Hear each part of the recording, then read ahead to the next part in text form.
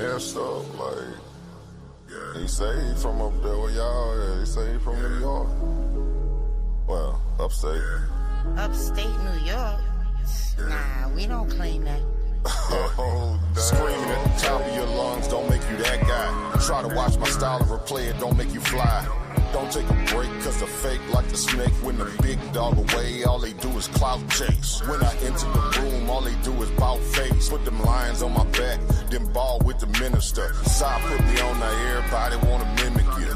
Yeah, I thought I told you we the toughest here. We be on the scene, niggas screen our shit. We the toughest you done seen, we the big boy clique. If he really want smoke, I pull up with him. Toughest environment, smoke city. I can tell by your energy, you ain't really woke. He showed up to debate, but he choked. No money in his pocket, boy broke.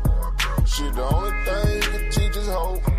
Kill a spider, drown a fish, stomp a rose, do something. But don't come on sa.neter with the stunt. Everybody over here getting money. Touche hit me up, told me go and run it. Guess I'm Carl Lewis. You looking dumb foolish. Nigga way upstate making soft music. Boy, this the toughest environment, show you how to do it. Mr. Toughest environment, show you how to do it. We be on the scene, niggas screen our shit. We the toughest you done seen, we the big boy clique. If he really want smoke, I pull up with it. Toughest environment, smoke city. I can tell by your energy, you ain't really woke. He showed up to debate, but he choked. No money in his pocket, boy broke. Shit, the only thing he can teach is hope. We be on the scene, niggas screen our shit. We the toughest you done seen, we the big boy clique. If he really want smoke, I pull up with it. Toughest environment, smoke city. I can tell by your energy, you ain't really woke. He showed up to debate, but he choked. No money in his pocket, boy broke. Shit, the only thing he can teach is hope.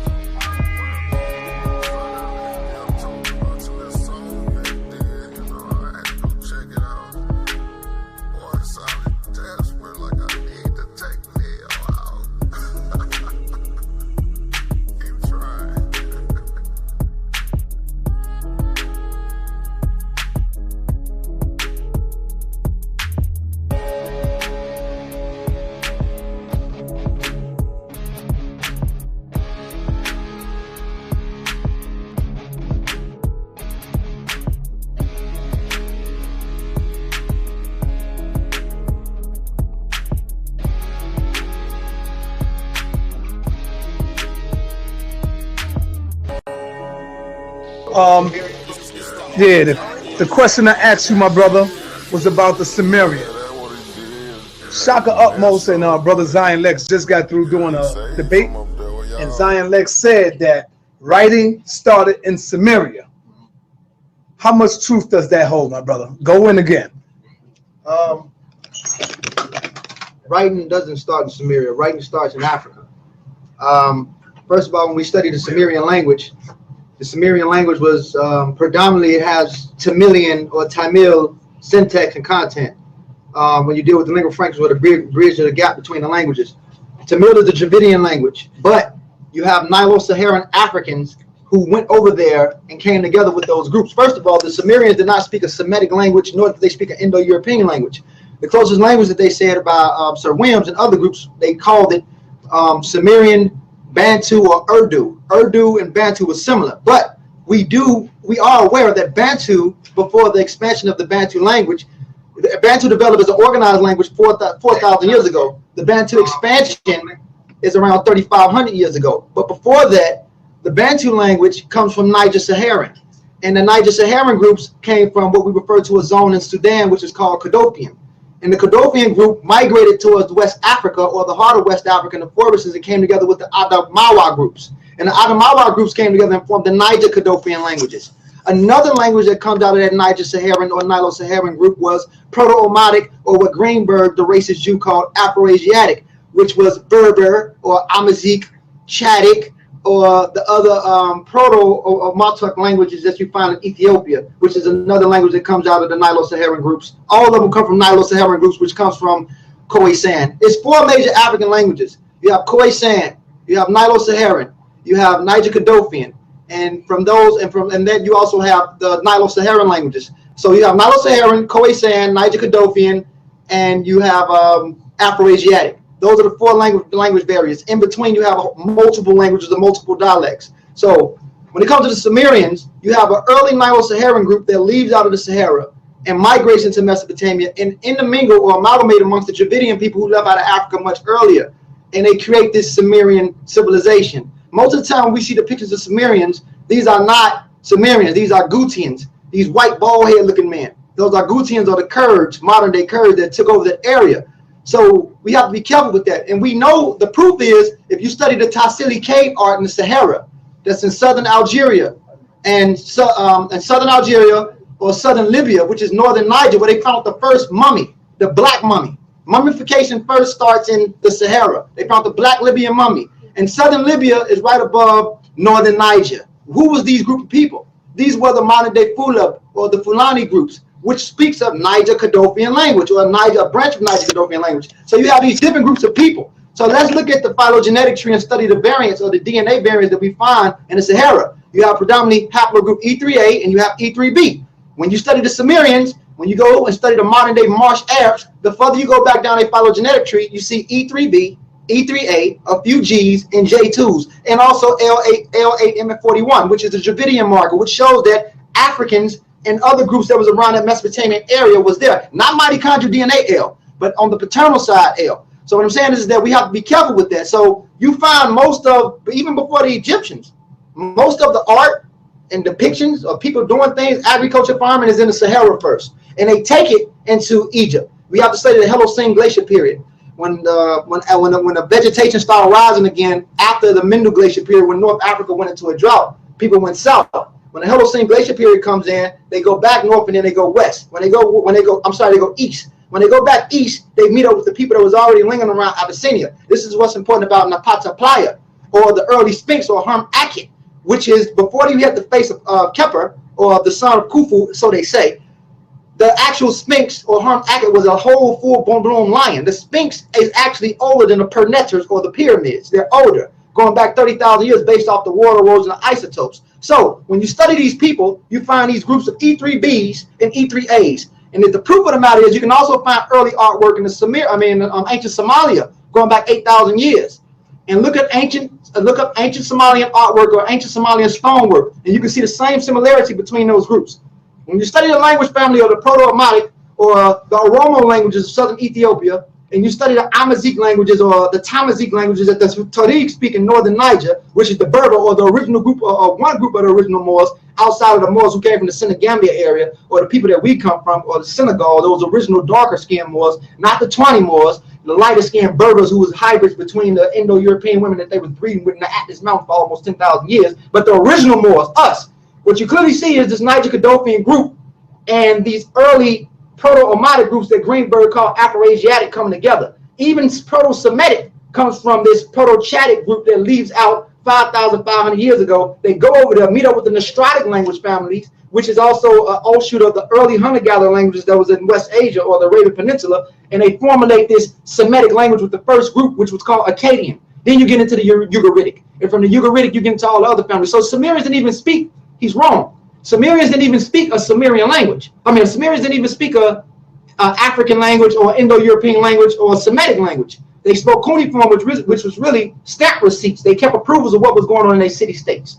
I'm going to show you something about this book. Yeah. Oh, yeah. Right here in this book, Scientific America, the evolution of your body. It clearly shows right here in the language family. It says an evolving alphabet. The earliest language that you find is ancient Egyptian. And from ancient Egyptian, you get into Proto-Sa.neter. Then you get into the Phoenician or Paleo-Hebrew. Paleo is older or before. Then you get into the early Greek.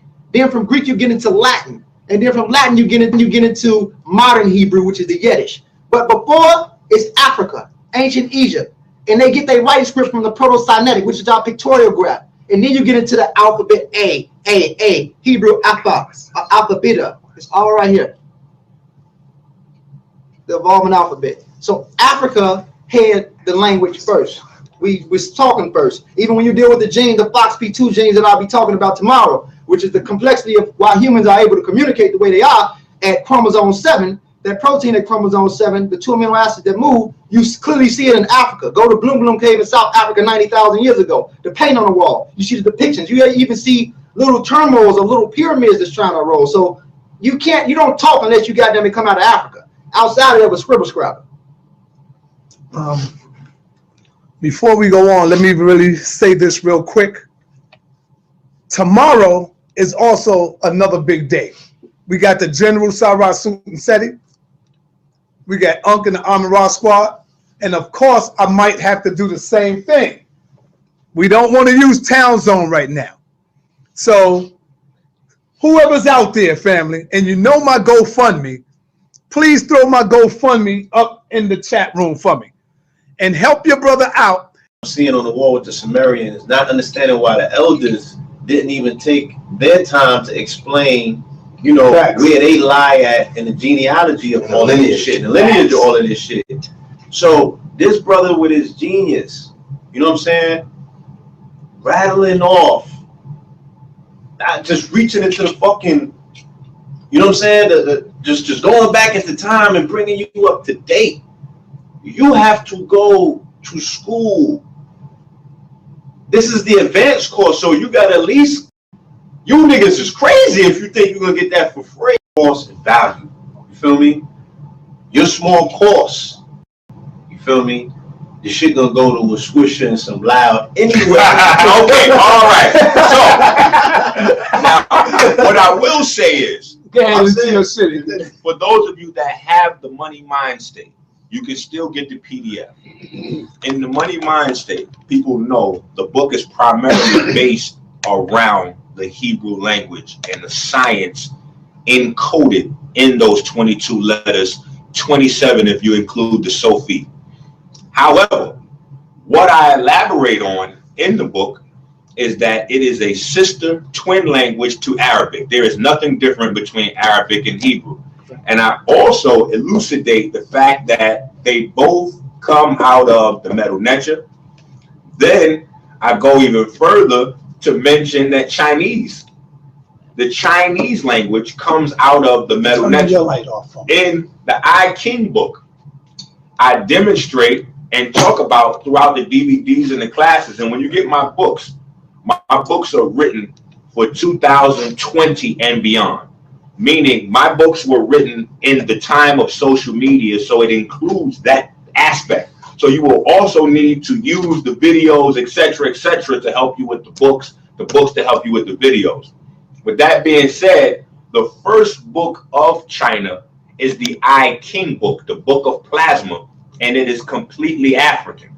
So I documented how they got their system of I King from the Brahmins and how the Brahmins got that from the Eye of Hecate, also known as the Eye of Heru. So we go all the way back into that lineage in terms of languages, because languages is how we couch our emotions and our feelings into something that we can communicate with everybody else. And that is also based around internal processes or biology. In the medical papyrus, I start the book, or in fact, I'm going to show y'all quite a bit of the first pages of the book.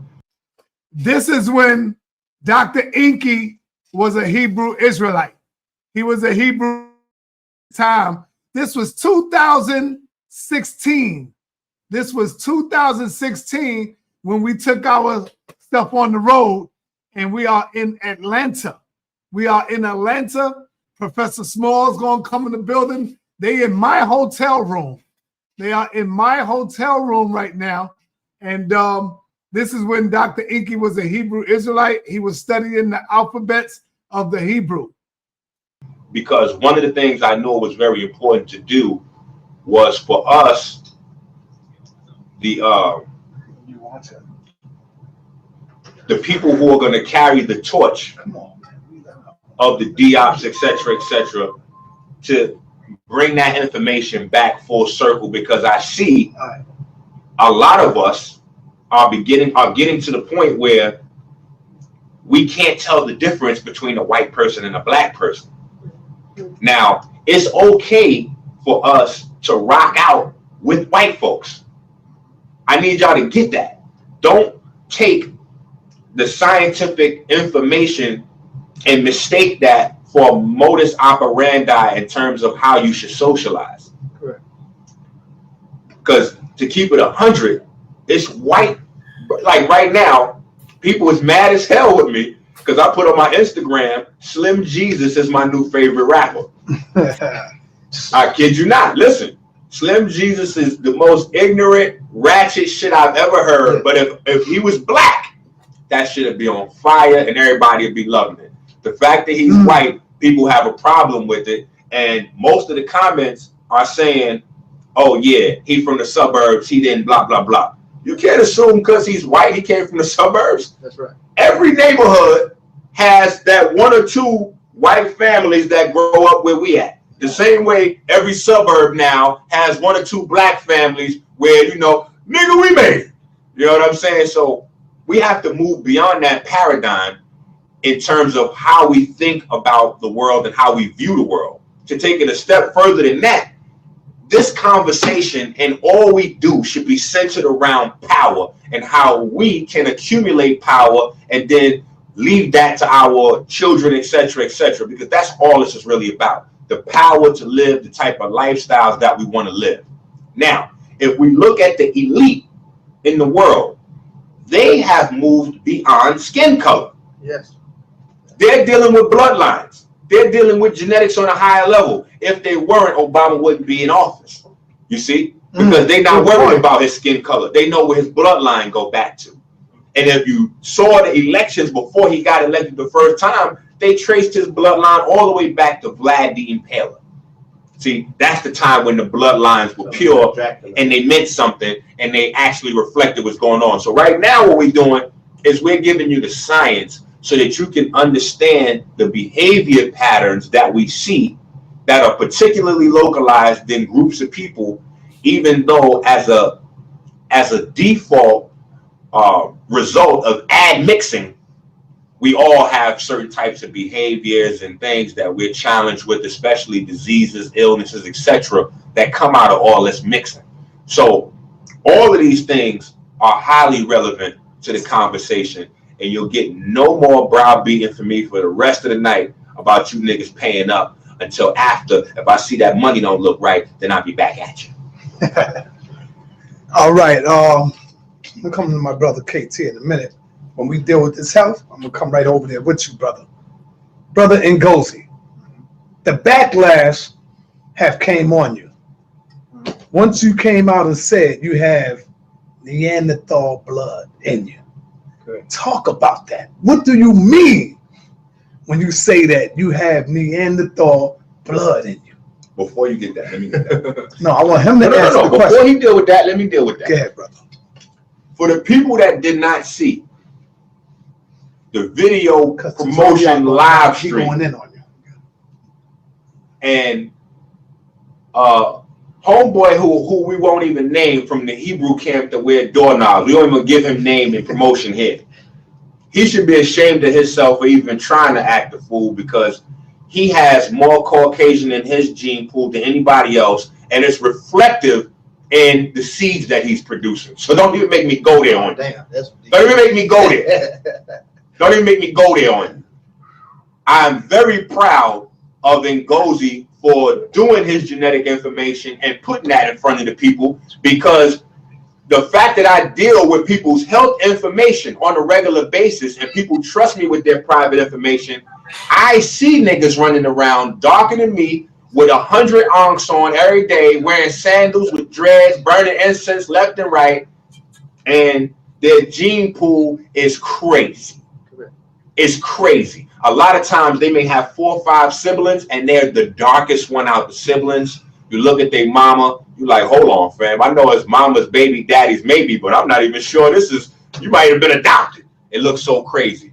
And that's because of a misunderstanding of how genes work and how dominant genes can lay dormant for a couple of generations and then pop right back on up on you. So not just our language, but even our thinking, we have to bring up the maturity level in order for us to be able to delve deeper into science. So we're not going to bash Ngozi because he is the first person to lay it on the table and say, there's Neanderthal in my DNA.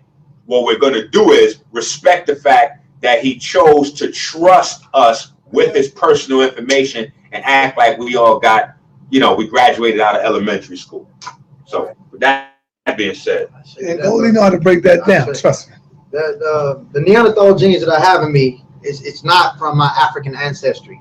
It's from the intermixing that my ancestors went through in between the transatlantic slave trade with Western Europeans. I am 68.7% or 68.9% sub-Saharan African.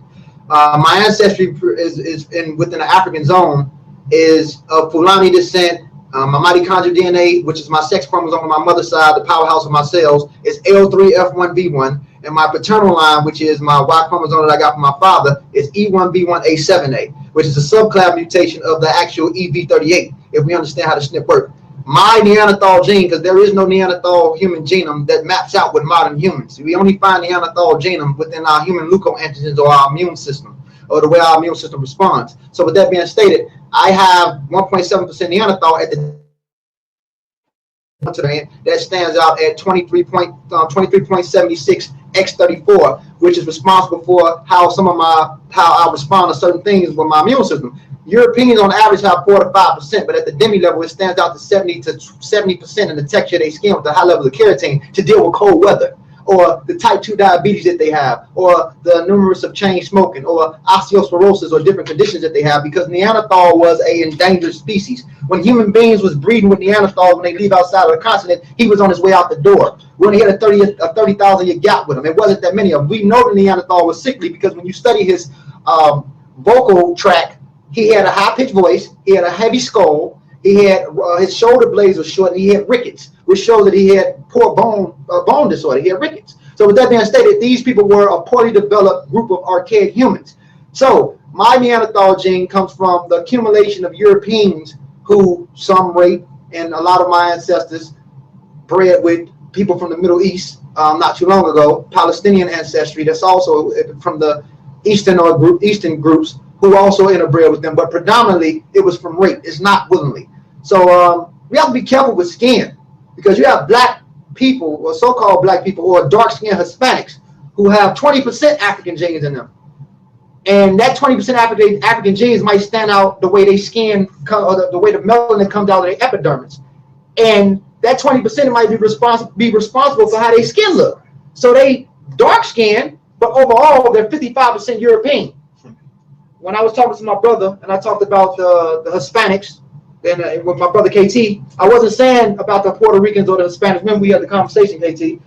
I wasn't talking about the Puerto Ricans from Bayamón, or the groups of Puerto Ricans that are of African descent that we can clearly see. I'm talking about the average Puerto Rican that we see walking around here that my brother Enqi and Polite checked that day when they was out there with the Power Ranger. That man's a Caucasian. Majority of the Puerto Ricans that we see are predominantly of European descent. The Y chromosome is not a Taino Indian. Taino Indians were murdered. Or you have a few Taino Indians, but they're secluded in certain parts of the island. In Jamaica, they call them the Arawak. Jamaica is a group of the land of many waters. The Arawaks named it that. The Y chromosome of these people don't exist. The only thing that's indigenous to a Puerto Rican, or a person that's not of the Africans, the blacks who came over here to the transatlantic slave trade. But the only group that they have. Hold up, say that again. The only group that's indigenous, not the blacks that came through the transatlantic slave trade, but the only portion of a Puerto Rican that's indigenous to Taino Indian is the mitochondrial DNA, because the Spaniards came through and raped them. So this is why you find Puerto Ricans with the mitochondrial DNA of indigenous Native Americans. But the Y chromosome on average at the higher rate is predominantly of European, and the second is of Africans, because they brought Africans through here. Not to mention Africans been traveling backwards and forth before Europeans came here. E3A was over here for thousands of years. But I'm just saying, we have to talk about what's been going on in between with the Spaniards bringing people here. And the last cluster of the haplogroup that you find is the Taino Indian men, and they were murdered. So we got to be careful with that. So a lot of these Puerto Ricans, or Tazariak, I'm sure he's more Neanderthal than me. He got the large shoulders, he got the big ass head. You know, no more promotions for these guys. Okay. Well, I'm gonna be careful with that. But the way you look at his structure, you have to look at all that and clearly see that who's Homo sapiens sapien completely over who's Homo sapiens sapien with a little bit of archaic human DNA. Poorly development, poor posture, it's leaning over like this. I mean, you can clearly see, you can see the slump in his back. So what I'm saying is that you have to be careful when you look at people and say, oh, he's black. Because a lot of people that's black are not black, or what we call black. If you're not over 50%, you're a mulatto. Henry Louis Gates is a mulatto. I'm promoting him. He had a lot of mixed ancestry. He's a black man when we look at him, but he's a mulatto. If you are not over 51% or 50%, you're not black. I'm black. I'm 68.7%. I beat the mulatto mark. So with that being stated, I'm not in the Obama camp. I'm a black man. That's what I am. Now, I just want to highlight a couple of things that he said real quick, and I'm going to pass the mic right to you. But I noticed on the comments, brothers was going in on Minister Enqi and said, oh yeah, Minister Enqi is crazy because he's always saying these crazy things about white blood cells. I challenge any of you out there listening to demonstrate to me one illness that white blood cells have protected us against. One bacteria that white blood cells stop from creating infection in our body. I challenge you to do that. If you listen closely, because a lot of us have very short attention spans and we get in love with personalities. So I just want to make sure you hear that Ngozi just said there is no Neanderthal gene. It is in the immune system, aka white blood cells. You support that. Also, the Neanderthal had rickets with light skin, which means that the light skin did not change his ability to absorb vitamin D, because with the light skin, he still had rickets. So for you that's listening, that may not be couched in science, I want you to understand what it is you're hearing here, because these are the things that we have to split. These are the nuances. This is why a lot of us are born. All right, yo, let me explain. A little bit of this is a little outdated. I see y'all going in the chat. Now, Cedric, Nepal, you know, Enqi in the building. Shout out to all of y'all. I know Enqi don't feel the same way or think the same way. You know, this is a little outdated. Remember, I told you this was 2016, but it still have a lot of good information. All right. Some of the things have changed. Some of them, they both have evolved to greater knowledge. Minister Enqi, Dr. Enqi, and of course Ngozi. So Cedric, Unc, and everybody, when y'all go back 10 years or 15 years to y'all stuff, y'all would be outdated and y'all would be like, oh no, I don't feel the same way. Unc is going to come in the building in a minute. Just watch. With bow legs, and we're so foolish to think that that's cute. We have very small, and I know because I was born with super bow legs. My mom's out of her brain, thank God for my pops, right? My mom's going along with the damn doctors. Yeah, well, let's have him break his legs, and my pops was like, no. It's all right. We're going to put them shoes on him, and we're going to see how them shoes work out. But you get bow legs when your mother is not getting enough vitamin D. So bow legs is it may be cute or whatever the case may be now socially in terms of our socializing, but scientifically it means that your mother was vitamin D deficient and now you are vitamin D deficient. All right, after this question here, we're going to move on to the realm of the science of health, nutrition, cancer, diabetes. This is where my brother going to get it in at too as well. Okay. This is the question I have for you. We want to deal with these white folks. And Enqi is going to show a powerful presentation in a minute as well. Okay. You missed the Evolution conference. Mm-hmm. Everybody was waiting on you, brother, dealing with the Evolution conference in terms of, that's one of the things that's on the table. Where did the white man come from? Mm-hmm. How was he created? How did he evolve, if he did? Mm-hmm. You know, stuff like that. So let's get into a little bit of that science. Mm-hmm. You know, because Imam Bashir says we have dominion over the sun. We can make the sun bow down to us. We have dominion over the lions. Yeah. We can go in the cage with the lion and make the lion bow down. We can go into Africa, the middle of Africa, and we got dominion over the animals. This is the crazy shit that religion teaches us, brother. Correct. So let's deal with some evolution, because E-Man Bashir, he just got back from Black and Nobel, trying to go in on evolution, thinking he knows evolution. So now we are here with some master teachers in the building. And I want you to set it off in terms of evolution, brother. How did it all get started? Well, let's be honest about the subject. Believe it or not, that is all true. Imam Bashir said we have dominion over the sun and everything, and we can make the sun bow down. What? This is crazy, man. The pseudo stuff was out of this world at this time, y'all. Darwin. Okay. Darwin was, he had a racist view at the time. Most Europeans at the time called anybody outside of the European so-called race savage. That's what they called him. He had complex. So evolution at that time, based off, first of all, the thing about Darwin is that he didn't even have most of the tools that they have today. He was just basing it off his regular observation and looking at things around him and coming up with conclusions about how things became what it is. Now, the meaning of evolution, which means to change, makes sense to me as a scientist. And also the evolutionary theory. A lot of things that Darwin has said, which was racist, even with the social Darwinists, which was a group of races that supports eugenics. People. Oh shit! Enqi might have something on this video. Did Ngozi just said that Charles Darwin was racist? What? What? Let's hear that again. Hold up. Enqi, I shouldn't even put this video up. Enqi might start using some clips. And then Ngozi, he's the pseudo killer's man. God damn, I might be trying to help out Ngozi on this one. I mean, Enqi.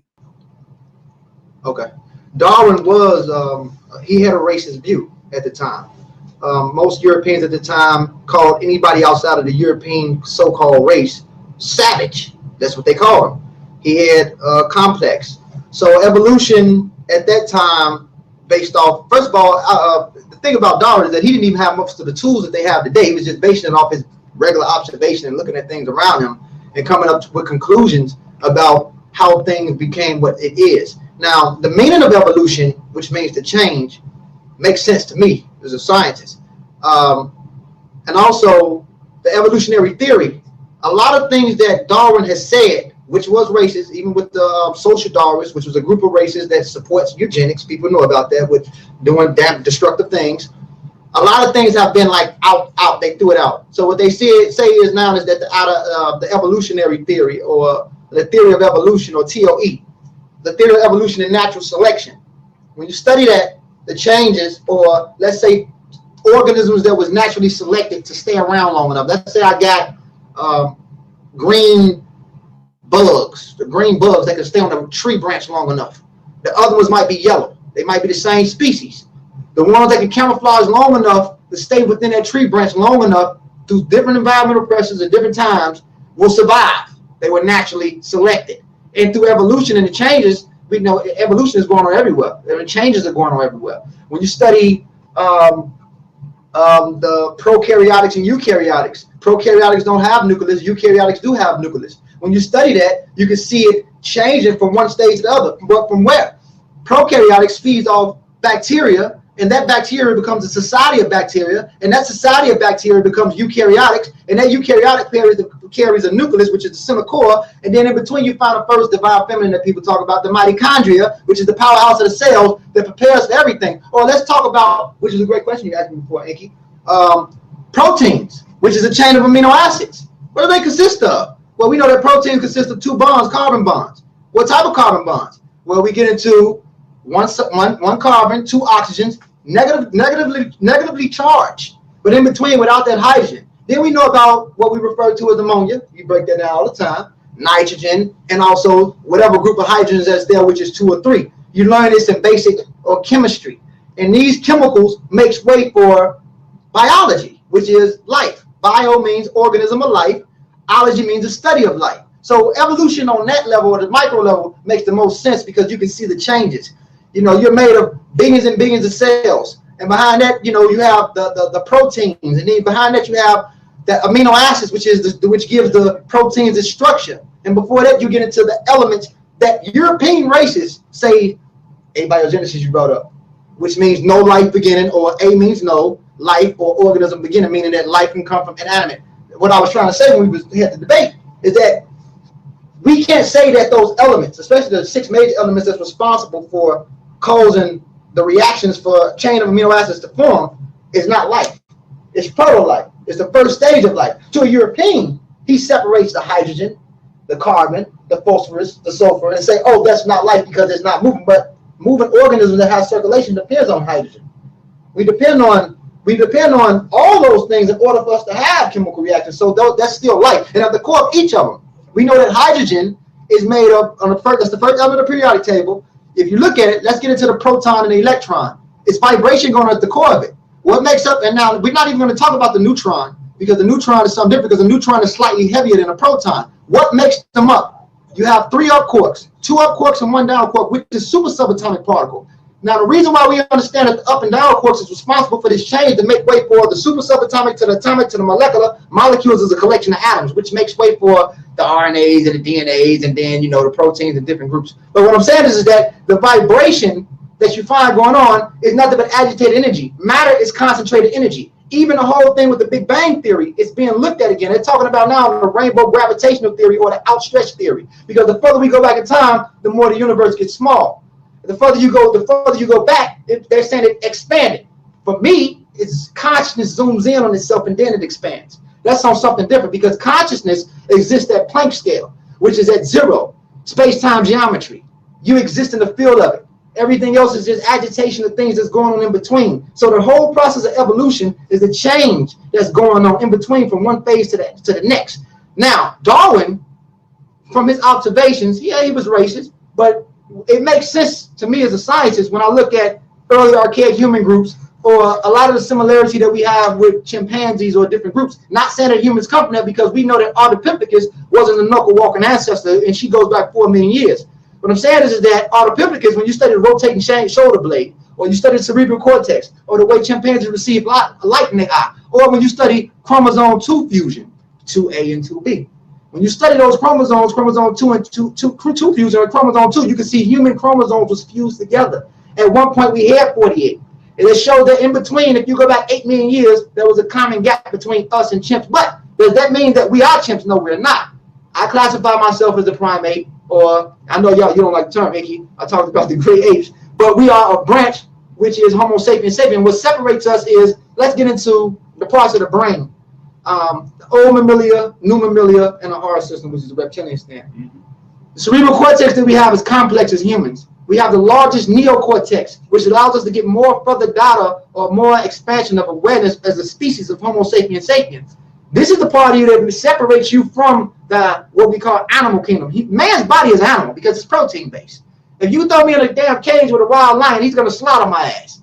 But consciously, man is the infinite mind. And I'm not trying to, that's the philosophical thing. But as a protein-based organism, it's animate, it's animal, it has circulation, that's what it is. But when you get into this neocortex, the way the mind, or the way the human brain can comprehend, the way you can make decisions, the way you can go out here and create tools, the way you can create certain situations for yourself, get yourself in and out. The old mammalia deals with basic instinct. The reptilian part of the brain, or the R system, deals with going in things repetitively. You don't get out of it. It's just cold, hard, it's dry. You don't get out of the same shit.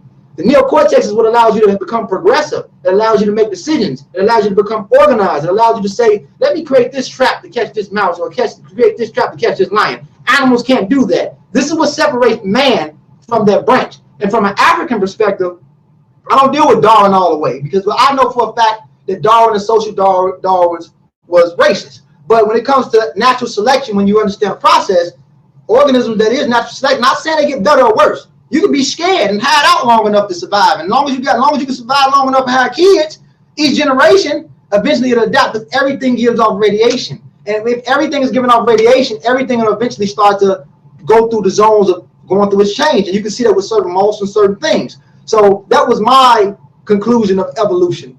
I don't want to deal with it from the Eurocentric or the European perspective because, again, I am aware that Darwin is a racist. But some of his methodology that he offered, evolution and natural, it makes sense. But overall, when he called people savages, he can't say that because when it comes to the human being, when you study it, I'm going to get this a white man.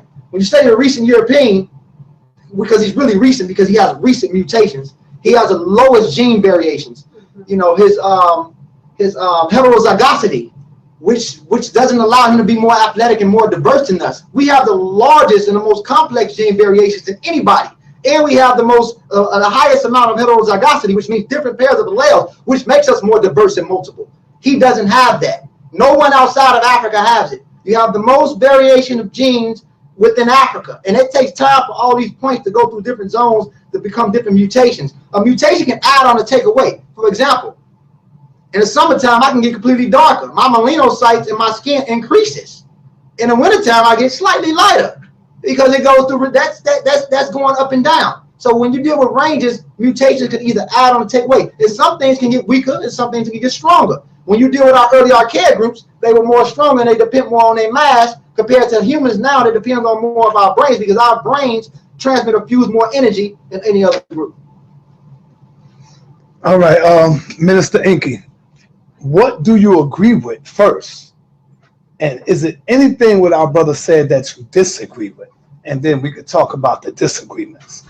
First, tell us what do you agree with? Well, I would say this. I would say the majority of our disagreements start with simple perspective, meaning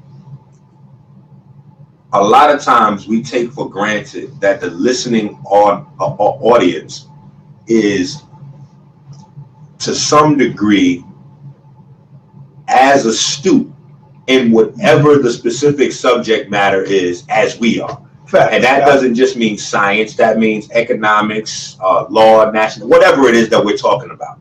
And sometimes that is a mistake on our behalf as teachers. That's right.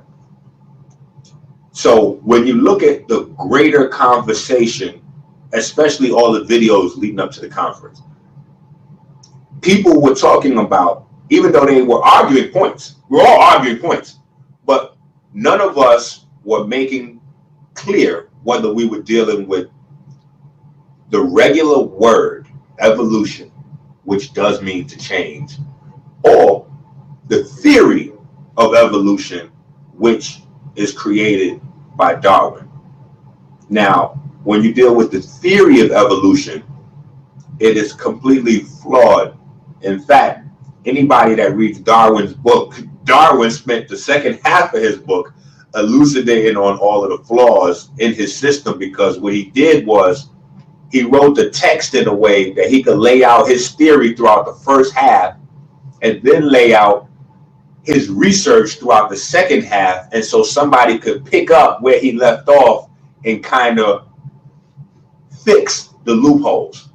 One of the biggest loopholes in Darwin's theory being fossils. There's no fossil records where this shows a chronological advancement in terms of our genetics. You have waves of creation in terms of the fossils. If you go back to the first fish or first amphibious life, the first birds, etc., you see them created within a certain time span where genetic diversity just seemed to have exploded. That was one of the biggest quandaries Darwin found himself in.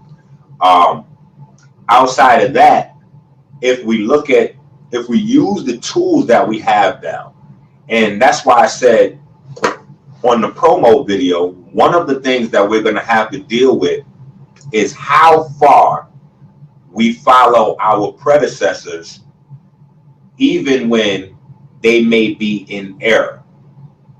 Our predecessors did not have the technology at their fingertips that we do. We would make a mistake to not use the tools that we had to further their research, especially those of us claiming to be from the Hebrew Israelite camps, the Arabic, Muslim, Islamic camps, or the greater portion of the community that claims to represent Nile Valley. these were technologically astute and advanced societies. We have, quote unquote, to use the terminology, devolved from those points to where we are today. So in order to regain that global respect intellectually, we're going to have to be able to step it up and use all the tools available to us to deal with these issues. Now, one of the things that I'm going to show in a second is pictures from next month's National Geographic. Not this month, it's not even out yet, but I got some of the pics to show from the new group of fossils that they just found, and we'll be able to chop it up and talk about that and what those new fossils and those new finds say in terms of fitting them in with the different groups of, or species of Homo sapiens, etc. Okay, before we go there, because I want you to get that in, I want to go to my brother KT, the arts degree. What's going on? Okay, now we're going to deal with some health. Let's deal with some more up-to-date issues that our people are going through. Right. Cancer, diabetes. Stay on the white folks and then go to health. So it's one flow. Yeah, Say that again? Let's keep the white man thing going, and then we close the white man, then Okay. we go to health. Because we got to deal with health that comes out of the mixing. So health Okay, is a part of the combo. Ask him the question. I'll talk about the white man or if you ask me the question. Either one, because I want to get your perspective and I want people to hear my perspective. Right. So let's have you weigh in on this white man thing first. We deal with the white man, then we go across the board with the health. So let's deal with the What's your question? well, you was at the Evolution conference, so I think it's just a matter of summing up. If you agree or disagree with anything the brother laid out. Well, yeah, my main thing from the beginning was the same thing you said and what brother Ngozi said, and that was the semantics. When I started my presentation, that was the first thing I talked about was, what are we talking about here at the conference? We're calling it the Evolution Conference. Are we talking about the theory of evolution by natural selection, or are we talking about evolution, the Oxford Dictionary term? Because depending on which one we're touching on will determine what we're going to present. You know, so if we're talking about natural selection and Darwin, I'm not with that. You know what I mean? Many flaws in it. You know, the brother brought up the beetle analogy. I use the analogy of us as a people. For instance, if you have the 70s where there was a community effort going on, right?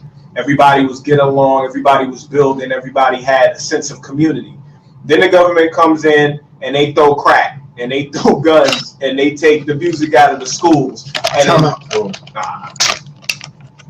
I would like for you to get in a better area because it's dark over there. Okay. And the reason it's dark over there is because the light is behind me. is behind you. So yeah, there you go. You can move over. Yeah, the light is directly behind you. I did not sleep last night. Relax. He got you. He got you, Sa. Shoot the video. He got you, bro. Yeah, you got you. Focus on the camera right now. Let's go. Go ahead.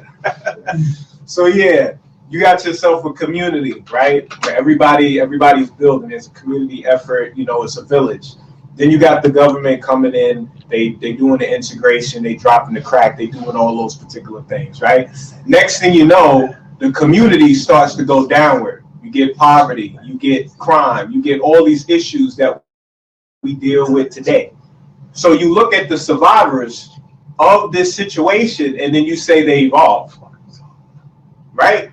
They obviously evolved because what happened was the environment changed. The environment changed because of oppression. The environment changed because of drugs. The environment changed because they took the food out. And because of that, everybody changed. Their mental state changed. Their personality changed. The way we communicate changed, right? And then all of a sudden, people had to get 9 to 5s and stop thinking about the community efforts because they wanted to survive. So they had children. And then the children grow up in these new traditions where they're also not giving in to the community and living a certain way, right? KT, the arts degree is on the mic, y'all. So then they end up having this type of personality and they having this type of connection.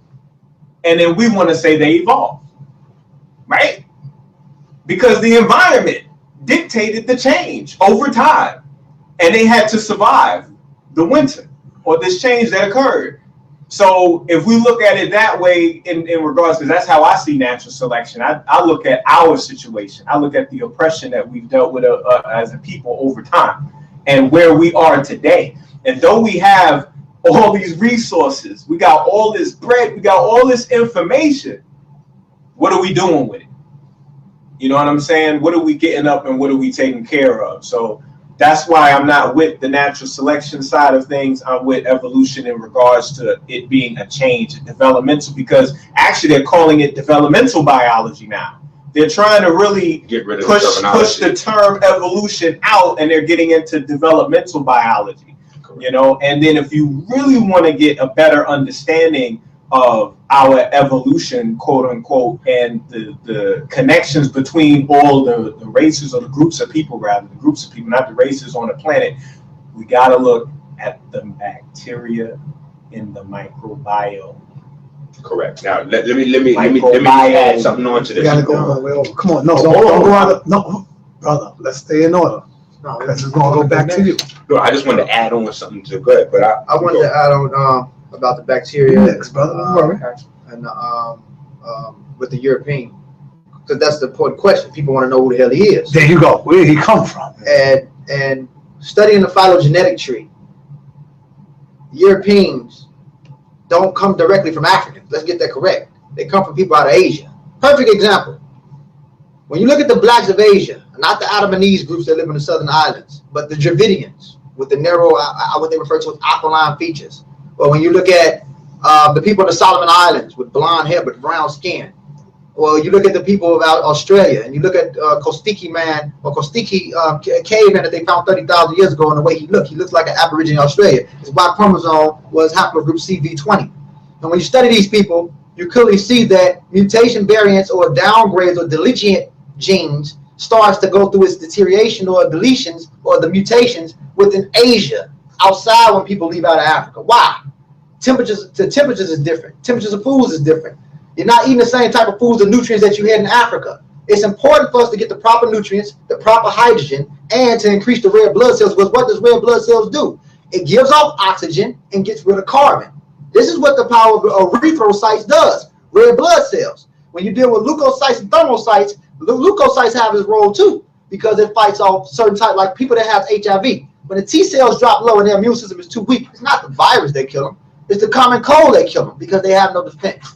But their red blood cells is being deteriorated in the process too because they have no defenses. When people start to lose their hair, they lose proper protein, or they lose protein and their hair gets straight. You don't have the proper nutrients in the body. So when a person leaves outside of the continent and live in ancient Europe 24,000 years ago in the Mendel Glacier period with a lack of resources, it ain't like the Eskimo or the Newt living in Alaska that has a high amount of vitamin D from fish. We're talking about the Mendel Glacier period or the certain ice caps in Central Asia where they had shit, but dead corpse of their ancestors and breeding with nasty, filthy, archaic human groups like Neanderthals.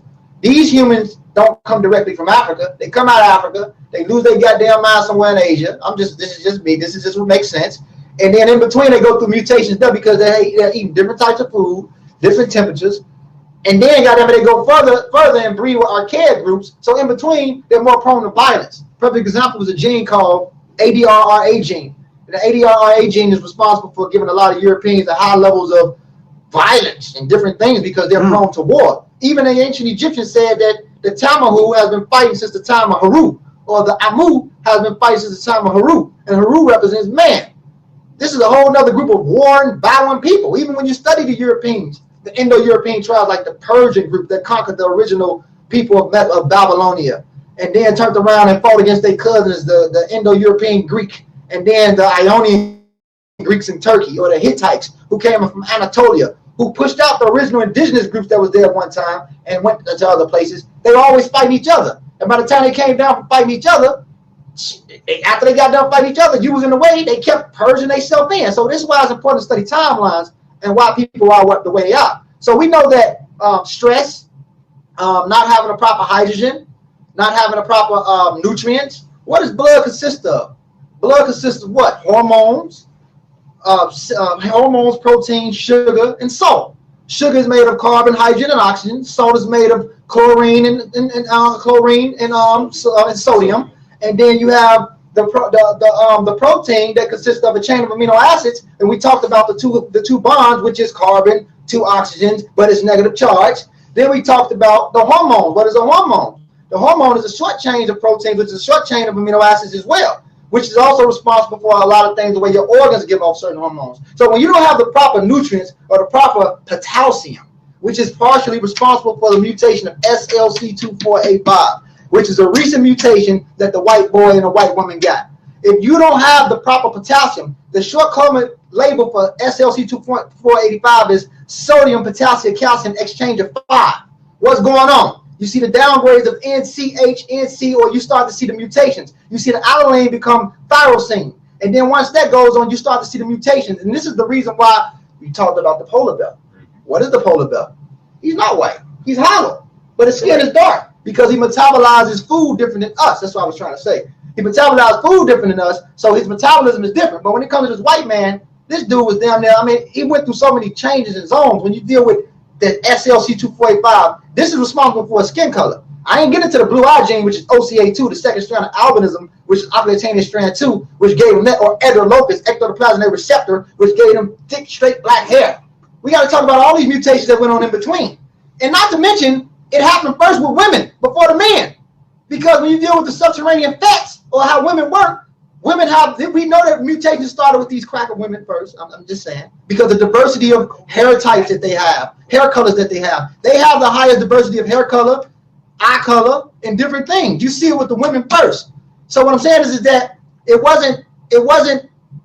not simple like that. So it's not a direct out of Africa thing. It's Africa, Asia, after Asia, going into other areas, breeding with archaic groups. When you study the Asian line, the people that come out of Asia with the Negrito first, the Australasian, the Australoid, the Paleo-Mongoloid. From the Paleo-Mongoloid, it gives rise to the Proto-Mongoloid. From the Proto-Mongoloid, it gives rise to the Neo-Mongoloid. The Neo-Mongoloid is the recent Japanese and Chinese that you see.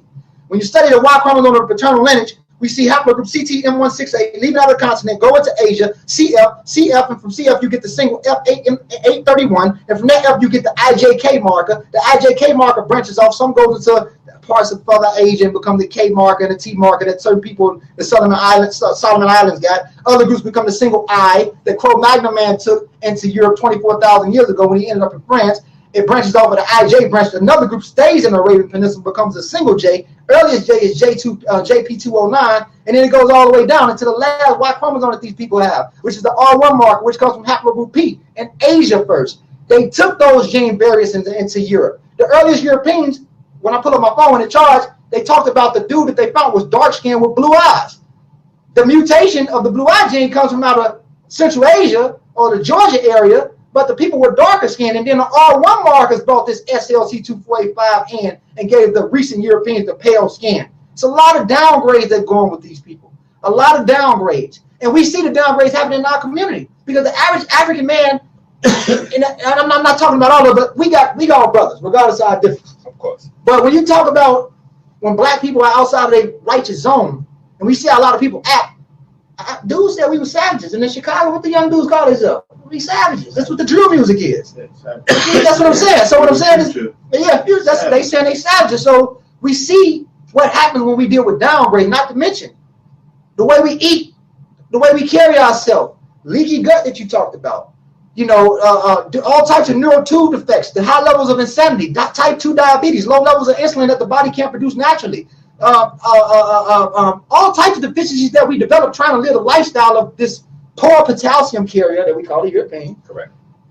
Which has a lower level of sodium intake. That's why he eats salt all goddamn day. The only time he get prone to high blood pressure is when he go through stress, and you better be from Europe or Bolivia. That's who have high blood pressure at the highest rate of Europe. They have, the darker the media is, the more nutrients, the more sodium, naturally.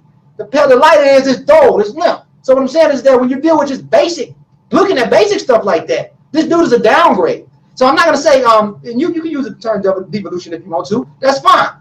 If you choose to, right? I'm saying you can use that term, but here's the thing: I'm not going to say they're already a fixed species, and they're not superior. They're not more superior than us. Correct. They're already a fixed species. We're already a fixed species. But I will admit that they are a deletion or deletion genes, which went through downgrades to become what they are. They have low genetic variations. They have low heterozygosity. This is why they're not as athletic as you. This is why they can't do the things that you do. It's a lot of dullness that goes on with them. And we see downgrades that happen with our people. So that's all. Let me ask you another question, brother. Because when Enqi get it, he gonna go in. The Hebrews teach you. Oh no, this is important because we got a scientist in here now that's going to give this information. The Hebrews teach that you are what your father is, and I'm quite sure we all agree with that. But the mistake I think they make. Wait, don't be quite sure we all agree with that. Yeah. The Hebrews teach. I'm gonna say it again.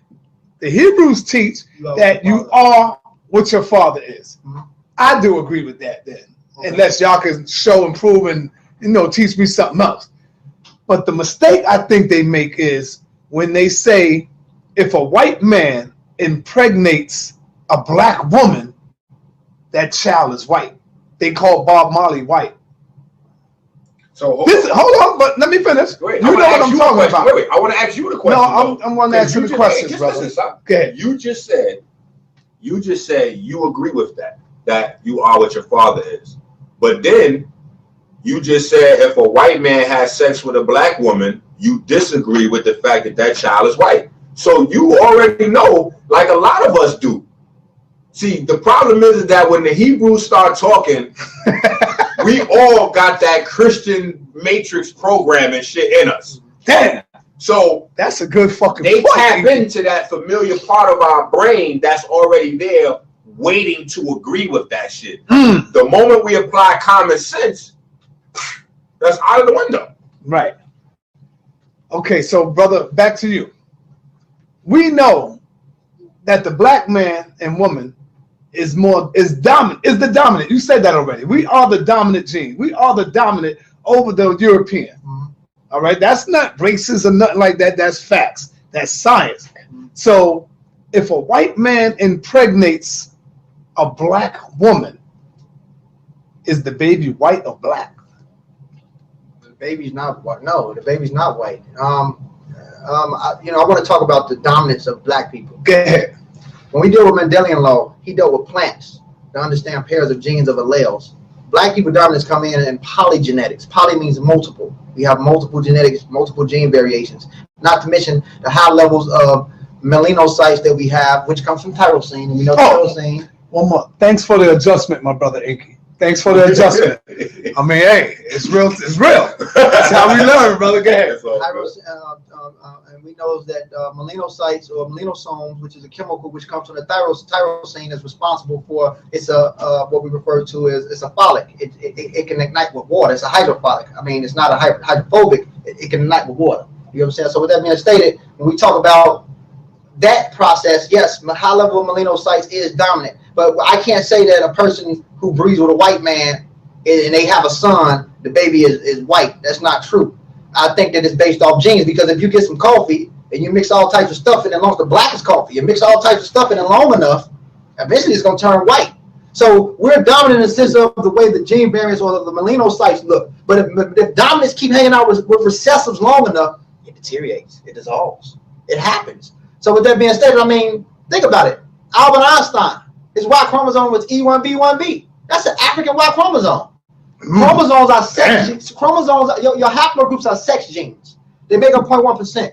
His Y chromosome, the Y chromosome is what makes us males. The mitochondria, if the father gave off an X, it matched up with the mother X, it would have been a girl. These are sex chromosomes. So you have 44 autosomal, and you have 2 sex chromosomes, which determines the gender of the child. Somewhere down the line, Albert Einstein, great-great-great-great-grandfather, which is a man, probably some Berber North African black Moor, somewhere down the line had sex with European women, a big sausage, and kept breeding with white women after thousands of years collectively, and they kept giving birth to boys. But that Y chromosome still goes back to Africa. So if you say where his Y chromosome or paternal sex chromosome came from, it came from Africa. E1B1B developed in the heartlands of Ethiopia 24,000 years ago. So with that being stated, he wasn't Ethiopian when we see him. Hitler had Y chromosome E1B1B. Napoleon had haplogroup E1B1B.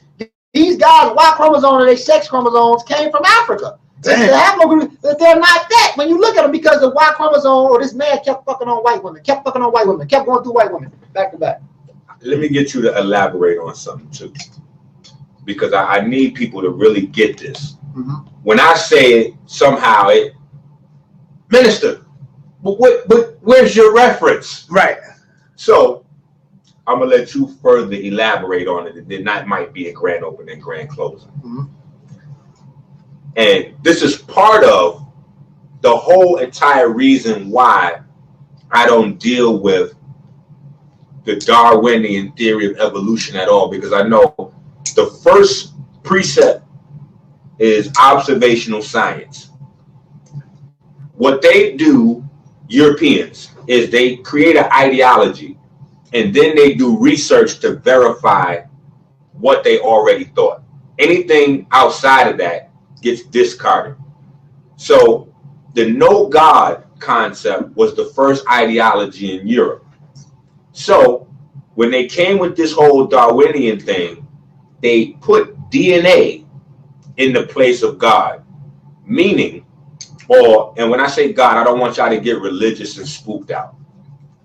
The brother has already said we live in a pool of consciousness. Correct. We agree there. Correct. At the Evolution conference, y'all saw I laid out the magnetic field we live in.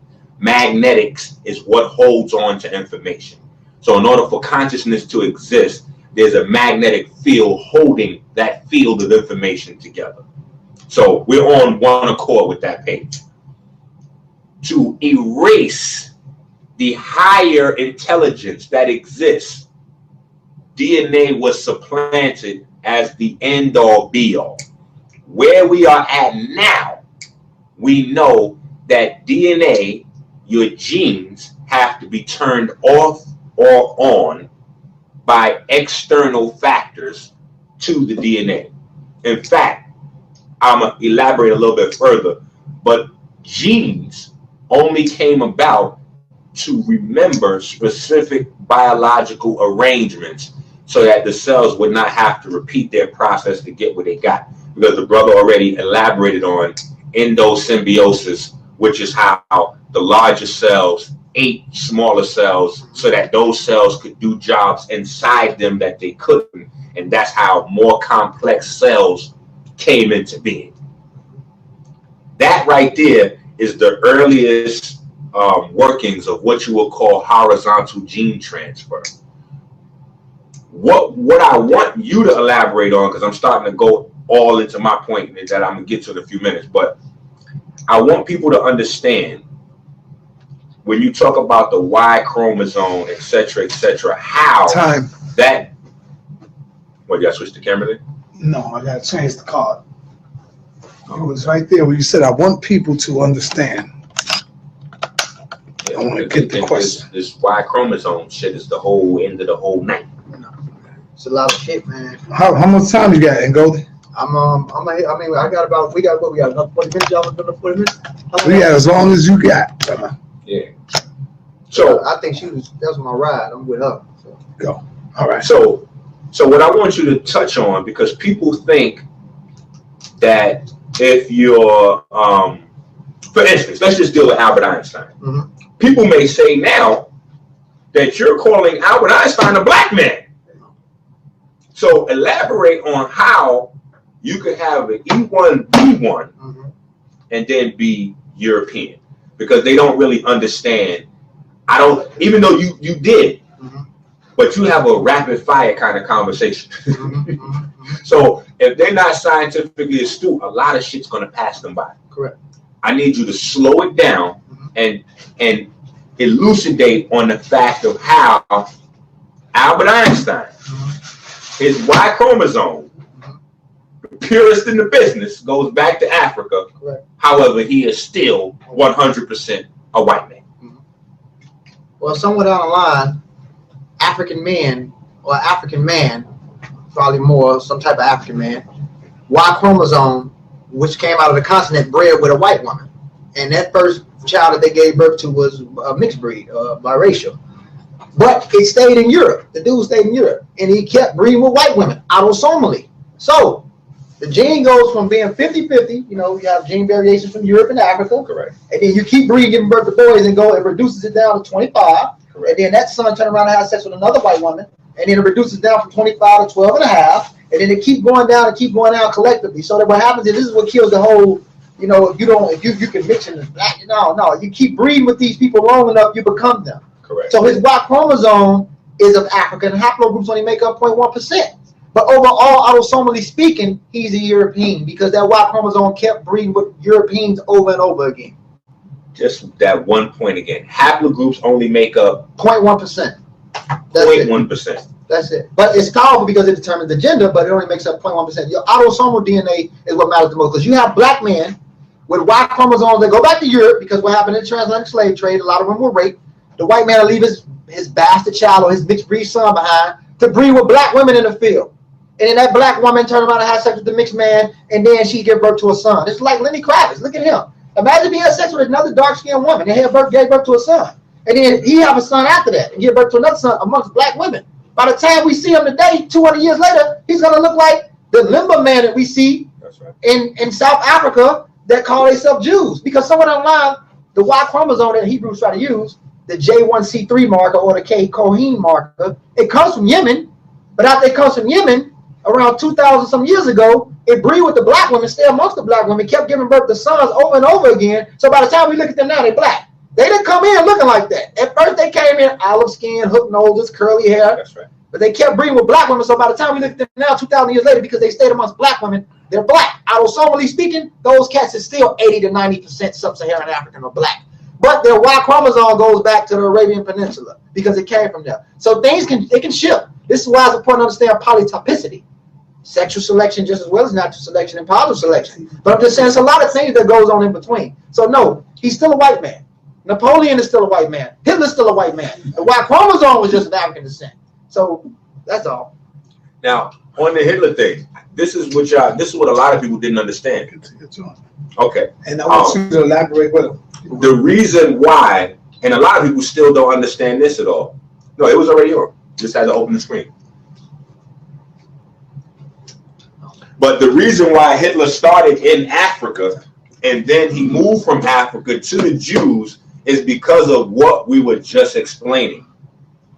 Hitler did all of his scientific research. In fact, he was a student, the whole school society of Madame Blavatsky. So they were very deeply well schooled in African esoteric sciences, period. So what he was doing, once he found out all he needed to about black biology in Africa, was before they went on their crusade to exterminate blacks, they wanted to exterminate all of the mixed breeds, the people with white skin that were carrying black genetics that could pop up on them later on. This is why they went after the Jews, quote unquote, the Semite. And that's what the real scientific science is behind the term Semite. It's not because they descended from Shem. It's because they're Semite. That's right. They're mixed. All right. So what I want to do is go into. You want to go into your video now, or you want? Yeah, you can go into it now. Let's show how the membranes come together. I mean, the stem cells, which is unformed cells, come together, become neurons. Go on. Yeah, this video is going to demonstrate how stem cells, which are unformed cells, come together after a few, days. I'll take 92 to 96 days and become neurons, which is electrical cells, brain neurons. So we see that consciousness is always still at work. 3 days. So you ready? 3 days. Yeah, 3 days. It's 3 days, but 92 hours. 3 days, but it's 92 hours, but 3 days. And it clearly shows how these unformed cells become neurons, which is electrical cells. Neurons that we have in the brain, we have the most in the brain at 150 billion neurons or 250 billion neurons in the brain. So we see this forming collectively, how these stem cells are working. They're unformed and they become formed. Everything is always replicating itself. Everything is always designing itself. This is what life is based off. It's fusion. Fusion is the chemical reaction. This is what calls us to have the process. You might have to start this over. Enqi made a mistake. No, she keep the thing on my accent. From an African perspective, we always understood the science of the absolute or the upper force, not a god in a biblical sense, but as the Yoruba say Oludumare, or the people in Ghana say Gainayama, or the ancient Egyptians say Nebuchadnezzar, or the Yoruba say Akamara, which is the highest aspect of Oludumare. The upper reality or the upper force, which is the true ground of all being, the Kulite, or when the Buddha say Nam Yoko Reikyo, which means I bear witness to the visible world. Energy at zero, clear light, pure consciousness, emptiness, or the Kabbalah Ein Sof, which is divine nothingness. This is the ultimate reality, but this process is talking about how stem cells are formed. Now let me finish. Oh, when the video finished, I just wanted to, I started back over. I wanted to touch on something real quick. Oh, okay. How the video, this is a dope video. All right, can I go around? Mm-hmm. All right, because this is, Brother Ngozi brought this in, but this is dope because it kind of goes into one of the things, well, the main thesis that I was talking about at the conference, which is that we are an amalgamation of cells.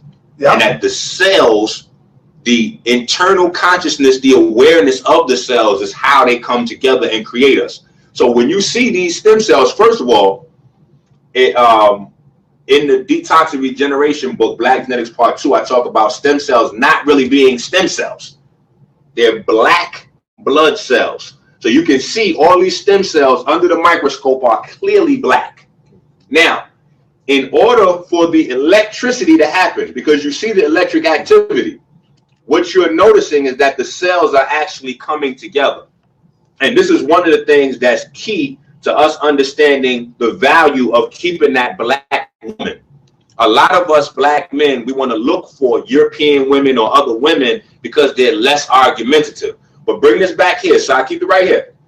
It is the friction between these cells coming together that's creating the electricity that we see here. Just like it's the friction between creates that divinity. Just like between any man and woman, it's the friction that creates a new baby. This is why rubbers are in play. Rubbers were never in play to protect you from STDs, HIV, etc., etc. It was to protect you or stop the electrical magnetic connection between a man and a woman. That's why they were predominantly put in the hood. But you can see the decrease in the black blood cells or the stem cells as you see the neurons form and grow in size and electrical activity.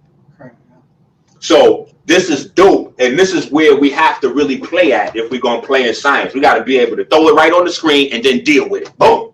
Pull that joker right on up. Our little tiny kernels turn it into popcorn. Crazy.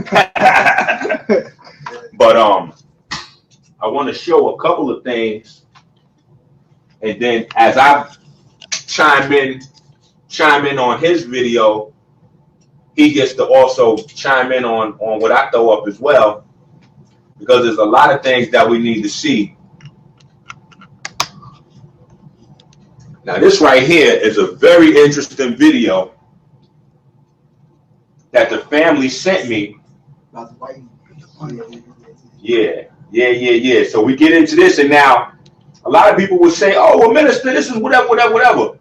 Do understand, this is not Minister Enqi or Ngozi setting up this experiment. This is Europeans, and this is why I'm saying, and I'll take the flack for anything that I say that's not distorted. But we do have to understand, we have to start to bridge the gaps between Africans, black people, melanites, Moors, whatever you want to call it, and Europeans and Caucasians. Eurasian. I'm going to tell you why we have to bridge the gap. Because the people that we think are part of the elite society are not.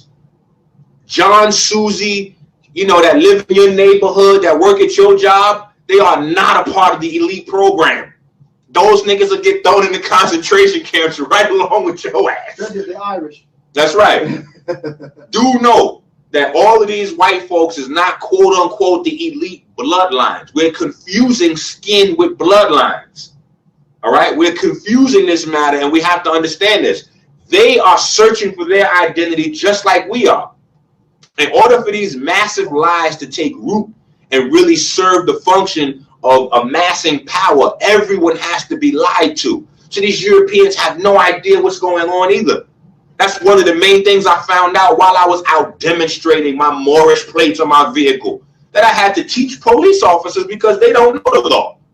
So I realized that applied everywhere. These Europeans don't know real history because they're looking in the same goddamn history books we looking through in the elementary school, and they're now coming to the fact that that shit is incorrect, and they want to find out the truth about who they are. They want to know why it is that pharmaceutical drugs don't work on them either. They want to know what's going on with their rights. They want to know what's going on with the red thing on the back of the Social Security. All this shit they interested in because they don't know either. The same way we've been carted off into little urban places with dirty air, they've been hauled off into little trailer parks with dirty water. So we all at a certain disadvantage at these elite groups. So let me get into this, get off my tirade, so you can really get into this thing here.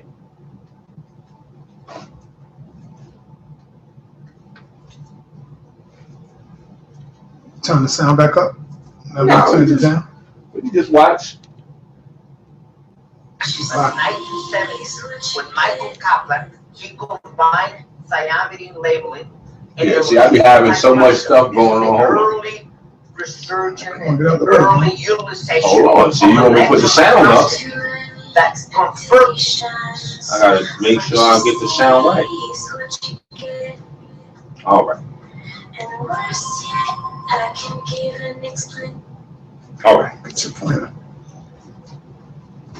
So this whole experiment is about how we look to a star. This is how a star would see us.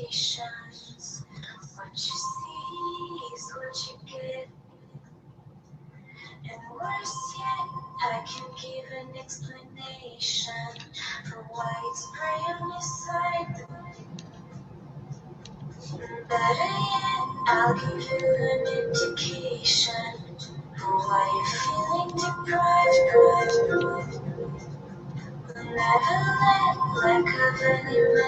Freckles, a sign of cancer.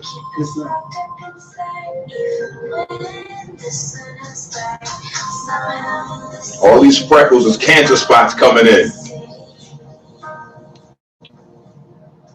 Also other stuff. Tumors and all kinds of shit they can see early.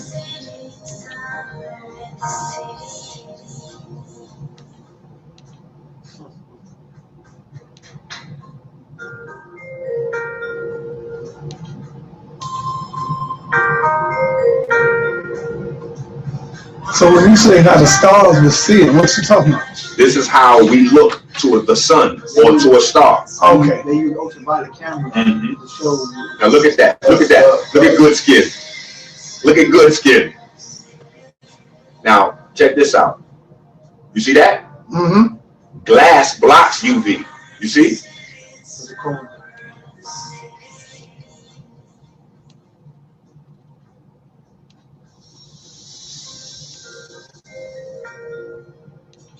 Look at what sunscreen looks like under the UV. Because the shit they put in is similar to melanin. Yeah. Well, I'm gonna break it down in a second. The melanin is a natural shield. That's right. What you look like. Yeah. Melanin is a natural shield. They're saying the sun hitting you. With your sunscreen on, you look black. That's why they tell you the sun's coming on you on the beach. Right. Because you black. Different chemicals. Woo, you gotta go in on that. Come on, Sal, man. I told you, man. This is the playground right here. This is what we do.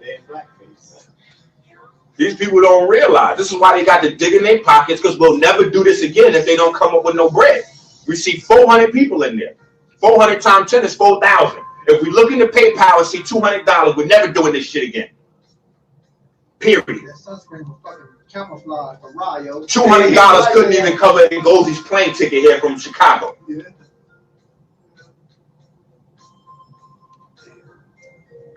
My children were scared at this one. Said, "Daddy, is she turning into a monster?" Yeah, what's going on? This is how she. That's how she looks. But this is how she looks under the UV. Yeah. You can see all the sickness and the death in the skin. Let me bring it back. I'm gonna bring it back so I can explain. Yeah, man. So I can explain what's going on. Yeah, do that. Do that. I kind of wanted everybody to get a little light view though. Yeah, now go in. I got you. I'm right here. They can see. Because one of the questions I know that people will have is,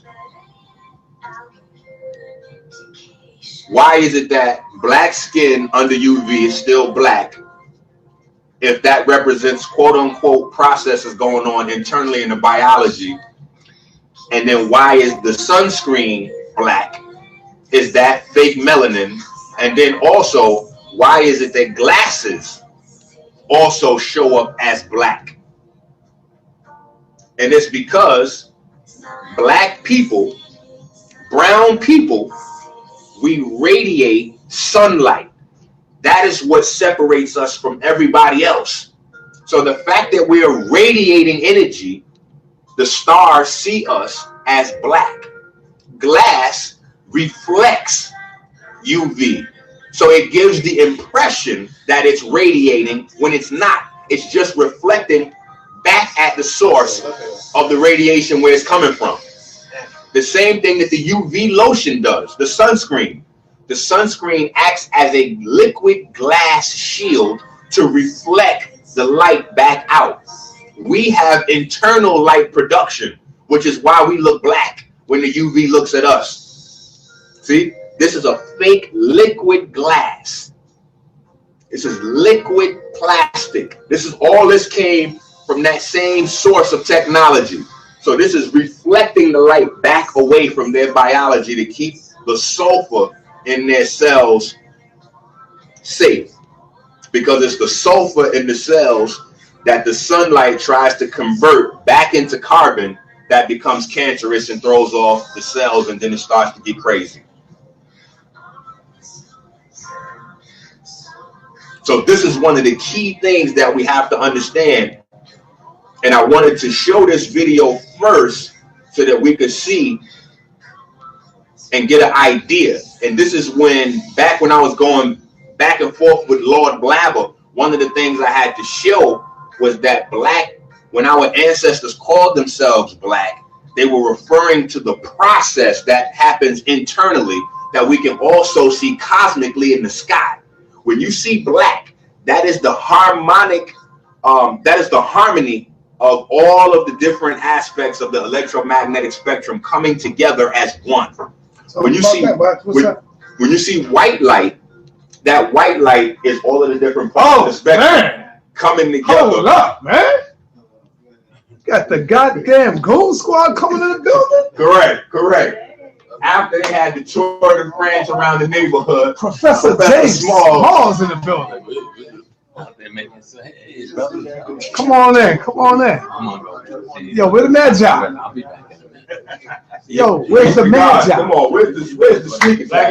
Where's the sneakers at? Yo, where the Magi? They ain't here still on you or what, yo? Where's the Magi? We getting busy in here, man.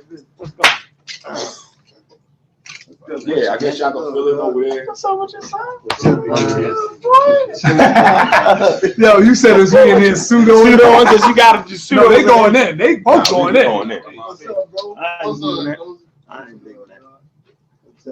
right, well, just get out the way so we can finish, and then you can decide for yourself and weigh in. Yeah, get over there. Yeah, go on the thing. All of them ain't gotta go over there. Y'all can stay. That way y'all ain't gonna be crowded up. Yeah, they going in. Yeah, they going in. I said, Brian's there too. Oh, yeah. And the camera behind you. Yeah. Blocking the camera. Yeah, there we go. All right, so.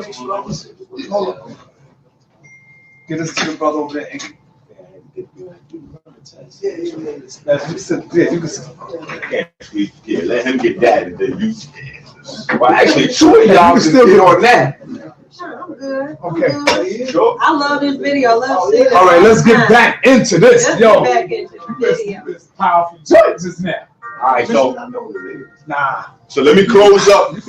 Let me close up on this joint.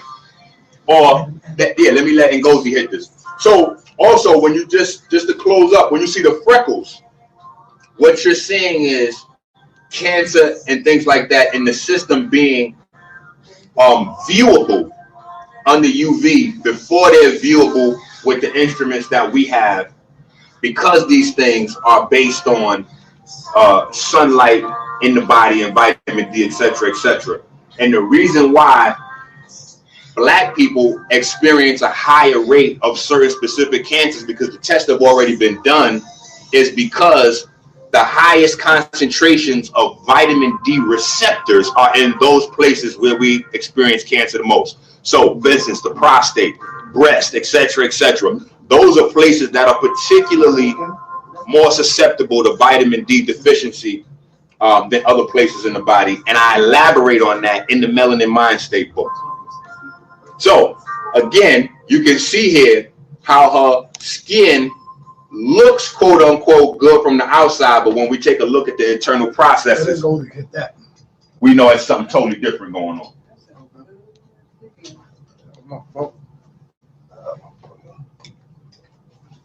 So what we see here, we're going to show the European lady, which has a high level of field melanin. What do you think about what Enqi was just saying? What freckles is, moles or anything, if they're benign, it's fine, but if they're malignant, it's a form of cancer. So freckles could be a proto stage of that. What cancer is an abnormal cell that divides uncontrollably, and in between it destroys tissues.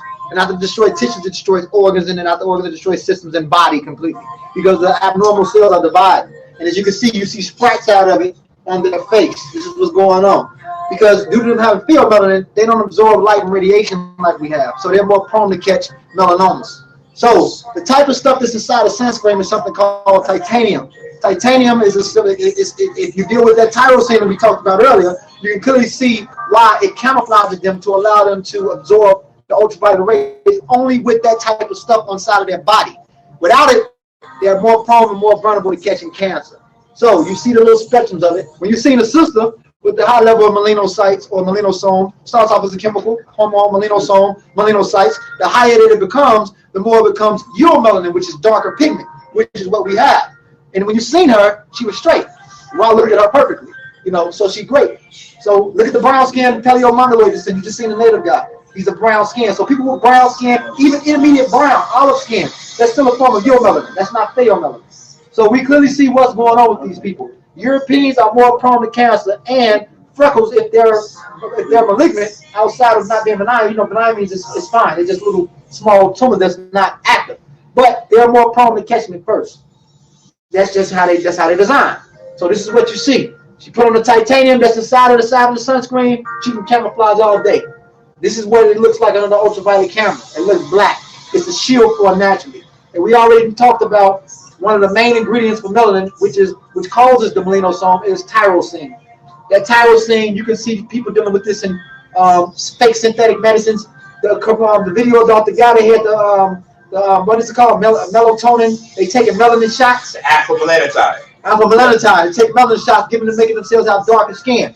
Same thing. They understood the key to activating what we refer to as the tyrosine, which is the father and mother of melanosomes, which form your melanocytes. And the more we have, the more darker we are, which forms in the uromelanin. So this right here is a shield. This is a camouflage. This is what they are.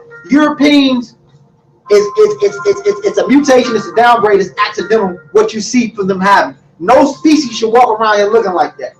That's why you have species with fur, dark hair, dark eyes, even the paleo-mongoloids. That's still a form of uromelanin. Melanin just don't come out in forms of the darker skin. It comes out through certain animals too, but the fur. But what I'm saying is that the mutation that they have, which is the SLC2485 and 4582, is a defect, and it has an expiration date too. And they found this out with the white tiger. If you guys look it up. What do you say? What do you say to Negroes, right? That's in the chat room, and they will say, "Well, you know, skin don't mean nothing. The white man's still shooting us down." True. See, they don't understand what y'all doing right now. Correct. This is science. This is not about the white man shooting us down. Correct. Wait, let me This point is out the problem something with these right Negroes, here. man. Go ahead. And maybe this is just because I got messed up teeth, so I pay attention to it more than anybody else. But if you notice here, the UV light also exposes the fact that her teeth is broken and she got the fake teeth there. You see that? Look, the UV light also exposes that her teeth is fake. Yeah. You see, the sunlight, the heat exposes all fakeness. So we go back, and people are like, wait a minute, is he saying, yeah, is that correct? Yes. See, that's a perfect smile. That's a store-bought perfect smile, because this is what it really looked like. You see? That's what it really looked like. So the sun, the UV is also exposing that. So let me show y'all what I have in the new book, the medical papers. I'm sure that Unc will appreciate some of this stuff Now, wait, what's that? That got the clicker in it? Yeah. Hey, you got the clip for the Mario? I got it right here. That'd be dope. That's a good one. I'm not sure if it's a good one or not. They got a good one. Yeah, boom. Team Osiris, what's good, man? So now, this is actually, hold on. This is the October issue. You gonna bust your ass when Listen. when Ngozi leave. Relax. Hold on. Let's stay focused. This is the October issue. Now, the reason why this was important for me to put this in here is because this is the most complete fossil find up to date. And one of the biggest things they're talking about in this, and I'm not even going to get into the nuances of the underground astronauts. We're not going to talk about the 6 white women that they put together to mimic the 6 original tribes of the Europeans and blah, blah, blah. Right? The main thing we'll talk about is this. This is the most thorough find of fossils, period. And they're calling this Homo naledi. Now, what Homo naledi does is it forces all of these scientists that are proponents and pushers of the Charles Darwin theory of evolution to go back to the drawing board, because this species, these fossils are older than the fossils that they have on record and throws off the chronological timing in terms of how our brains develop, because these guys walked upright. They had hands and feet similar to ours, but they had brains the size of walnuts. Like, I kid you not. So this is one of the key things that we have to deal with. And I'm sure as more science comes out, we'll all get a chance to break this down even further. But I wanted to lay this out as an example of how science and our understanding of what we think is fact is always changing. What's fact today, we could dig up something in the ground and have to throw out everything that we learned and have to relearn. That's one of the key things that I want people to understand about science. You have to have a fluid, flexible outlook on what it is that you're finding and be willing to follow the truth anywhere. So we'll be able to look deeper into this, put the wolves on it, etc., etc. Now, in the medical papyrus, one of the things I wanted to do early on in the book, and this is directly out of the book, is establish firmly that these Egyptians were black folks. So I know people say, well, hold on, you always attacking the out of Africa theory, blah, blah, blah, blah, blah. Yes, but I don't attack Dr. Dio. Use the Okay. pointer because you keep going in front of it. I like to go in front of it. So this is hood shit, baby. We got to touch and feel it. But Dr. Dio developed a method to determine just how much melanin was in skin. All right, very important. Blood type, along with the melanin test, Dio was able to use blood types to prove the Egyptians' race, and all of them belong to the black, quote unquote, race on this planet. All right. Not only did Diop see the Egyptians as black, they saw themselves as black. Art and language, DNA. A recent analysis of Pharaoh Tutankhamun and his family was completed by DNA tribes, which show interesting results, etc., etc. Sub-Saharan Africans, and we know their phenotypes. And then we had Greek and Roman historians that also accredited Egypt with being black. So I wanted to put those proofs in there. Then I wanted to demonstrate, amongst other things, just so that you guys see this here. It's in the book. You can get it and buy it. We kind of running out of time. But chimpanzees, blood type A. Gorillas, blood type B. There's no O or AB amongst these two primates. So what are you saying, brother? So I mean that O had to come from somewhere else. Period. I'm not going to add anything to it or take anything away from it. Chimpanzee is A and gorillas are B. That means O had to come from somewhere else. Do you differ, Unc? I don't know the blood type like that, but I know that don't make no sense what you just said. Okay, wait. Hold on. Wait. I'm not saying I can explain it. Come on up here, right? man. But I got enough sense to know. I'm not trying to explain. I'm explaining. That's what he did. It's okay, bro. No. You seem to disagree, so I'm saying I'm disagreeing based off of what I heard my brother saying based off of what I read. That it's not like it's not an invisible fact. They do understand where the blood types come from. I'm saying I am not the one to explain where all the no. But my point is this. All I'm saying is this: if chimpanzees are blood type A, okay, and gorillas are blood type B, okay, then that means blood type O had to come from somewhere else. That's what I'm saying. No, you would ask the qualified scientist exactly where it comes from. I'm not saying where it comes from. So you say I'm saying that it comes from these two. If the gorillas are type B, which is fact. What's the point though? Chimpanzees are type A, which is fact. Then that means blood type O did not come from chimpanzees or gorillas. That's all I'm saying. Well, how's that a factor in any of the discussion though? You're not asking how's it a factor in the combo. I'm just stating a fact, and you look like you disagree with it. So I'm trying to go somewhere though. Where is it going at? That's no. What we want to do is establish whether it's fact or not. So do you agree with the fact that since chimpanzees are blood type A, I need all the information. You have it all right here. Chimpanzees are blood type A, gorillas are blood type B. Okay. That means that blood type O either came from somewhere why you got before them or somewhere after them. So why do you have the gorilla underneath the Australopithecus? What's the purpose of that? Because this is the line of primates associated with the gorilla. This is the line associated with chimpanzees. No, you made that up. I made that up. Yeah, come on, man. Okay, so the people's watching. Hold on, people's watching. And this is in the book. Hold on, Australopithecus robustus, right? Yep. And so you categorize it. Where's your reference on that? Give me for that. Do that for me. All you have to do is ask you, what's your source on that? My source is me. Indo-European. So let me get this straight. For everything I say, my source is me. Yeah, that's out of order. That's not real. Why is it not real? So hold on. Let me ask you a question. Hold on. Let me ask you a question. Right. According to this source methodology.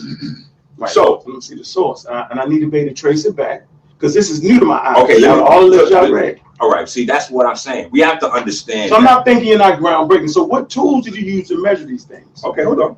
That's a good question. When I asked you a question, I just let you answer. Go ahead. So you asked me a question, I want to answer. Answer that. Here's the thing with these sources.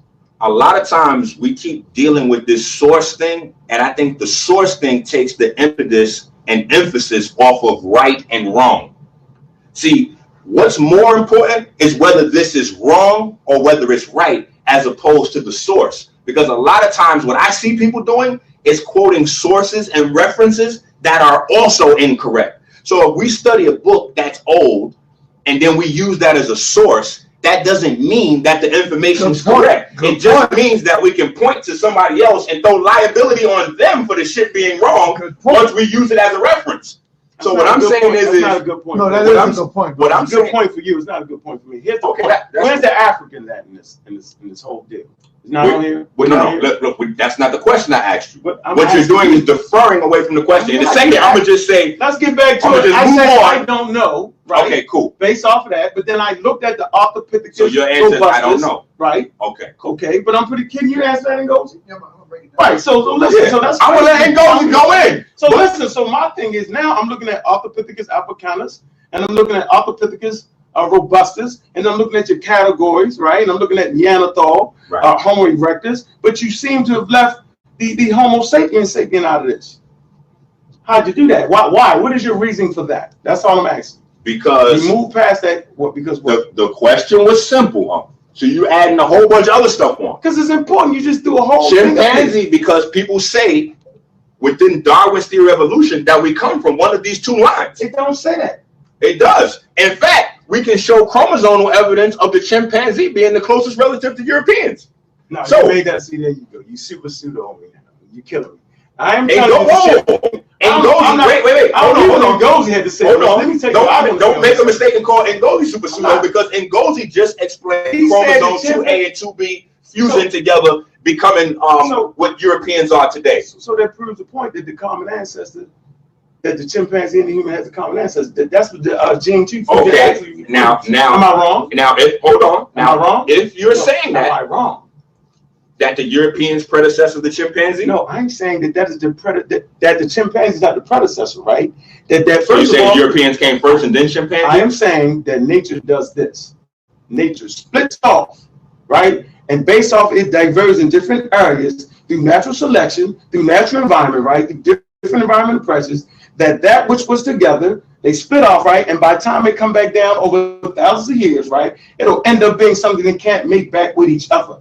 Okay, so I am telling you that the chimpanzee, right, and Homo sapiens sapien, right, has a common ancestor. So based off of the fact that two living organisms with 98% DNA, it's only one answer for that we can actually observe in the laboratory, and that's called evolution and common descent. And that's what I'm saying.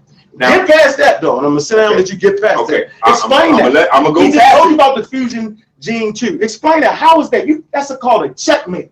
I'm gonna sit down on that. Get past that. Ngozi being nice. I'm not gonna play that game. I can't do it. Listen, he's being nice. No. I can't do it, dog. I can't do it. It ain't in my heart to do it. I know. Get past that. Why? You just here to root for the Armin Ra squad. We know. I'm just here to root for the reality that that's a bogus shot for me. Okay. Hey, yo. But everybody, hold on, man. I want him to know that the adjustment bureau is in the building. I don't care who in the goddamn adjustment building. So bureau here we is go. in We the just building. stepped in it. That's a justice Okay. motherfucking conversation. Right. And it looks like, and you might have just got adjusted. You might have adjusted yourself. But again, if this is the original line of people. That is not the original. Chimpanzee is not the original line of people. You're mixing the terms. Hold on. You had the mic. You had the mic. He's good with when you had the mic. You got talent, don't you? Hold on, you gotta let him go. When you have the mic, you speak. When I got the mic, I speak. We gotta keep this flowing. Put your magic in there, bro. It's no magic. Everybody's watching at home. If chimpanzees have blood type A, gorillas have blood type B, then blood type O had to originate somewhere else. Now, if the people came from chimpanzees and gorillas, there would be no. Dr. Enqi killing them right now. Dr. Enqi is killing them right now, man. God damn. I'm going to just say this right quick. Y'all going to be able to start buying your tickets tonight. The tickets is up. Y'all going to have to start buying them tonight. Y'all don't want to miss this debate. It's over. It's like a long time doing it. Supposed to been done. Dr. Enqi versus West pseudo killer. So y'all don't want to miss this debate. You're gonna be able to purchase your ticket tonight, and the link will go right to you. It will be shot right to you. Blood type O, it would be either A, B, or AB. We never said. Now, if the people came first and then the gorillas came, and the people represent blood type O, then there would be blood type O mixed in with these gorillas or these monkeys somewhere. Now, this goes into further detail on the comparison of Egyptians, blacks, etc., etc. I'm not going to go through the whole thing. What I would tell you is this. I will read this to you and I will go on to the specifics. That's in your book. That's in your book. Correct. I'm going to get that book. Correct. Note, the frequency of A2, supposedly a reserved Caucasian marker, is higher among U.S. Negroes than in the Egyptian samples from the mummies, and almost as high as that of pace-setting German Nordics. Also note that the frequency of type O and B in U.S. Negroes exceed those of Nordics. Type B in Egyptians also exceeds that of model Nordics. A2 is minor, making up only about 5% of the larger A group. Note also, type B is higher among southern Egyptians, typically seen as closer connected to southern areas like Nubia and Sudan. But it is also relatively high in northerners too. Type B is overall more rare than type A. Type B, higher among Africans and Egyptians, ironically, for Aryan science, seeking to appropriate the ancient Egyptian heritage, etc., etc., etc. So, once we start to do the science, remove the pseudo from there. Now, controversy. Here we go. Here's the controversy. This is where minister. I think Ankh jumped out the window too early. He underestimated this man. I think Ankh jumped out the window. He underestimated this man, Enqi. He thought that Enqi was just a health nut, a health nutritious nut. He didn't know that Enqi can move around topics, man. Enqi been doing this for a long time, the time of Tahuti. So I don't know. I'm a little afraid to bet on Unc. I'm not even gonna be the moderator because I'm gonna be going in. I think Enqi got him.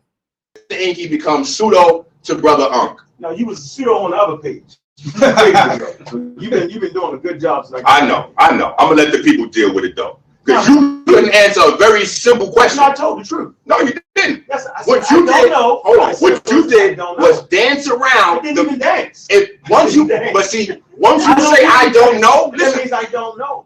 Okay, listen. I don't know everything, and I'm not right. You on the other hand won't know and add in good words and to throw the thing in. Like watch this. Here you go. You're gonna prove my point. Let me stop you for a second. Go for it. Show some discipline. You're right. As the leader of your organization. I never said I'm not a leader. Be a good representative of the Amun Ra Squad. Let's see how disciplined you guys are. I'm quiet. Okay. Now, see that, y'all? Unc and Enqi been going in and debating this topic for goddamn 9 years now on this video. For 9 years, they've been going in on this topic, right? And it dried out, they deaded it, and now we back again.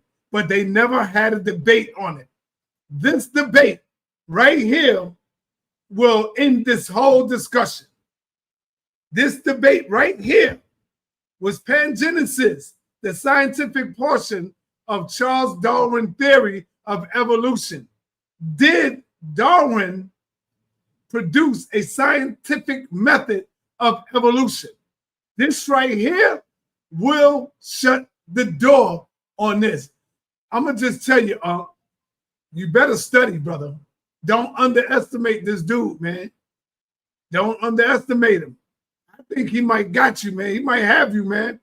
The pseudo killers turned pseudo after this debate. If you let everybody down, if Enqi beat you, he beat Jabari, because they standing on your shoulders, Unc. The weight of your shoulders should be heavy. If Enqi come in here and smash you, Unc, he beat Jabari, he beat Cedric, he beat Juju, he beat whatever, your whole goddamn squad, because you're the leader of your squad. So it's a lot counting on you, Unc, man. I don't know, man. I'm a little afraid for you, brother. I show the blood type of chimpanzees and the blood type of gorillas, and there are other blood types missing. Obviously, there has to be some sort of origin for those other blood types that do not come from those lineages. That is common sense.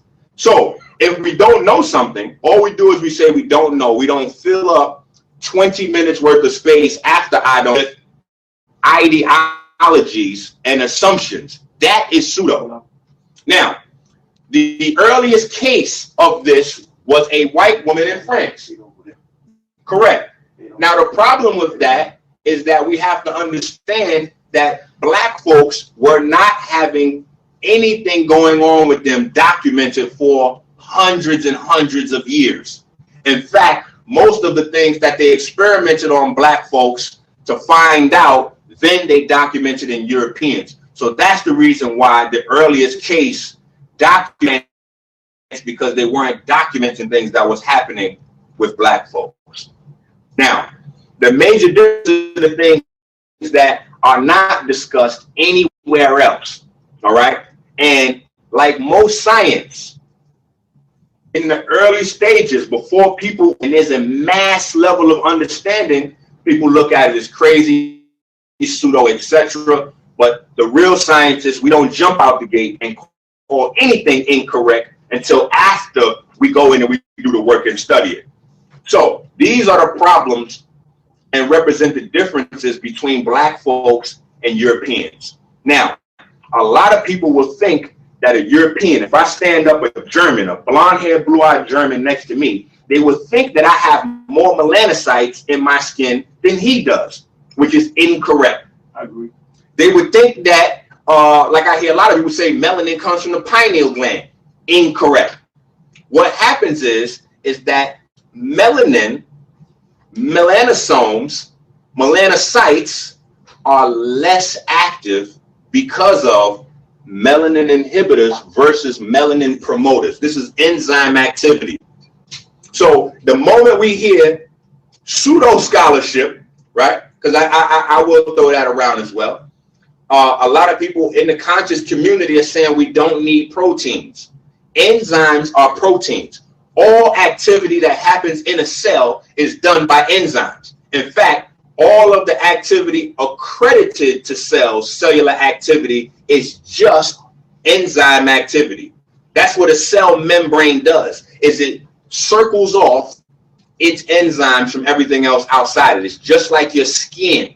But all of the things happening inside a cell are done by enzymes, which are proteins. Everything in your body is based on proteins. Hemoglobin, your red blood cell, is a protein. Vitamins, which these same dudes that tell you you don't need protein will tell you you also need vitamins. Vitamin category of proteins. Those are the vital amines that your body needs that it doesn't produce. So, galactose, there are 8 essential sugars. And Brother Ngozi can come in right after and go in on the sugars. But based on the different biology, we have different sugars that we have an affinity to. Glucose is the most prevalent sugar in our diet right now, which it should not be. Galactose should be, because galactose is what serves as the glue for melanin to stick and stay in keratinocytes, which are the adult stem cells that make up your skin.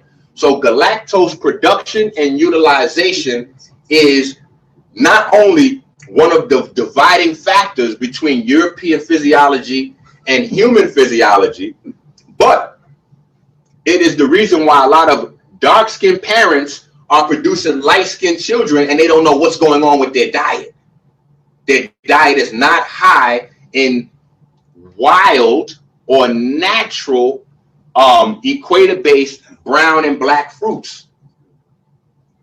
White blood cell activity versus red blood cell activity.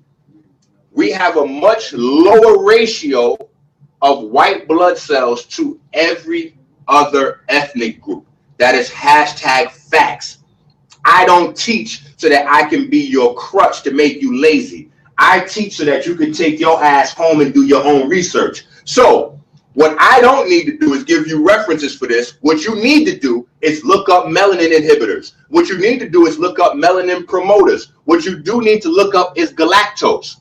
What you need to look up is, and I have this information throughout my books, so you can see the charts there. You can see that black people have a much lower count of white blood cells at birth than all Europeans, and Africans have even lower amounts than the American black, because the American black, you can see that black people have a much lower white blood cell count at birth of white blood cells than any other group on the planet. Now, in specifics, the closer we get back to Africa, the lower the white blood cell count is. Africans, native Africans, have a lower white blood cell count than American blacks because of our mixture. Question. Says who? Like at some point. See, right now, Enqi is out of his element. Enqi is in his goddamn element. Enqi don't know what terrain he's on right now. You fucking with a dude who you getting ready to go into his lane, Enqi. Fall back and let Enqi do his thing. You getting ready to, you don't know what terrain you on. Enqi is in his element right now. All you're doing right now, I'm not. We're not doing says who, says me, okay, is the answer to all of your questions. Now, listen. Now, listen. But look, you got a smartphone in your hand. Make that phone smart. Pull that up yourself. This is what I'm saying. As a community of researchers, I'm serious. As a community of researchers, it's sad that we don't want to do our. Yo, Cedric, call your dog off. You better call Enqi. You better call Enqi off, because this is not his topic. This is not his lane. Call him off, Cedric. Enqi gonna smoke him on this right here. Enqi is in his lane when it comes to this. Our own research. It's disgusting. We're looking for the people that already researched and compiled the information to further spoon feed it to us and then give us a bunch of white folks to authenticate it. No, you can read, you're literate, look it up yourself. It's very simple. Bone density. Now, I will give you a place that you can begin to search this, because everybody that goes and gets an x-ray, or anybody that works in the x-ray department in a hospital, will tell you they have multiple settings, because black people have much denser bones than Europeans. So they have to bombard the body with more electrons to get a picture. Neanderthal, you got to stop this. You scared to come out and play, Neanderthal. Neanderthal, you are afraid to come out and play. Come out and play, Neanderthal. Come on now. You know better than that. Can't tell me nothing about the Canaanites. Yes, we could. Of course we can't tell you if you don't come out and play. But you're scared to come out and play, Neanderthal. Stop it.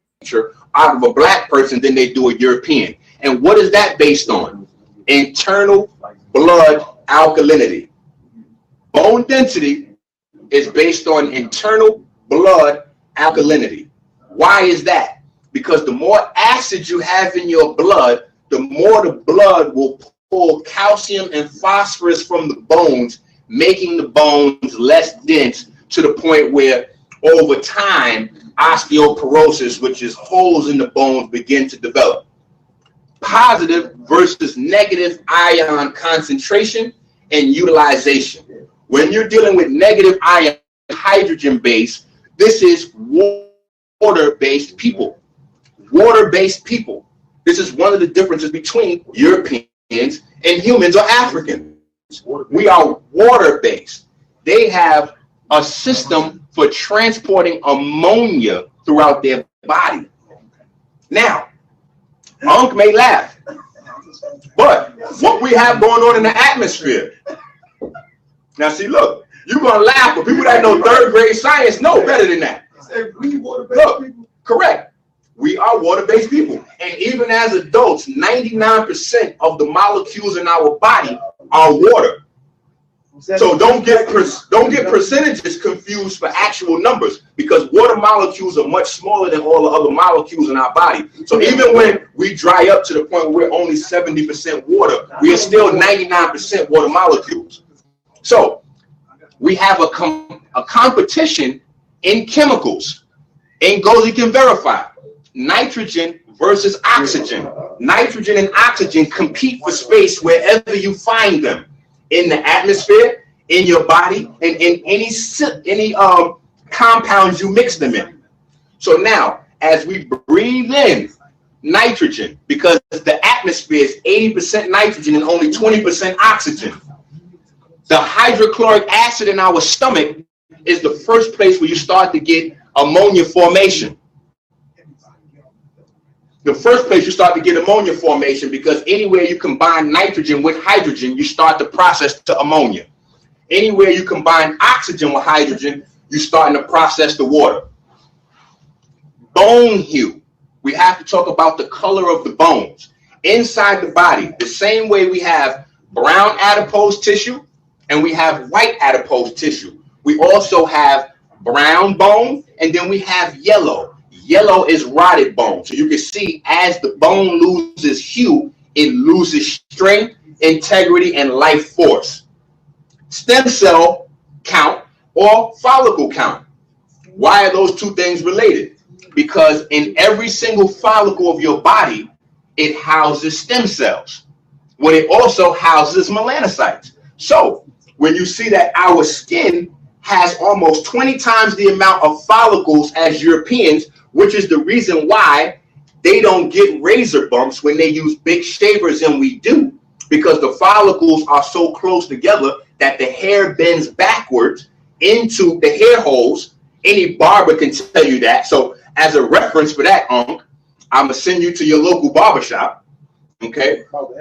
Correct. You will see that we have much more follicles, thereby giving us a much higher stem cell count. I know we got more sweat glands. Now, I'm going to deal with sweat glands. In fact, I'm going to deal with... Tell me I'm wrong. You're not. Oh, I'm about to say, man. No, we have much more sweat glands, but I left that off of here because that deals with the nervous system and the reason why they're so hairy. So, selenium, metal alkali versus sulfur, acid.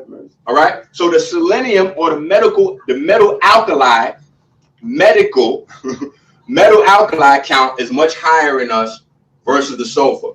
Now, when we get into the body, we have chromosome 19. Very important for us to understand when we're dealing with this issue. And yeah, you get one copy from each parent, etc., etc. I'll speed it up. The MC1R gene is what provides instructions for making a protein called melanocortin-1 receptor. This receptor plays an important role in normal pigmentation. So now this is one place that's very important to understand melanin content if we're going to deal with these Europeans, etc., etc., etc. All right. So that's number 19. Then you have on chromosome 11 the TYR gene.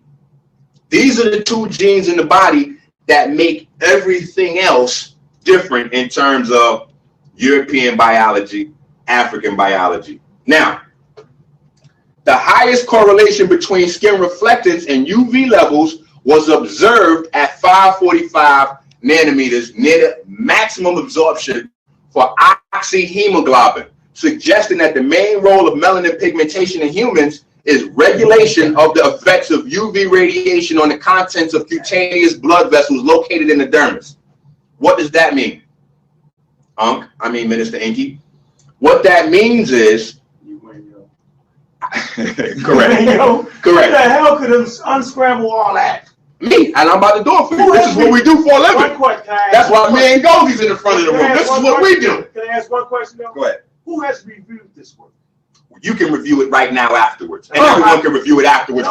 No. Do you realize what you're actually doing? You're overturning the whole entire scientific community. It's white all right. people, black people. So for the record, everybody, right? This called tomfoolery. When you actually think that you can overturn the whole goddamn scientific community with a goddamn PowerPoint. That's some goddamn tomfoolery. And y'all probably said, good information, because y'all don't know shit about that. All right? If you're saying right now, that's some good information, because that's just some complicated, add the words in, no references, no journals, not even a goddamn lab to even begin to test that shit. What are the tools you're using for your craft? Where are your DNA machines? Where's all these things? How you tested the blood? You can damn near make. I'm not giving it back. You are giving it back. No, I haven't. The point I want to make is, dude, I think you can do it. I'm not going to doubt you on this. I think you can get away with that, right? What I'm saying is you need to be able to take that to some private labs. I got confidence in you. Hold on, don't get it wrong, because I fucks with you like that, right? But at some point, you gotta be able to show and prove. All right, we're not going to the rest of it. Is right. No, you get me. Yes. Get now look. point, right? All right. Now look. Did you understand what I just said? Yes. Now look. Just you doing it ain't enough. I got you. I know. We need white folks to verify. We need some. See, look. Look. See, that's the now look. No, that's not a slide out of it, but that's what you're asking for. No, magical. Listen. Listen. When you create, you're the first. Everyone else verifies your stuff. So what I'm telling you is, what you should do as a great researcher is you should go out on a crusade to disprove it. Put your scientists together and pull it out. Now, what you have to do is slow down, because what you're not understanding is the first person I used in this is Diop. So now you going against Diop and calling Diop pseudo, because I use Diop. I'm saying hold on, I use Diop. I'm saying that Diop. And I'm going further into Diop's work, explaining it to you. I'm saying that. Hold on. Not only that, I'm giving you the details so that as I'm going, people can look it up. So you're stopping people from learning. So hold on. I'm stopping people from learning. Listen. I gave him a goddamn break. Stop. 545 nanometers near the absorption maximum for oxyhemoglobin, suggesting that the main role of melanin pigmentation in humans is the role of effects of is the regulation of the effects of UV radiation. Now, what does that mean? Unc wants to know. Oxyhemoglobin. This is racism encoded into science. And why I will tell you, because oxygen is not carried per se by the red blood cells as much as electrons are. It is the electricity that red blood cells are carrying. Inside your lung, the red blood cell grabs the electron and the proton then becomes free radicals. Right, because I'm competing with voices in here. So we have to understand that this is electrical activity that we're talking about here. Got a seat right here. Now, amongst the indigenous populations, skin pigmentation is based on adaptability. Amongst Europeans, this does not apply. Why is that? Now, what I want you to see is all in here. Look, Look. What you see all in this here? Man, source don't mean nothing. You can just put it in the source, man. Wait, what?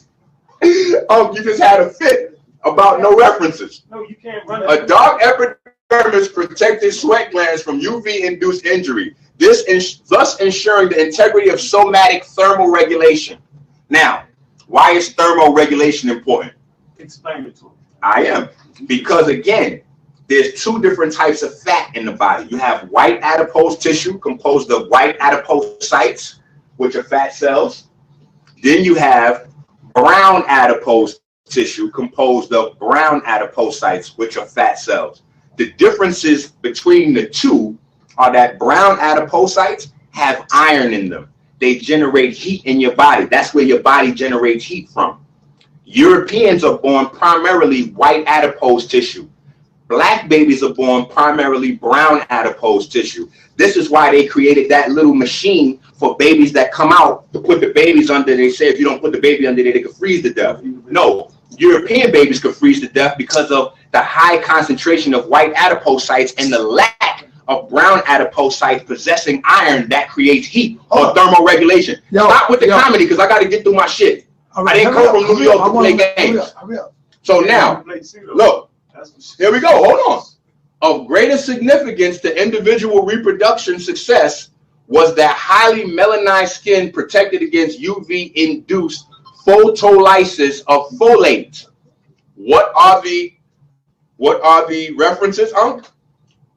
Here we go. Branda and Eaton, 1978, Science 201. You got Proctor Australis, Social Human Biology. Page 5, 455, 462, 1999, Medical Hypothesis, page 52, 581 to 582, etc., etc. The Medical Journal of Australia, Medical Research Council on Vitamin Research, blah, blah, blah, blah, blah. So I can run you down plenty of research references. Adjustment Bureau in the building. Now, a metabolite essential for normal development of embryonic neural tube.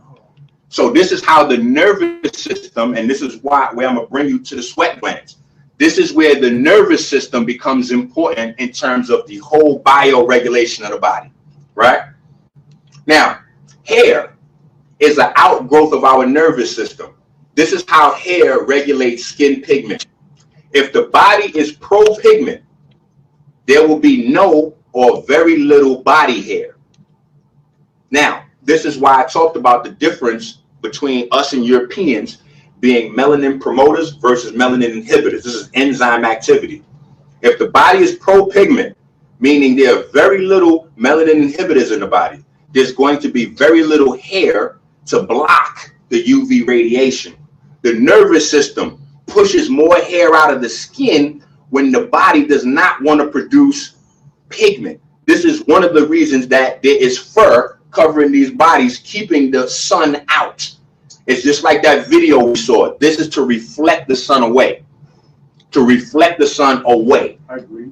If the body's intelligence is anti-pigment, then it will cover as much skin surface as possible to block the sun from feeding the melanocytes, inducing electromagnetic pigmentation induction. Now, here's the other side to this is that vitamin D is crucial. We have to have 60% of our skin exposed to UVB radiation before we start producing vitamin D out of cholesterol. It's cholesterol that our body converts into vitamin D. All right. So that was only a major problem for the original troglodyte Niger or nigger. And this is why I say they had to originate. Hold on. Troglodyte nigger. Hold on. That's not the scientific name for the oldest chimpanzees. Look it up on your smartphone, Smarty. Yeah. Yo, you getting adjusted, hold on, man. Look up troglodyte nigger on your smartphone. You're getting adjusted by the team, brother. These are the only two places on Earth, a laboratory or the South Pole, where there is no electrical activity in the atmosphere that would produce a skin that is anti-melanin, period. The critical function of integument in thermoregulation was maintained through evolution of an increased number of sweat glands, you ain't gonna let nobody else speak, brother? particularly on the face, Come on, man. that increased the maximum rate of evaporative cooling. Once I get through. And how long is that, though, brother? However long it was. No, brother, when Ngozi was speaking, he was speaking. But I Ngozi didn't didn't take interrupt that him. long, brother. Ngozi did not take that long. Stop. Come on. I guarantee you the people want to learn. People ain't learned nothing. It's hard to get that one, yo. It's hard because you keep interrupting. If we take out the 40 minutes of his interruptions, I would have been finished already. Really, 40 minutes? Yeah, because I want other people to The brain is extremely heat sensitive, and its temperature closely follows arterial temperature. Evolution of a whole body cooling mechanism capable of finely regulating arterial temperature was therefore a prerequisite for brain expansion and increased activity levels. Naked skin itself affords a thermoregulatory advantage. I'm just basically trying to say with all that you're presenting, you're basically saying what is the conclusion of it? I'm just asking you that white people are totally a separate organism than Africans. Is that the point? Is that the case you're building? I just want to know the case you're building. What you need to do is deal with each fact that I present and deal with them on the merit of themselves. You want. Sweat glands versus body hair. So the more sweat glands, the less body hair. All right. So that is one point that we agree on, right? Okay, good. All right. African Americans are a monster mutant genetically. Now, why do I say that? Because we have been mixed and genetically modified here in this country. We've been mixed with Europeans, and we've been mixed with all the shit we've been putting in our body. So we could call ourselves Nile Valley Africans and wait for Osiris to come back tomorrow, but I guarantee you Osiris would not even understand what a cheeseburger was. I guarantee you he wouldn't know what a steak is. I guarantee you he never had macaroni and cheese. I guarantee you he never had potato salad. So once we start introducing those into the genome, it changes the genome. And the further away we get away from the natural foods and substances of our ancestors, the more we change the genome. That is the study of epigenetics. Now, electromagnetic radiation impinging on the human skin can undergo a number of interactions. It could be reflected by the surface of the stratum corneum, which is what we saw earlier on. It can enter the stratum corneum after a slight change in its direction of travel. It can interact with melanin dust in the stratum corneum, resulting in partial or total absorption. It could traverse deeper layers and experience a possible additional scattering, or it can enter the viable epidermis where it encounters melanin packaged within melanosomes. These are the enzymes that actually make and synthesize melanin. Now, here is a part of the new science that they're getting into because they're getting away from all the old things. So it's not that I have overturned the old system of science. It's that the new technological advances have overturned the new science. Photomechanical energy. Take notes. As photons move through the layers of skin, it causes vibration, especially of enzymes, and creates energy. This is called photomechanical energy. Photothermal energy. Subcutaneous vibration activates brown adipose tissue into thermogenesis to handle the new energy or bioentropy equivalent to human radiation. This is why we saw in the video, black folks under UV light are still brown and black. where white folks are not, because there's no human radiation coming from them. The photoelectric effect. This is the end, death, or transition of photons in the body, as the photon is then converted into an electron by the bioconductors in the body. The photoelectric effect is the main purpose of skin pigment. This is how the body produces electricity. Now, UVB turns off non-melanin melanocytes. You can be heard down the hallway. You need to tone it down a bit. Turn it down. Hyperhomocysteemia. All right? The stratum. All right. So I got to wrap it up. See, when I get too deep, then it get crazy. All right, so look. Tone it down.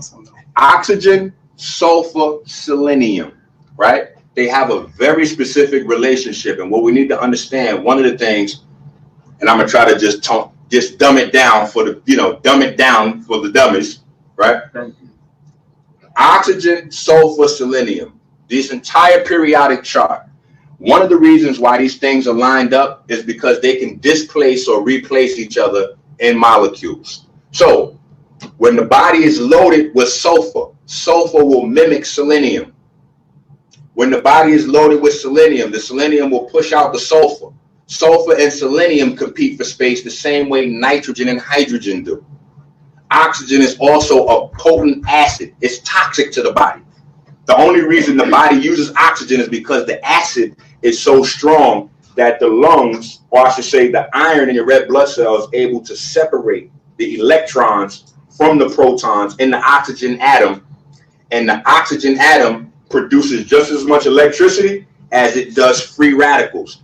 That's the purpose of us having antioxidants or antioxidants in the diet, to get rid of the free radicals that are produced in the body just alone from breathing.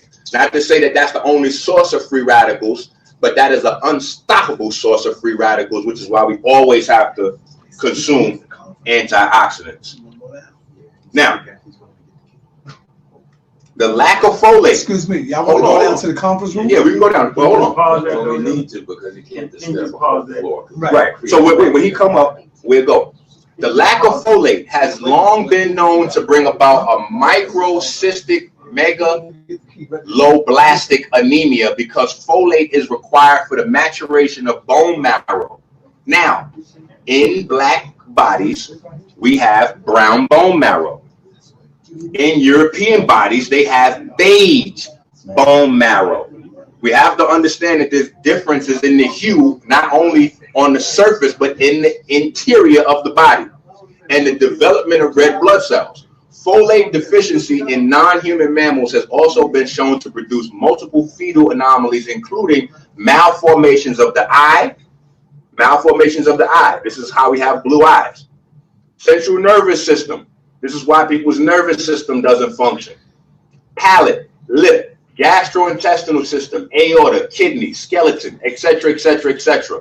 All of these problems can ultimately be traced to folate's roles in purine and pyrimidine biosynthesis.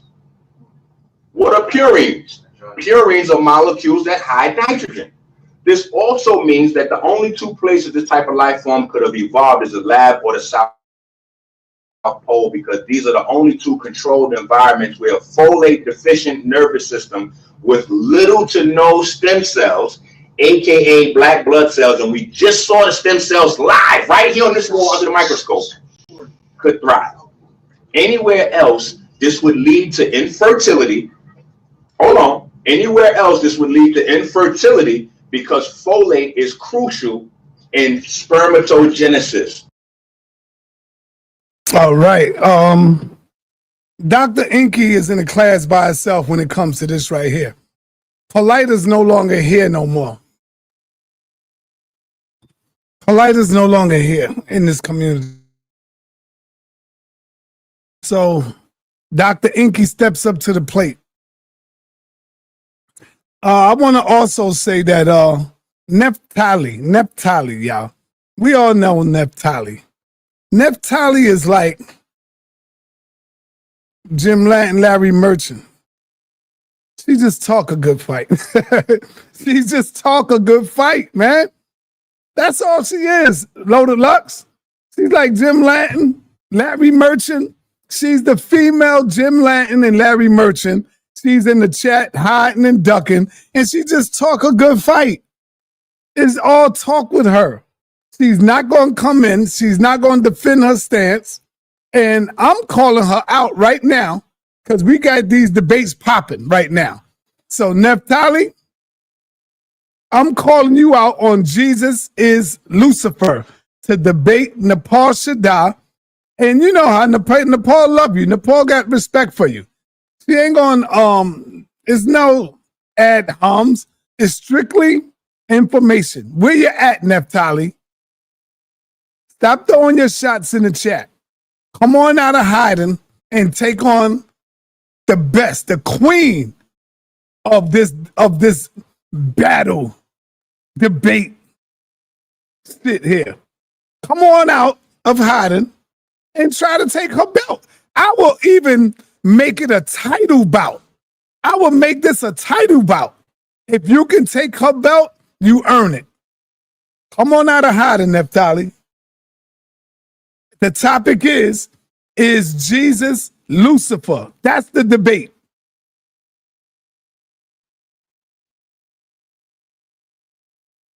That's the debate, Neftali. I seen the remarks on Facebook where you asked her to debate you on Facebook. Now you running scared, Neftali. You running scared. Let's get it in. Come on, y'all. Let's get it in. Where's she at? Hit the link. The link is in the chat. I want y'all to know that. I want y'all to know that. Hit the link. Let me know if y'all think that Neftali is scared of Nepal Shada. Let me know what y'all think. What y'all think? I think Neftali don't want that smoke.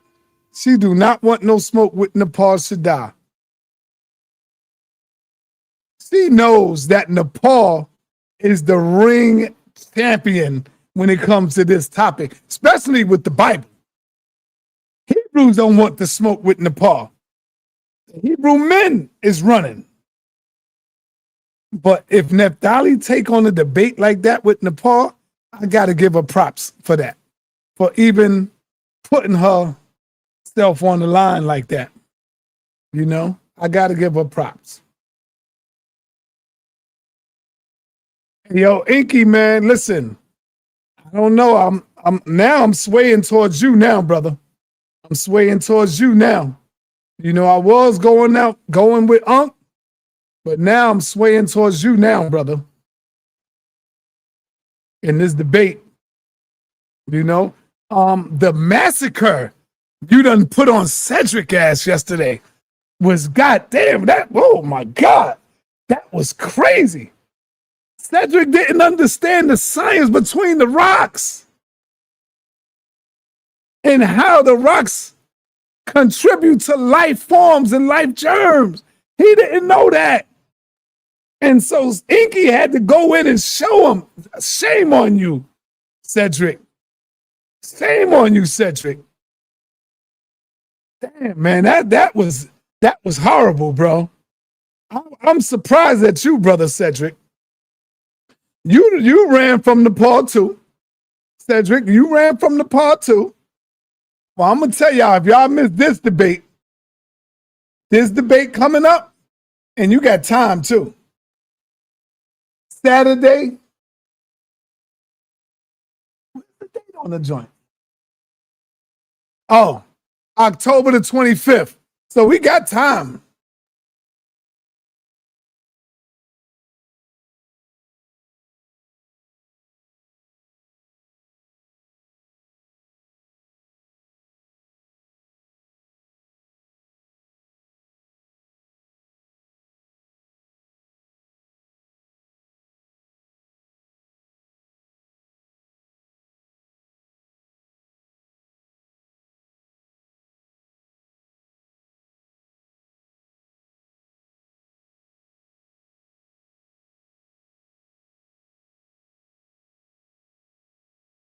Y'all missed the debate with Nepal Shada and Christina Nick.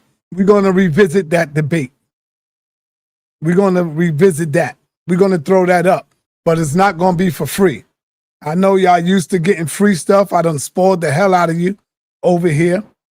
I'm going to say that again. I done spoiled the hell out of you. And now we going back to the paid debates. Why? Because I tried the free stuff and nobody wants to show the love and support. So we going back to the paid debates. Yeah. We going back to the paid debates.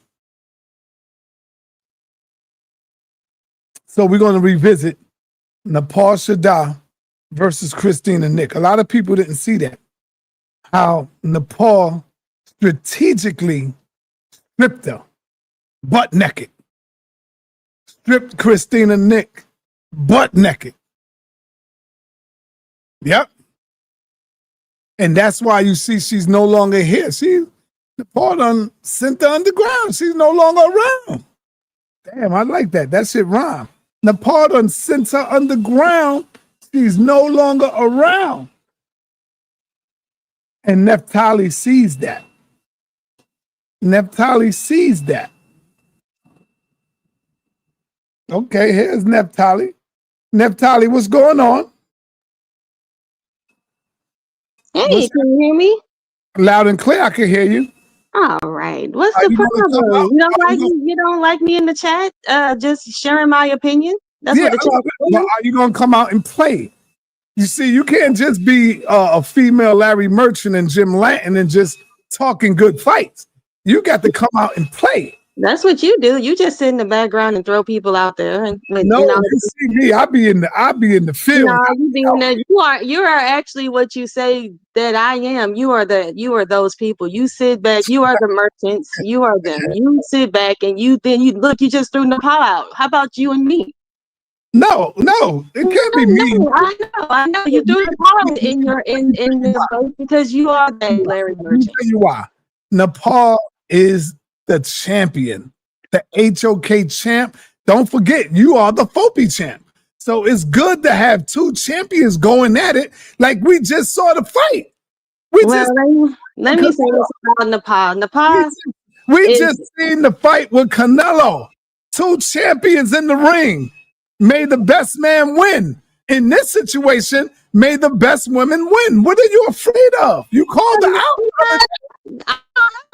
Well, me and Nepal can actually have a great conversation regarding this stuff with Africa because when you ready? Talk to her about that. When you ready next year? Are you ready next year or 2 weeks from now?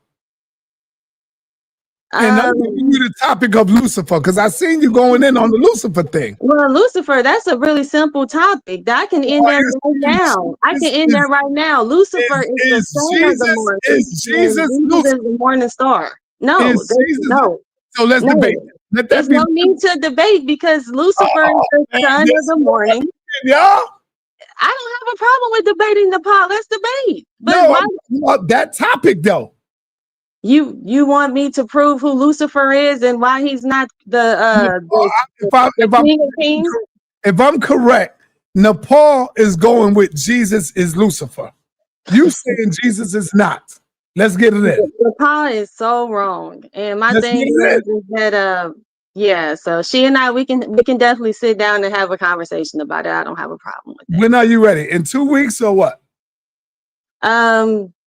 I need to prepare. So let me, when are your next debates? Well, I got a debate coming up next Saturday, and then the following Saturday, and you could probably be on the next one. So you could be the third debate coming up. What do you say? Well, let me sit back and look at my calendar and check it. But yeah, definitely Nepal and I can definitely have the calendar right now. Let's go. Come on. I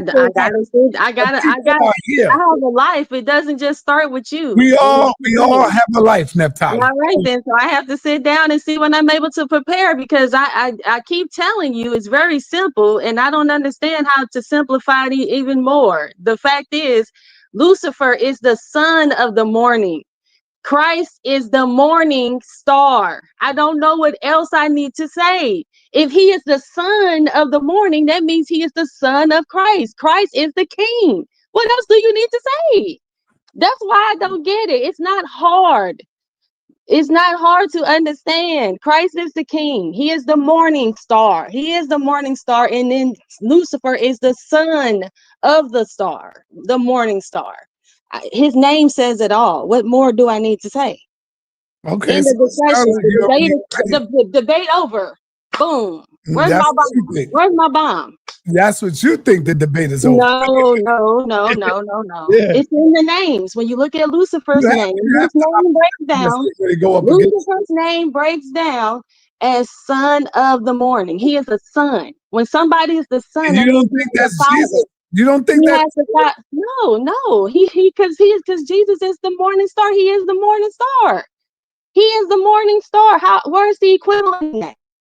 How is that? You tell me, since you want to separate sheep. You telling me, hold on. You told me that I'm afraid. Where is Nepal to respond to this?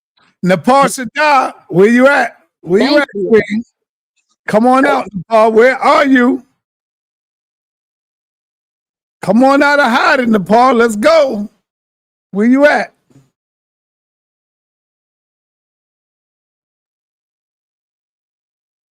She's probably picking up her baby right now. Yeah, see, even Enqi said this is interesting right here. This is interesting.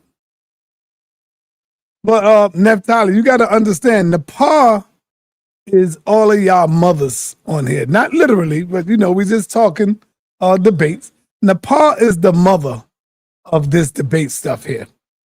And sometimes y'all got to know when to bow down, and respect the queen for her debate skills. Sometimes y'all got to do that, Neftali. You will get there one day. You will get there one day, Neftali. Men, Hebrews are running from Neftali. Cedric running from Nepal. Are you there, Neftali? Cedric is even running from her.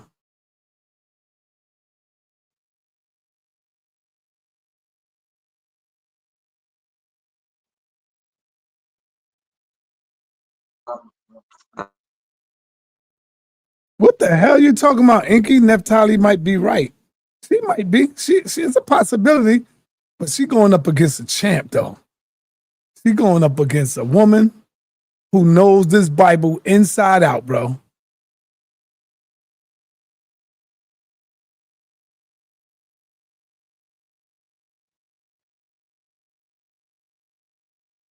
Neftali, you got anything you want to say? Anybody want to hit the link and discuss this? Anybody?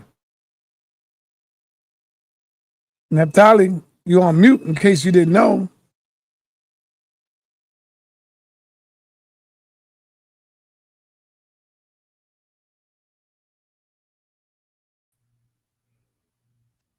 Is she coming on? Oh, she's on. Okay, cool. There we go. Hello. Can you hear me? Is she coming on? Oh, she's on. Yeah, we can hear you, Nepal. We can hear you.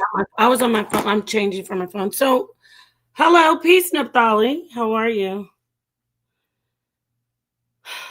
Hey, shalom, most high blessed to you, Nepal. How are you doing? I'm very good.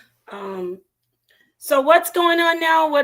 Because I was talking to you about the Lucifer thing, and I mean, yeah, I don't mind it. That would be a good debate if you want to debate it. Well, I see sa.neter is instigating right now. That's what I do. That's what I do. Yeah, you being the big instigator, and he's trying to cause some disruption between you and I. You as in nothing like that. I'm just okay. Well, it's cool. But anyway, what's going on with you, Nepal? How are you doing? Neftali, I'm not trying to separate y'all. I'm trying to bring y'all together to do a nice debate for the people. Nothing where it's hateful. Nothing like that, Neftali. No, never. It's not going to be like that. I just do want to say that the name Lucifer, what I was saying in the chat though, is it means light bringer, light bearer. So even in the original Christian church, when we're talking about organized religion, I'm not talking about the church that began with the apostles. I mean, like the Catholic Church, they referred to Jesus as Lucifer in Latin. So Lucifer means light bearer, light bringer, and Christ. Nepal, you might not want to give up too much right now. Oh, that's okay. I already said this in the chat. This is very accessible. Oh, you can go deeper. Yeah, that's true. Yeah, this is accessible information. Thank you, sa.neter. So yeah, when you say Jesus is the morning star and then Satan is, what did you say? The son of the morning. Those two are synonymous. Morning star in Revelation for Christ, and then talking about the falling star in Isaiah for the angel Satan. They're both referred to as stars. Because they're both Lucifers. So that's what I was saying. I can prove that to you, but I want to see what you think about that. It only became, there's a stigma on it now. It only became seen as evil because of people misunderstanding, and because they use that Isaiah scripture. But Lucifer's art, it just means shining being and light bearer. So, what do you think about that? Enqi's saying, wow. What do you think about that? Do you want me to bring some information out? I can get Revelation. Yeah, I would like for you to share your screen on that, because from what I see is that a lot of people. Hold on, no, she can bring it up right now. Because what I see is that I see a lot of people, when I look into it, a lot of people try to make Lucifer the morning star, as if that's his name, and that's not true. It's Christ is the morning star, and they don't say that Lucifer is the son of the morning. They're two different. It's two different names, two different titles, because it's two different people. They're not the same people. Mm-hmm. But go ahead and share your screen so I can see what you got. They're not the same people. You're right. They're both different entities, but they all are Lucifers. So when we talk about the seraphim, those are Lucifers. When we talk about Christ specifically, Christ is in the spirit form. Christ is a Lucifer. And then when you talk about the fallen one, because remember, the fallen one began as benevolent. The fallen one was created as just a neutral, I should say, angel. And that is Satan. So Satan began as a Lucifer, just like Christ and just like all the other heavenly bodies. So I can show that. But you agree that the so-called, I'm acquiescing to your doctrine. You believe that the fallen ones weren't always fallen, correct?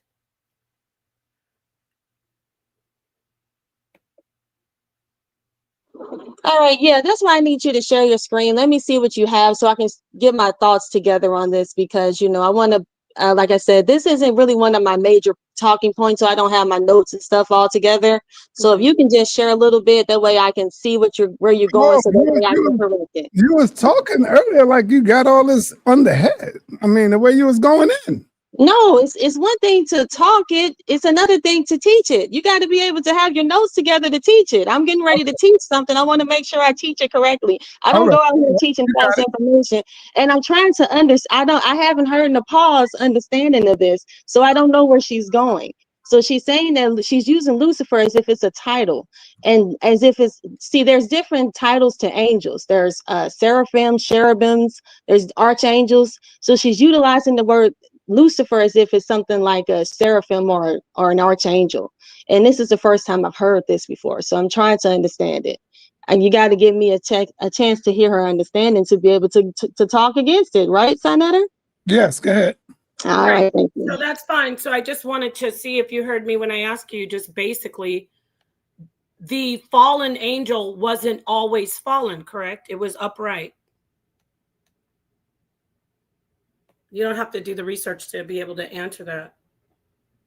I'm sorry, say that one more time. I was Googling something. What was that? When you say fallen angels, they came from their station wasn't fallen at first, right? They were at a station up high, because you're saying fallen. In your doctrine, they're at a station up high in their creation, correct? They weren't always fallen, correct? Yeah, so when they're fallen, so when an angel, so Lucifer before he fell, well, Lucifer wasn't, he was an angel. I can't tell you what his level was. I have to look into that. Don't want to lie to you and act like I know. There are 9 levels of hierarchies of angels, right? So looks like Lucifer was probably at the top, which probably was a seraphim, I believe. And if Lucifer was a seraphim or cherubim, I don't know which one he was, but before that he was on the side of the Most High, and then he chose to fall, which he came down because he wanted to be Satan, and that's when he became Satan. And that's how that's what I understand, and that is the truth there. It's that before he fell he was a seraphim, I believe that's what he was, and then he fell and then he became Satan, and then after that he became the devil. It's different levels to it. But did that make sense? Yeah, I mean, kind of. I just wanted a basic answer. So you do agree that he was at the original station was not fallen. They were upright in the beginning before they fell. You agree? Yeah. So right here they say the Bible doesn't explicitly. Okay, so I believe Lucifer was a seraphim, was the highest order. He was they say that the Son of God, like I said, I don't have my notes together, but I know the sons of God or sons of man. Let me see. 1 second. So we all understand the story, right? Not the story, but what happened is that before Christ created man, the angels were to serve man. Lucifer didn't want to serve man. He wanted man to serve him. So what ended up happening is he ended up falling down and then became Baal on earth, and people are now worshiping him. That's why I asked Enqi, why did he choose the name Enqi? Because right now we see, like when you say the Catholics are worshiping Lucifer, they worship Baal, they worship Satan, whatever you want to call him. He's being worshipped all over. He's being worshipped, and who, when you look in the Bible, they tell you the gods of the Amorites are the gods of the Egyptians. Who are the gods of the Amorites and who are the gods of the Egyptians? The gods of the Amorites is Lucifer, or what you would call Baal. Baal is who's being worshipped. Baal is who's being worshipped in these Catholic churches, and that's who people are worship. Buddhism, Hinduism, all of them are all worshiping Baal. Okay, Enqi, that's the other name. When you go into the Anunnaki go to who? They go to the Amorites. They go back to the Amorites. That's why I like to talk about the Canaanites. A lot of these Hebrew Israelites should be ashamed of themselves. The Canaanites are very important, but they want to belittle them down. My good friend Ron Dalton. Now, sa.neter, if you want to get me somebody, get that guy, that demon, because he wants to teach people that these doggone Canaanites are these little bitty people in Africa, these little pygmies in Africa. How dare you? That's not who they are. The Amorites are these people that are what we would call in Islam. The Canaanites are nothing but the Israelites, Neftali. Oh, shame on you, sa.neter. You get up here and you talk. Where's your source? Share your screen and share that for me, please, because I have a source where it tells you that the Canaanites are not the Israelites. The Canaanites took from, if you go into the book of Jubilees, go into Jubilees 8, see how I can provide sources?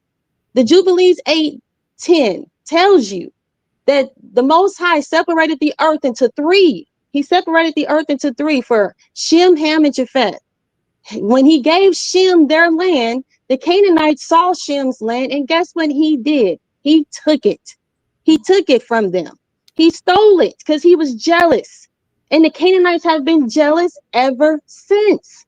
And what did the Most High do? What did he do? He said, don't worry, I'm going to give you your land back. He gave it back to us. The Canaanites, we got our land back from the Canaanites, but guess what? The children of Israel, we have this love for the Canaanites. And they ended up worshiping the gods of who? The Amorites. But what did the Most High say? The head would be the tail and the tail would be the head. That was in Deuteronomy, right? These Israelites, these phony Israelites, get up here with Deuteronomy 28. It tells you that you are going to go into captivity.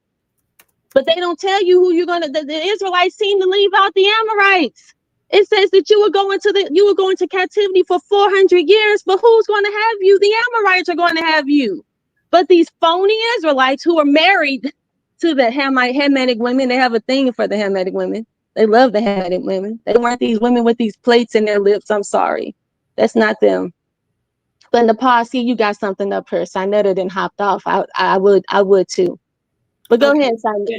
Go ahead, Nepal. I would love to hear your understanding and your teaching on it. Please have the floor. Okay, thank you. In Latin, the word Lucifer is referring to. Hold on 1 minute, Paul. Wow. I just want to say this because you threw that out there. But so does the Hebrew Israelite woman love them Hamites. Okay. All right. Can I get back on this, please? Go ahead. Thank you. All right. Since you want to hop up here, I'm sorry. And like I said, Nepal, I'm gonna let you have the floor. Yes, the Hebrew Israelite women love the Hamitic men too. They worship them too. You know what I'm saying? They said they were weeping for Tammuz. Who is Tammuz? That's a Hamitic god. That's the Amorite god. Every Christmas, everybody, these so-called Christians, are celebrating Christmas, and that goes back to Tammuz. And that was the Hebrew Israelite woman. So yes, you're correct. I don't have a problem with that. But my thing is why don't you guys, Yara, if you're out there, but go ahead, Nepal. Okay. All righty. All right. So getting back to the word Lucifer and the title, it's not a name. Lucifer is actually, like you were saying, it's a title, like Christ. So here you see Christ, Jesus is referred to, Satan is referred to a light bearer, a star, specifically a morning star, just like Christ is called the morning star. And then you see in here, it says that also known as the king of Babylon, and Satan, and that is in Isaiah. So these are the different definitions. The actual word Lucifer is not only referring to that verse in, or the angel, specifically Satan in Isaiah. The word Lucifer, the title, is a light bearer, a shining one, a morning star. Now, I shared that to show the proof of this one particular, the name Lucifer. And then I can stop sharing this and show you, which you mentioned it, but I just want to make it clear. Christ is referred to as, that was Lucifer. So we saw the word Lucifer. We also know that it referenced the scripture where Satan is called Lucifer in Isaiah. Now Christ is called a star. Christ is also called a star, which is the shining one, which is a Lucifer. We know Christ is a light bearer. I can get many scriptures about that. I'm the way and the light. I'm the life. So star here in this particular verse, let me get this. I know it's not screen sharing. Now it is. So you see, this is from Revelation, the word star. When they call Christ the morning star, Christ is referred to as a star. Just like Satan is referred to as a star, a shining being in Isaiah, Christ is referred to as a star, a shining being in Revelation, and Christ is referred to as the light all through the gospel. Now we can stop sharing that, and I can get this for you, where we see, let's get angels, the seraph, just to look at let me get the Strongs on the seraph, because you said, what did you say? You said you agree that Satan is is an angel of light. Satan is not the only angel of light. There are many angels of light, and they're called seraph in the Bible. And here they are. The seraph in the Bible are the angels in the beginning. And I have proven that before, because they also are referred to as serpents. So, but that's a different conversation. So here we have, thanks, sa.neter. Here we have seraphs and they are, or seraphim plural, I should say, are obviously I said serpents, but if you see it says personification or personified of lightning, see the light? They're also called shining beings. Let me blow that up a little bit. So Lucifers are basically heavenly bodies that are shining or referred to as shining beings, stars. Sometimes this is wrong. Sometimes they're referred to as serpents, but this isn't that conversation. Just one second. Let me try to enlarge this. So that's what I'm showing you. And then I can go into other things as far as the language and the Catholic Church, the early church fathers, Jesus referred to as Lucifer. But here you see where it says burning, but then it also when it says figuratively burning, that means because it's bright and shining. And then it says poisonous when I talk about the serpent. So specifically a seraph or symbolical creature from their copper color, that refers to also as shining and fiery. Seraph burning. So Jesus and the heavenly bodies are all Lucifers. Even the name Lucifer, I can get into that, like phosphorus is in the name. Light, phosphorus, luce is a light, and then phosphorus. So it means like a flame, a shining being, the light bearer. So that is in the Bible, and there are some sources for you. It's not evil. Yes, Satan is one of the fallen angels that is evil, according to your teaching and some other Christian teachings. There are fallen ones that are so-called evil, meaning they moved away, but they're all Lucifers. Just like you say they're all angels. Actually, Naphtali, the word angel doesn't even mean a shining heavenly being. It more means like messenger. But throughout time, we equate it to something that's heavenly. So we say, oh, angel, heavenly. But really, angel, if you look at the actual etymology of the word and the early use of the word angel in the Hebrew, it means messenger. So a seraphim is more specific, or it is more descriptive of what Christ and Satan are, because, I saw lightning falling. That's when they refer to Satan falling, lightning. Jesus is the morning star. Jesus is the way. Jesus is the door. Jesus is the light. So that's where I'm coming from with that. You can respond if you want. Before you do, it says T Tiger says, but Napa needs to directly connect Lucifer or Satan to the morning star. I just did. It literally says morning star for Lucifer and Satan in Isaiah. Okay, and Christ is referred to as a morning star. So thank you for that. Thank you, T Tiger. I know a lot of people. What was that? That was Isaiah. What now? Isaiah, where we talk about Lucifer in the Bible? Yeah, because the thing is that because they say that was a mistranslation, is what they say. But did you say that? Are you counting that in the King James in the book Isaiah what? 14. And it says Isaiah 14. Isaiah 14, and that's in the King. Can you let me go ahead and look that up? It's the Hebrew is Hallel. Because let's look at Isaiah 14. So let's look here. So you say Isaiah 14, and Isaiah 14 what? It is Isaiah chapter 14, verse. I just had it. It's verse 12.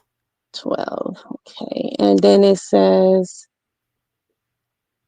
how art thou fallen from heaven, O Lucifer? It says son of the morning. It doesn't. That's why I mentioned it to you earlier, that Lucifer is the son of the morning. Now, you gave me some time to pull up my notes here. I got some things, little things I got here. So when you go here, it says here in Jeremiah 7:18. Oh, that's not it. Excuse me. Let me get my notes together. Revelations 22:16, it says, I, Jesus, have sent mine angels to testify unto you these things in the churches. I am the root and the offspring of David and the bright and morning star. Okay, See Christ right is here. himself the So morning right here it says Jesus spoke. He says, I, Jesus, the bright and morning star. When you mention Lucifer, he says that he is the son of the morning. And that's why I said that to you in the comments. I said in the chat, I said, no, no, no, no, no.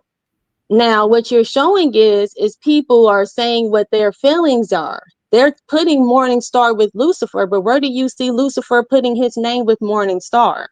Okay, It's so provide that in the Bible scripture. Let's get this straight so we can make this clear. So you agree that Christ is referred to as the morning star in Revelation? Yes, I do. He's the morning star. Christ is clearly referred to as the morning star. This is for T Tiger. Okay, so Christ is the morning star in Revelation. Yes. Okay, so this is why I say Jesus is also a Lucifer like Satan. No, that's a Lord. You're Lord. You're lessening. Hold on. But what's wrong? Can I speak now? Can I speak now? You were just speaking. Hold on, because what you did was no, I'm not doing you it. Just said Christ is the morning star. He is the morning star. Hold on, Neftali. You gotta let her finish if you disagree or not. You have to want to be able to respond. Oh, I thought he was. I'm sorry. Let her go ahead and continue on. Go ahead. And then I'll hand it right back. I asked you like 3 times because I want to make sure everybody sees, and you too. Christ is the morning star. You agree? In Isaiah, Lucifer is literally the shining one, the morning star. Okay, so there it is. We could still debate it, but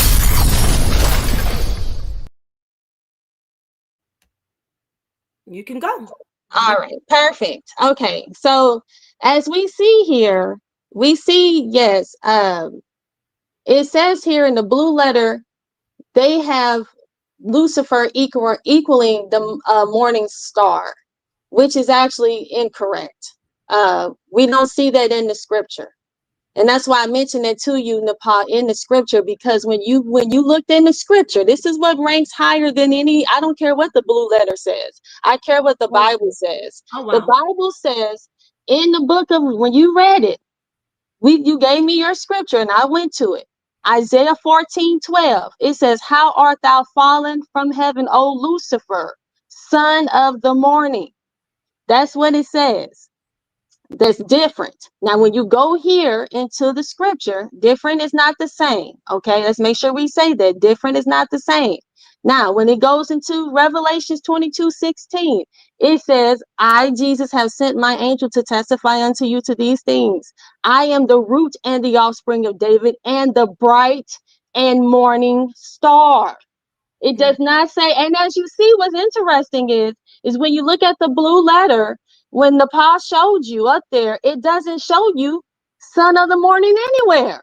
Why did they not put son of the morning there? Where's my bomb? Boom! There it is. Okay, Where is it? are you done? What happened to it? Why didn't they put it there? Guys, in the chat, ask them, why does it not say son of the morning? It doesn't say that, but it says morning star, even though it says that Lucifer, you are the son of the morning. Christ says in Revelations 22:16, I am the morning star. It says right there. So my thing is, where is it saying that he's son of the morning? This is what they want to do to cause confusion. This is when you have to have discernment, my friends. This is when you have to understand that they're trying to confuse you here by telling you that Lucifer is the morning star when he is not. It is actually Christ. And as you see, they completely took away son of the morning. They don't even want you to even know that even exists, because they didn't even put it there. Nepal, why don't you scroll up and show everybody? Well, I'm going to let you finish.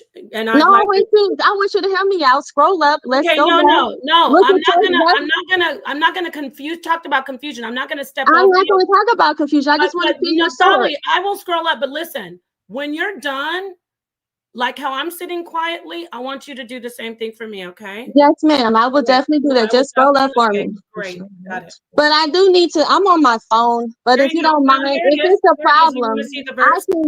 I can hop off and I'm go out of bringing my the verse laptop. up for you, Naphtali. Here, what do you want to see? Go back right there. There it is. Where, Boom. here? Thank you. No. Go back down. Go back down. Go down. Go down. Go down. Okay. Go right. Yeah, right there. Nope. Go back down. That's Go where I down. was just on that. Right there. Stay right there. That's where it It was. says Lucifer. Oh, it's a delay. I'm looking at two different things. I do apologize. That's all right. Go ahead. Realize. Okay, here we go.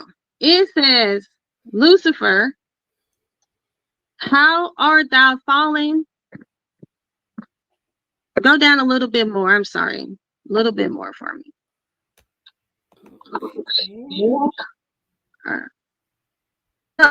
Go up now. That's why I should be doing this myself. Go up. You won't even have to have this. Go up. Right there. Lucifer equals light bearer, shining one, morning star, Lucifer, of the king of Babylon and Satan. Right there. So it tells us that it says morning star. However, they don't tell us that it equals son of the morning. Why is that? That's something that we need to ask. Because right there, they want us to think that he is the morning star. He is not the morning star. He is the son of the morning. When it actually tells us in Isaiah 14 that he is the son of the morning. And that's when we all have to have discernment. And that's when we know that it says in Revelations 22:16, it actually tells us that Christ says that he is the bright and the morning star. And that's why I said that that's where the differences is. And then when she brings up Lucifer's, the thing is that Lucifer is a lower ranking. It's a lower ranking title. Right there, we don't see anywhere in the Bible where it says Christ is saying that he is a Lucifer. Doesn't show anywhere. That's just, again, that's people's opinions. And people are entitled to their opinions, but we got to have scriptures. And the scriptures are what supersedes people's opinions. And I want to see where it says that. Where does it say that Christ says that he is a Lucifer? Besides the fact that they put Lucifer as a morning star. Anybody can put Lucifer as a morning star, but he is actually the son of the morning. He actually says that in 14:12. I don't have to go to the blue letter for that. All I have to do is just read Isaiah 14:12. It says Lucifer, son of the morning. Christ says that he is the morning star. It doesn't say anywhere where Christ says that he's Lucifer. It doesn't say anywhere where Christ says that he is son of the morning. It doesn't say anywhere that he's a light bringer or a light bearer. Right there is all people's opinions. So again, like I said, we got to understand that Christ says that he is the morning star and Lucifer is the son of the morning. All right. And Nepal, thank you so much for your patience. You can go ahead and you can expound. Thank you. Okay. So starting from the top and saying, because the sister had said there's confusion. The confusion does happen when there's translations. And if you're going to rely on an English translation of King James, a homosexual witch hunter who killed people for using herbs to heal each other, who decided that women, because his wife, his fiance's boat sunk in a tempest, in a storm, he called up a bunch of women that had nothing to do with it and tortured them to death and made them admit that they were the reasons that her boat sunk. This is the guy who organized the Greek scholars to translate the Bible the way he thought it should look. So I agree. If we're talking about confusion, I'm damn sure not relying with the last word on something King James translated into Old English. I'm at least going to go try, if I don't speak the language of Hebrew or Greek, I'm at least going to go try to find out what the original Greek or the original Hebrew was. I am not going to go by an English translation for an ancient text. With that said, we got that out of the way. All we got right now is the blue letter, unless we have a bunch of people in the audience and you and I speaking fluently and reading fluently Hebrew and Greek. So I'm going to use the blue letter to show the actual word, which is Hallel in Hebrew. And the word means morning star. And when I talk about translations, it didn't even begin as a Hebrew word. If you see right here, it says compare Assyrian. So yes, Hallel is Hebrew, but my point is the actual meaning of Lucifer goes back to the Assyrian, which is, as you see, Mushtalil, which is an epithet of what? Venus. Now we're talking about astrotheology. Astrotheology is actually, Venus is actually the morning star. That's where the term morning star for Christ, Jesus, and for Satan came from. So before King James, before even the Hebrews wrote it, before, of course, the Greeks wrote it, the Assyrians and people who practice astrotheology, that I know you believe it's satanic, I think you do, Naphtali, but we'll get to that. They were referring to Venus, and Venus is the morning star. And as you see, Naphtali, I can see right here, it says, compare it to the Assyrian word Mushtalil, the epithet of Venus, which is morning star.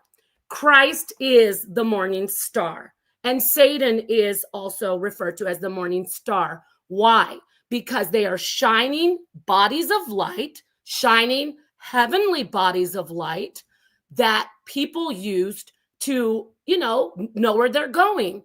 The light bearer. Christ is the way. So this is what we're looking at with this. And when you see when it says Satan, Babylon, because that was a good so-called, I'm doing air quotes, good angel at first when he was at his original station.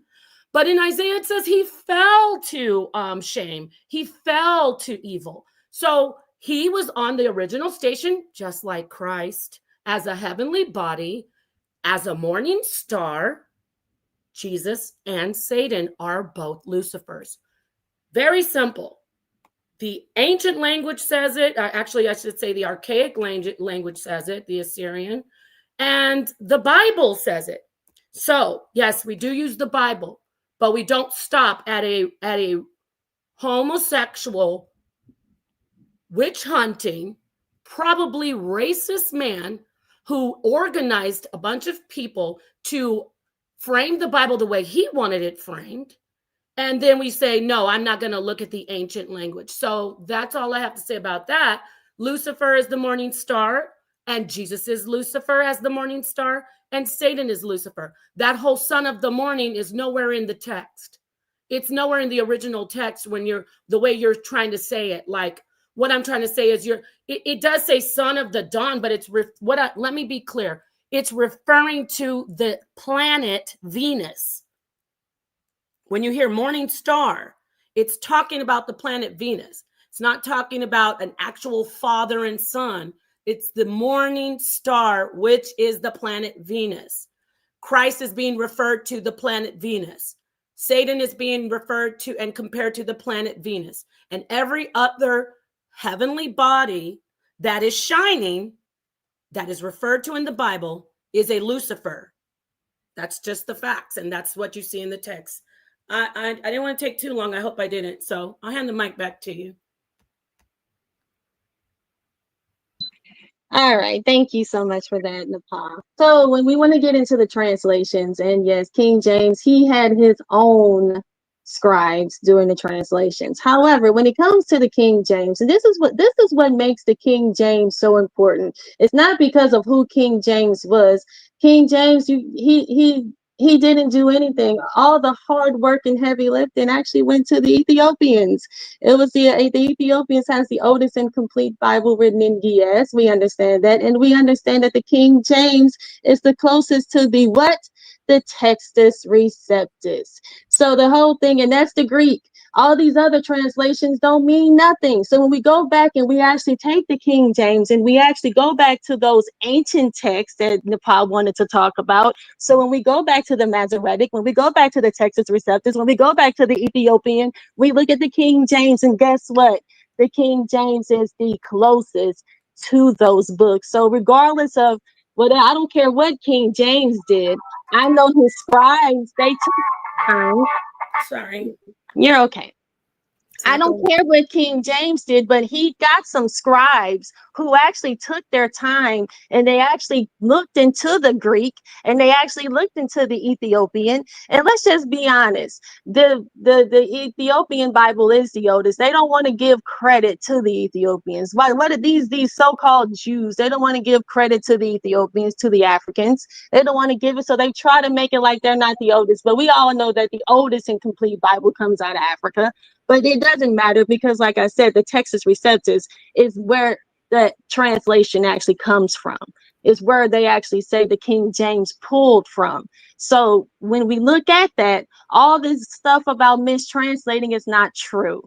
Okay, so Nepal's argument about this morning star is still very false. And again, it requires everybody to use their opinion. The blue letter did completely eliminated the sun of the morning. Why did they do that? Because they don't want you to know that there is a difference between the sun of the morning and the morning star. That's it. And again, where's my bomb? But like I said, the Textus Receptus, Nepal talked about the Greek, is where the King James, and if you guys take your time, the King James is actually the closest Bible to the Textus Receptus. And guess what? That's where we got our information from. And that Textus Receptus does not have the morning star anywhere with Christ's name mentioned. And I end there. What do you mean it doesn't have Christ's name mentioned in the Textus Receptus? Can you be clear on that? What do you mean by that? Yes, I can mean it doesn't have Christ's name anywhere mentioned with son of the morning. It has him as the morning star. It differentiates. It lets us, where they're trying to show you, when you pulled up the blue letter had the morning star with Lucifer's name. That's nowhere in the Textus Receptus. That's nowhere in the Ethiopian. Okay, that's nowhere there. Where that's found is in these newer translations. We're talking about the ancient ones, the more accurate, the more authentic. So when you guys are pulling up these new translations, they are not based off. That's why you have to pay attention to your translation. And that's why the King James matters, because the King James is the closest to the Greeks. The King James is what's closer to the Ethiopian. So the thing is, like I said, they did not put the son of the morning there. Lucifer is the son of the morning. And Lucifer is not a title. It's not a high ranking title. The Bible breaks down the titles of the different angels, the different messengers. It breaks them down, and Lucifer was a seraphim. He himself was an angel, a messenger. Christ is a creator. There is a difference. You're lowering and you're lessering Christ down to Lucifer. Lucifer is just an angel, a messenger. Christ is the creator. He is the one that created. He is the one that actually created man. Okay. Lucifer didn't create nothing. Lucifer did nothing. All he did was just complain and whine and fail. That's all he did. He's not Christ. And it's actually an insult to put him as Christ. Like I said, Christ is the one that created man in 6 days and rested on the seventh. Okay, well, what about Jesus being the light and Christ, and also Satan being an angel of light as well? Why are they the same? That's not the same. That's still the thing is isn't the light. Christ is the creator. He is the creator. That's why we have to make. That's what's the most important thing is that he is the creator. He created Lucifer. Where does it say that Lucifer created anything? That's what we need to pay attention to. We don't need to know who is a light. We need to know who is a creator. Lucifer created nothing. All he did, he was supposed to do he was supposed to be the one to work for man. He was supposed to work for us. He was supposed to come down and give us messages and tell us things and help us. He didn't want to do that. Christ is the one that created us. Where did you get all that from? But don't you see the difference between a creator and a messenger? There's a difference between the one that creates and one that gives messages. Christ is the one that gives, he's the one that creates, and Lucifer is the one that provides messages. That's the difference. Let's not lessen Christ here. Can you get some sources on that? I want to address this comment that Yirmiyahu, you're scared, like a lot of other people who come out of Christianity. You're scared to see the truth. Yes, it is an epithet for kings because Christ is the king. Did you think before you typed that, my friend? Christ is the king. So Satan is the king that has fallen, that is the king of the world. But Christ is the king that is the king of all kings. And so you saying that's an epithet, the Lucifer or the morning star or Venus, you're not making Well, Christ is the one that created mankind. Christ is the one that created us. He created us. Lucifer was the one that was supposed to work what you said about Satan, though? Christ is the one, but this is what I want to make sure that you acknowledge for everybody out there, Nepal, is that Christ is the one that created us, and Lucifer is the one that's supposed to work for us.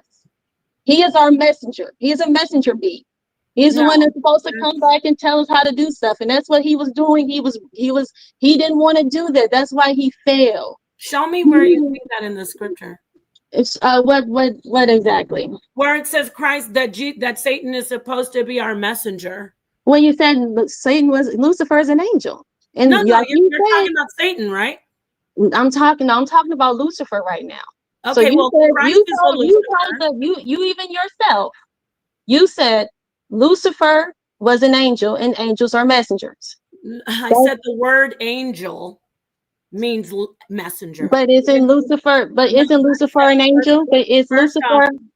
But I just want you to answer this for me. No, I will answer. I'm answering it right now. Okay. I don't like to confuse people. Yes, ma'am. I said the word angel literally translates as messenger.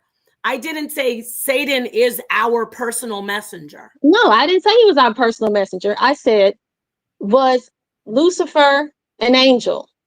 No, you actually did say Satan is our messenger. That's why I said, can you get some sources? I'm not trying to go to Satan right now. Let's talk about Lucifer right now. But you just said, wait a minute, Naphtali, you just gave us a breakdown that Christ is our creator, Jesus is our creator, and Satan is our personal messenger. I didn't say Satan was our messenger. I said Lucifer is an angel. Is Lucifer an angel? Wait, so who's Lucifer to you? Hold on, Nepal. We don't have to say who's Lucifer. I'm asking you this one question, and then I'll answer yours. Lucifer is an angel. Lucifer is an angel. Angels are messengers. No, that's it. Lucifer doesn't mean angel. Lucifer means shining being, and it means light bearer. But you also know that Lucifer is an angel. What do you hear? What you're saying? Do you hear what Lucifer is a fallen? Okay. I see you want to do that. Let me stop playing games with the people, and let me do this myself. You just said, wait, Naphtali, you took like a long time. I let you break it down. You said Jesus is our creator of everything. And then you said Lucifer, but I'm assuming you mean Satan because you think Satan is Lucifer. You said Lucifer, or maybe you didn't mean Satan, but you were saying, I assume, because you think Satan is Lucifer, Satan is our messenger, but he didn't do the job. Did you not just say that?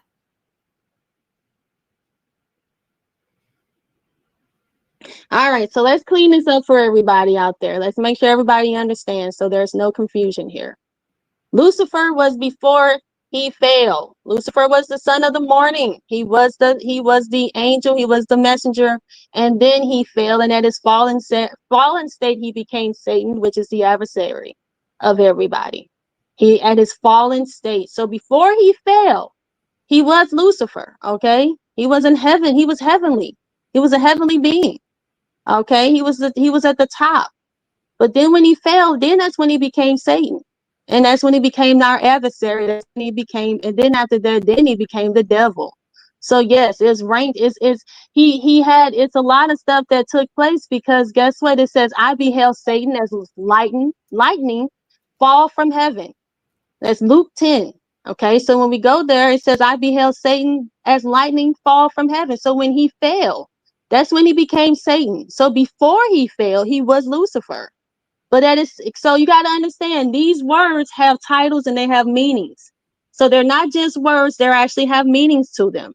So Lucifer at his highest state before he fell, he was our messenger. He was an angel and he had a role to play for the Most High. And his role was to be our messenger, was to help us, okay? But guess what? He didn't want to help us. So guess what he did? He fell down to earth, and then he became, now people are worshiping him. Now people are worshiping him. He got what he wanted. He got what he wanted. And guess what? A lot of people, and even yourself, looks like, Nepal, you may be worshiping him yourself. A lot of people are worshiping him. Either you want to worship him as Whoa. What did you say? I'm worshiping who? I don't want to say who you worshiping. I don't know. No, because guess what? I don't know who you worship. Look, this is the problem. Let me get in here now. You said a lot. You're not doing anything. Of course, you think you are. You're not listening to the facts. You talked about the Textus Receptus. I'd like for you to bring up the Latin Textus Receptus and prove to us that that original word Lucifer does not mean light bringer or shining one. That's the first thing you did. So anybody in here that doesn't understand, you better get your Christianity off of you. You better don't see. I'm turning up a little bit, because what's not going to happen is, just because someone is ignorant and I'm being kind, they're not going to start talking about I worship Satan when they actually don't even know who Satan is. Number one. Okay, Lucifer, you brought up the Textus Receptus. I'm holding you to this. Show us in the Textus Receptus, in the Latin, that the word Lucifer does not mean light bearer or shining or light being. Number one. Number two, you started talking about Satan is our messenger. Satan is our messenger that gave up the job. Show me that in a source, because I brought sources. So I'm going to give those two. I don't have to sit here and proselytize and beg for people to get their hearts mushy back to the Christian church and accuse people sideways that they're worshiping Satan. The Bible that you love so much originally calls Jesus Lucifer, which is the morning star. It originally calls Jesus a light bearer. Now that's facts. If you don't want to go with the Bible, I respect you on that. But what you're not going to do is act like the Bible is saying that Jesus is not Lucifer. We're going to use facts from the Textus Receptus. You brought it up, I didn't, because you want to try to defend King James. And we're going to use facts from the Catholic Church. That's where I would like to get the debate, because I will crush anybody trying to come in and use the Textus Receptus or Latin to try to prove that Lucifer does not mean light bearer. Christ is the light bearer. And guess what? In the original, in the Latin, in the Catholic Church, they call Jesus Lucifer. They actually praise Jesus by calling him Lucifer. They don't just call him Christ. I have the source. Now, show us the Textus Receptus that you brought up, and show us where the Bible says that Satan was a messenger for us that gave the job up. I'll mute out and wait.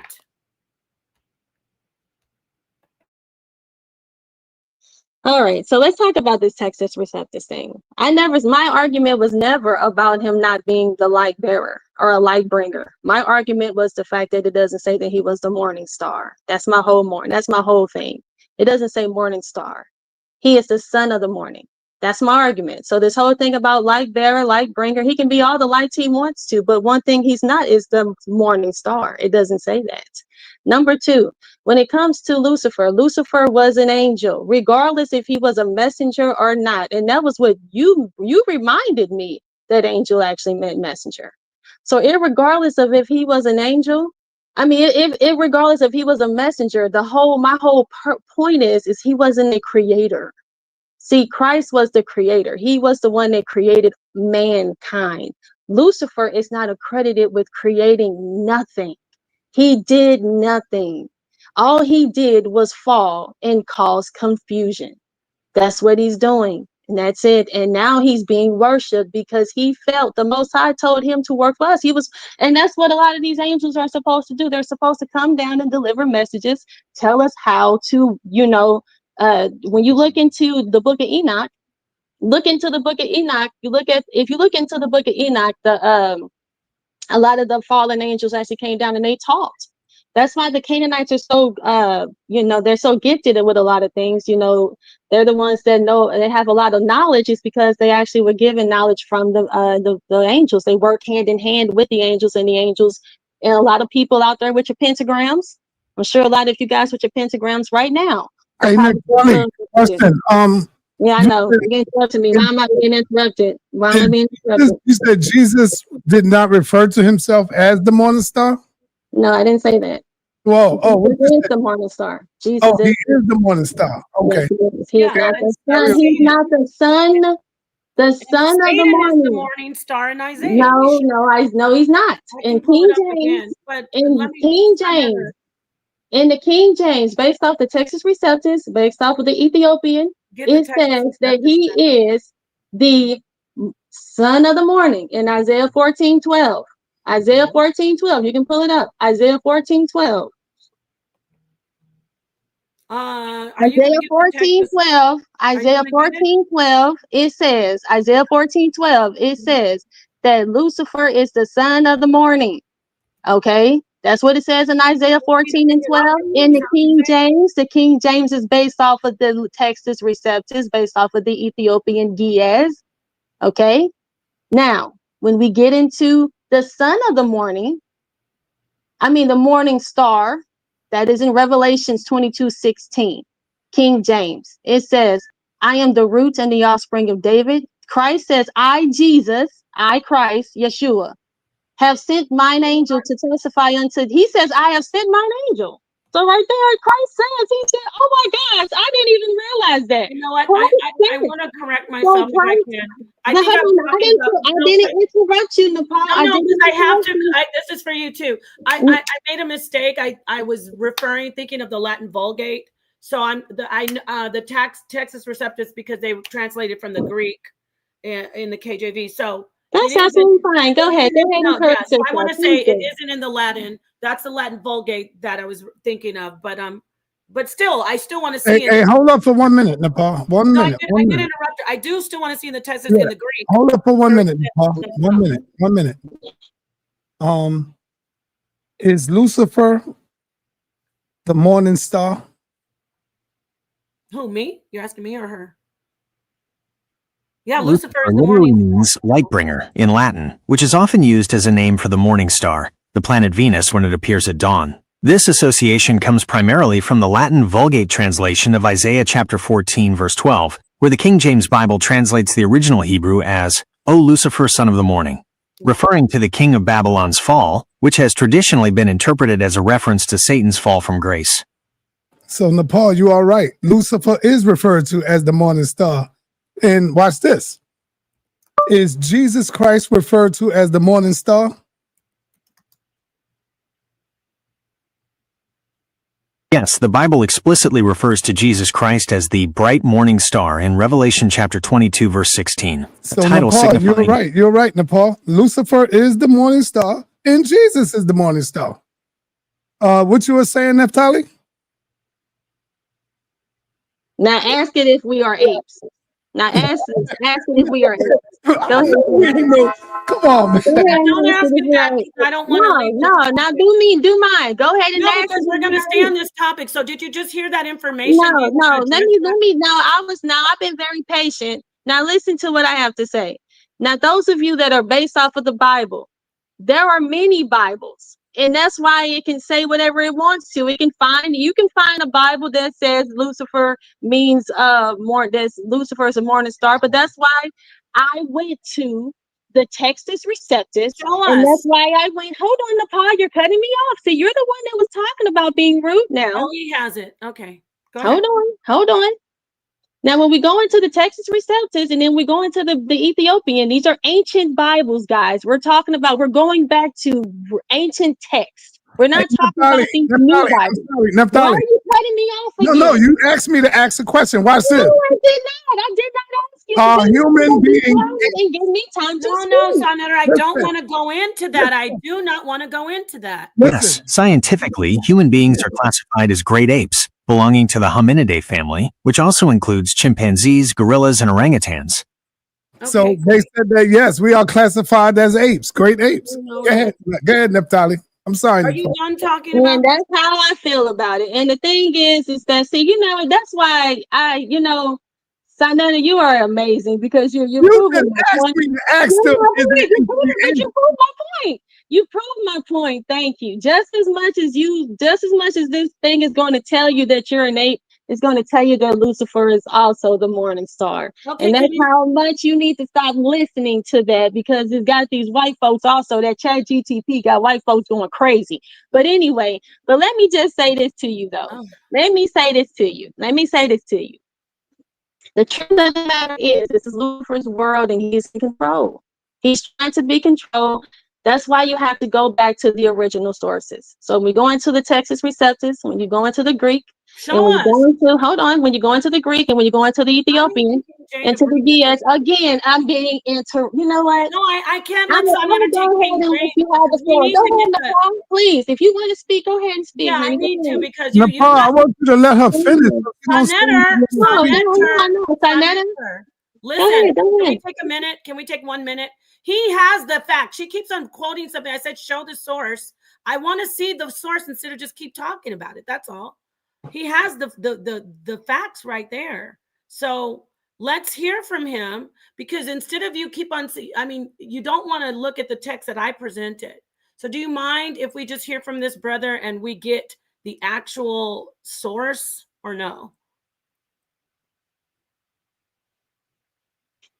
Okay, first, who is this guy and who is he and what does he have and why is he relevant to our conversation? I don't even know why I haven't brought anybody on here. But who is No, this you're guy? not bringing the text out, though. You keep saying it's in the Texas Receptus or anything. Even if he's You not can complete. Why don't you just Google it? But who is he? Who are you guys? Who are Let you? me talk to. I don't know what he's bringing, but he's I bringing. know. Let you talk. Everybody wants, but I still haven't had an opportunity to speak. But who is this? Who is he? And what Go is his ahead have? and say what you need to say so we can handle the No. mic. I want to know, since he's sharing. Go ahead. Who is he? Can he tell who he is? Well, no, And yeah, what does he have? I was just gonna read the Isaiah 14 out of the Hebrew. And I don't know what the Hebrew is. This just because it's a Hebrew. What is his Hebrew source? What is his Hebrew source, though? What is this? What is this book? What's the name of it? The Hebrew Bible. I don't know what that means. Say it. Why don't you say it so people can? Who wrote this? What is this from? Who is this from? It's the Sefer. It's the Sefer. The Sefer? Who? What is it called so I can look it up? It's Hebrew. Well, let's not spend too I much don't time on know that. what that means. The Hebrew. How old is this book? Okay. How old is this? How old is it? I don't know how old it I is. know you don't. You don't know what you're doing. Go away. Hey, yo, hold on, everybody, hold on. You Hold clearly don't know what you're talking about. Natalie, how are you gonna just go by the English and he's telling you he got I didn't go by the English. I went to the Gias. he got the Hebrew right there. Oh, I went through the Gias. Hebrew, Naphtali. How old is this Hebrew? Hebrew is being translated with the Most High. I don't care what the Hebrews. What is Hebrew anyway? The Most High said He's going to restore the pure language. This is not the pure language. Oh, I love you. I know you love me, baby, because I'm You're the queen tripping right now, though. You're tripping. I'll down to the queen. But no, listen, I'm not. Look, no, I'm not. I'm the queen. I'm the queen. You're my child. No, honey. Okay. No. All right. Go ahead and read, King J. All right, peace. Here we go. So we're reading 14:12. So in the Hebrew it says, I will extend. Hold on, let's go. How are you fallen from heaven, O Hillel, son of the morning star? Actually, it says shiny. So it's Hillel ben Sahar in Hebrew. So that's shiny one, son of the morning. Thank you. So, Hillel, right? Hillel. What does Hillel mean? Shiny one. And when we looked at the blue letter, which said Hillel, it went deeper and it showed us the Assyrian, which I can go back to it. And the Assyrian is, let me click on it. The Assyrian, it says right here. I don't know if you want me to screen share it. But go ahead. No. Yeah, let me click on it again. Let me go in here. So now you want to go to the geese. Yeah, why is she going to geese? I don't understand that. I don't either. I have no idea, but I'm sure Okay, look, you brought up this cipher. You don't know how old it is. You don't know who wrote it. You don't know who translated. Where was it translated from? We're talking about, and the Jews don't even believe in Christ. So I don't know, there's something called canonized. There's a lot of things that books have to go through to be able to be considered to be authentic. Just because anybody that says it's a cipher Bible, I'm trying to look it up. What is the cipher? Yeah, this is actually not this, what did you say? Something about, this isn't about Jesus. This is referring to Satan. No, this is about Jesus. This is about Jesus. You said Jesus is Lucifer. This is what that's the about. text. The text isn't about Jesus, this verse.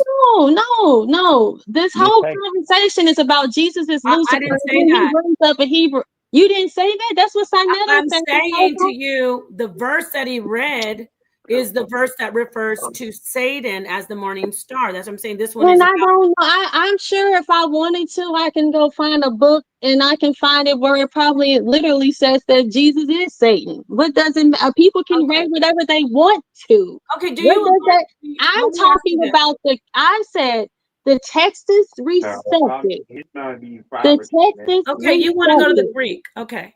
No, and we can go to the Ethiopian. That's my book. Before we do that, though, let me get this clear. You don't subscribe to any of the Hebrew writings? Hebrew is not good for you, right?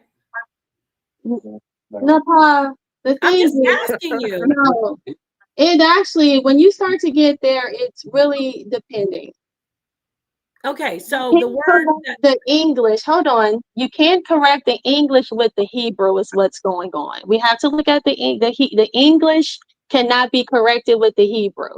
So that's why we have to bring in the Greek, because the Greek is a newer language. Hebrew is much more ancient. So then you bring in the Greek, because the Greek is actually where English is more based off of, right? What? No, you made that the up. language. Listen to the language. When you look at the word, the English language it's funneled down from the Greek language. So the Bible is actually written. It's in Shakespearean, not English. I would argue that point. Now you talk about Shakespearean. Before we go back to that, I want to ask her again, because so this is when we look at Hillel and we look at the Hebrew. You say, no, I reject that. And when we look at when it's compared to the Assyrian, which is Mustalil, which is an epithet for of the morning star, which means Venus. So we see that morning star refers to that bright and morning star that we see, which is the planet Venus in the sky, right? So what I'm trying to understand is we're not allowed to. Look at this fool. I got to address this because we got a bunch of people that think like what Naphtali was saying, I worship Satan. Napaz attempting to imply that Satan is Jesus or vice versa. Your mom is trying to do that, Easy Bands, and I told her to stop worshiping Satan. But if she's saying that Satan was once an angel, I'm not saying Satan is Jesus, fool. Stop coming in here with your bullshit. Okay? I said Jesus is a Lucifer. Satan is a Lucifer. There are many Lucifers, meaning they are shining beings. And that's in the scriptures. But now we're like having to go find geese and Greek and why can't we just use the Hebrew? Why can't we use the Hebrew and see? Because the Hebrew is showing that you're wrong, Naphtali. That's why you don't want us to use it. So let me ask King J, because he knows more about that. Can you get the geese and show us, or can you show us in the Greek, which is weird because we did look at the Greek when we saw Revelation, and it said aster for star, and star, it meant shining being, it meant shining one, and Satan is referred to as a shining one. So the Greek, Naphtali, since you say we have to go to the Textus Receptus, the Greek, which I made a mistake earlier because I had Latin Vulgate in my head, sorry. But the Greek that was used for the KJV. The Greek says morning star, and it says aster, right? Star in the Greek. In this, it says star. So they're both stars. I want to ask King J. Do you know the geese? Can you get the geese for us? I have no clue. No kidding. I couldn't. Okay, so because I don't know how to find that, but what Does do you she have say it? about that, Does Naftali? she have it? No, she's on her phone. So Okay. in the Greek it says star for Jesus, and in the Hebrew, this is referred to as a star as well. Specifically Venus, the morning star, but they're both the morning star. In fact, that's why it would be better as a debate, because there's a lot of emotional church people who say they're out of the Christian church, but you're not. That's why you're scared of the name Lucifer. It literally means in Latin, luz, which is light. It literally means that. Luz, and then fer, which is like phosphorus, like phosphorus. And that also refers to, like, matches have the actual element phosphorus, and it's like starts a fire and it holds fire. It makes a flame. I believe that's what even match in Spanish is fósforos. So I want that addressed. The name Lucifer literally means light and flame.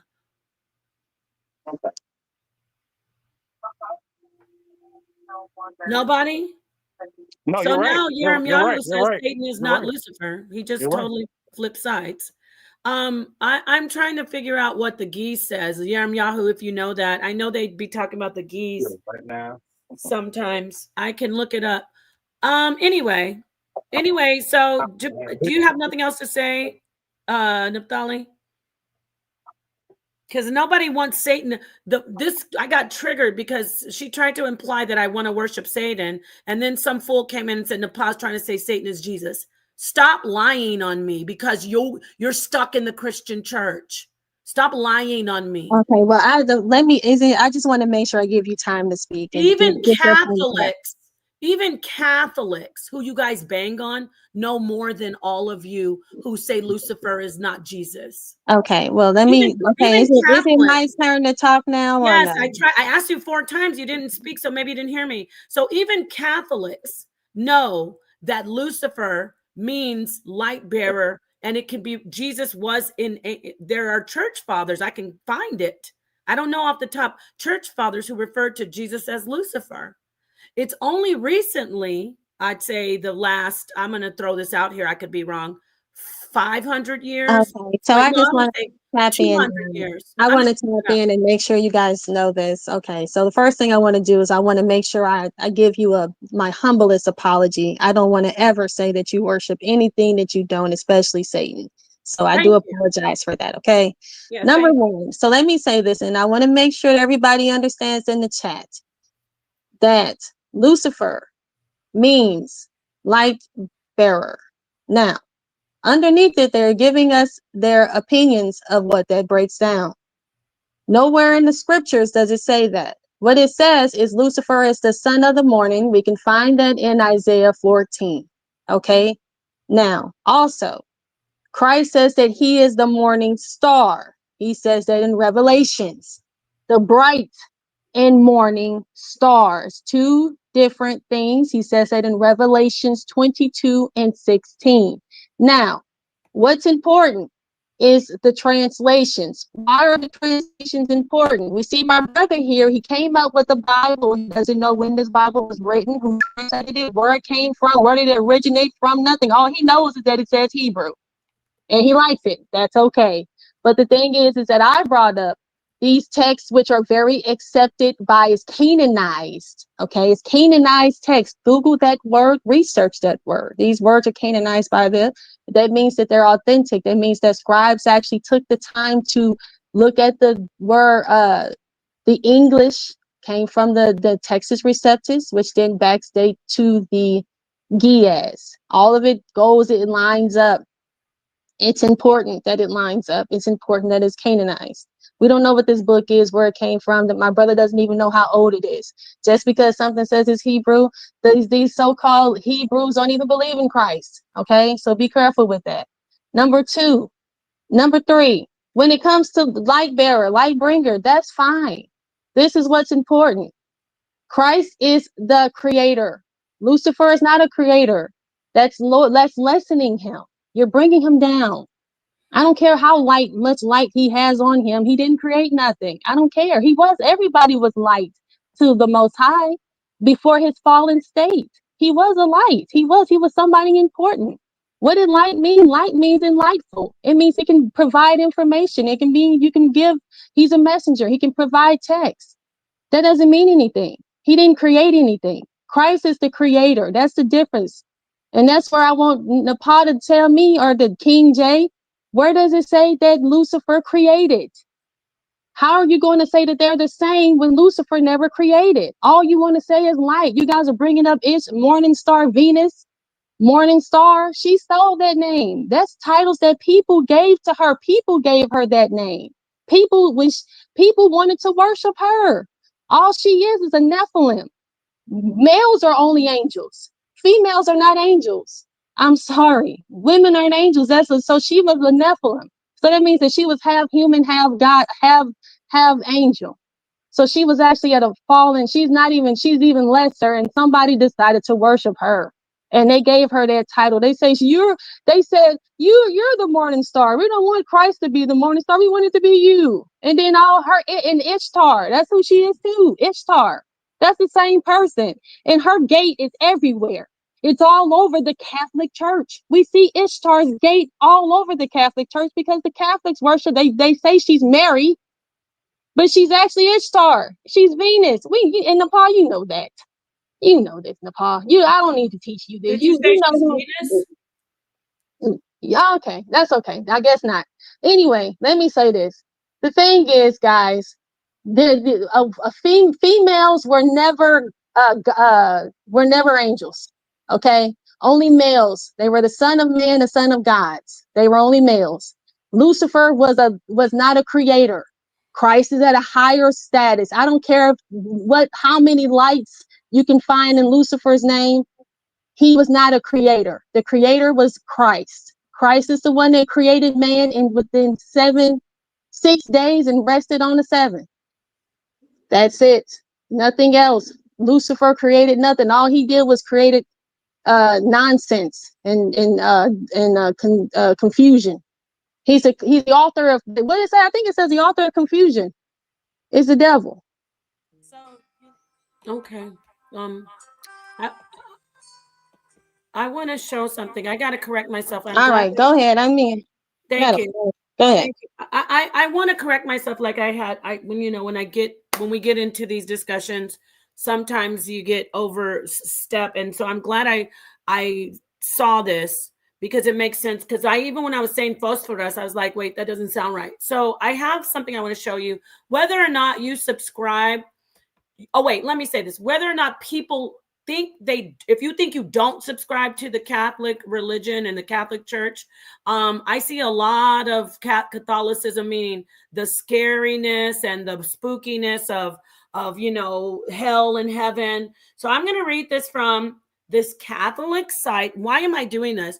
Because they, at least in that church, know that the word Lucifer from its beginning didn't mean satanic. So here, let me read this to you real quickly. I hope that I'm sharing it. I probably am not, but let me share it. Okay. So this is just Got Catholic Answers. It's a popular website if you want to ask questions about anything Catholic. So it says, it's a Latin word derived from the roots. This is where I have to correct myself. Lux, which is light. I was right about that. But then fair means to carry. So I want to apologize for saying phosphorus. There was something that I had put together on my own for that. So phosphorus does not mean, Lucifer doesn't have that particular in his name. But to me, it just sounded like Lucifer, phosphorus. But no, it's light, lux, and fair, carry. That's the Latin, right? It means light bearer, light bringer, And it was not originally used in connection with the devil. Instead, it could be used multiple ways. For example, anybody carrying a torch at night was a Lucifer, light bringer. This is ancient times. It was also used as a name for the morning star, i.e. the planet Venus. You referenced Venus, and that was interesting because I wanted to keep pointing out that morning star means Venus, whether it's Jesus or in Isaiah, whether it's Revelation or Isaiah, they're talking about Venus. They're comparing Christ to Venus. They're comparing the king in Isaiah to Venus. So it says here, morning star, for example, the planet Venus, because this is the brightest object in the sky other than the sun and the moon. I mentioned that. As a result, Venus is the first star seen in the evening star, and the last star seen in the morning star. Venus is also known in English as the day star because it has been seen, it can be seen in the day. So it really goes back to astrotheology if you really, really, really want to get deep. And so anyway, because side of it, and okay, so we got that so far. We know that Lucifer doesn't mean devil, doesn't mean evil being. It means light bringer. So there was no connection with the devil? No. In fact, it was used as an ordinary name. In the 300s, Saint Lucifer of Cagliari, Saint Lucifer of Cagliari was a defender of the deity of Christ and of Saint Athanasius against the Arians. Saint Lucifer. So it was not an evil devil name in those times. Another bishop in the 300s, Lucifer of Siena. So this is what I meant by early church fathers, not the popular ones, but I'm saying like if you see bishop in the 300s, his name was Lucifer. It was a pious, godly name. Of Siena also bore this name. Is the symbol of the morning star used in any surprising ways? Yes, the Bible uses it as a symbol for Jesus Christ. In the book of Revelation, I, Jesus, have sent my angel to you with this testimony for the churches. I am the root and the offspring of David, the bright and morning star. That's Revelation 22:16. It's exactly synonymous to the reference in Isaiah. Spoiler alert, this is going to play a key role in what happened. Okay, yeah. So we shouldn't, he's talking about an ancient, like a very old Latin song, like a prayer that they sing it. If you're Catholic, you know what I'm saying. They sing it at Latin Mass quite often, not all the time. And it's a praise that says Lucifer. It says here, it says Lucifer or light bringer is the morning star. Should we freak out? It says you shouldn't freak out. Correct. These terms have no intrinsic connection to the devil, Naphtali. No, everybody out there flipping and in their death throes of being a brainwashed Christian. No, it is not meaning evil. It has no intrinsic connection to the devil. In fact, they may be used in scripture itself as symbols of Christ. How did this word get connected with the devil? Well, we went over that. It's based on the passage from Isaiah in chapter 14. Remember? It's talking about, it's a taunt. It's saying, how have you fallen? It's comparing, and you were right about that, Yarmahu. It's comparing this king to the bright and morning star. It's calling this fallen king, which is, I'll say it's Satan, this fallen king to the bright and morning star. How did this word get connected to the devil?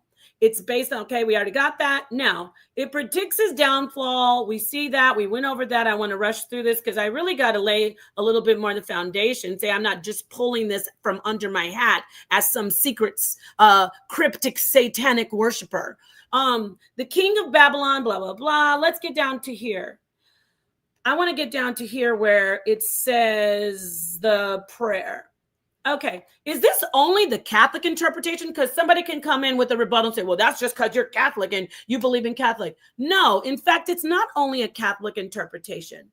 The Protestant reformers, this is one of the early church fathers of the Protestant church, Luther and Calvin. They also say it is not evil. I don't have time to read all that, but you can. You can go straight to Catholic.com and look this up. So they say no.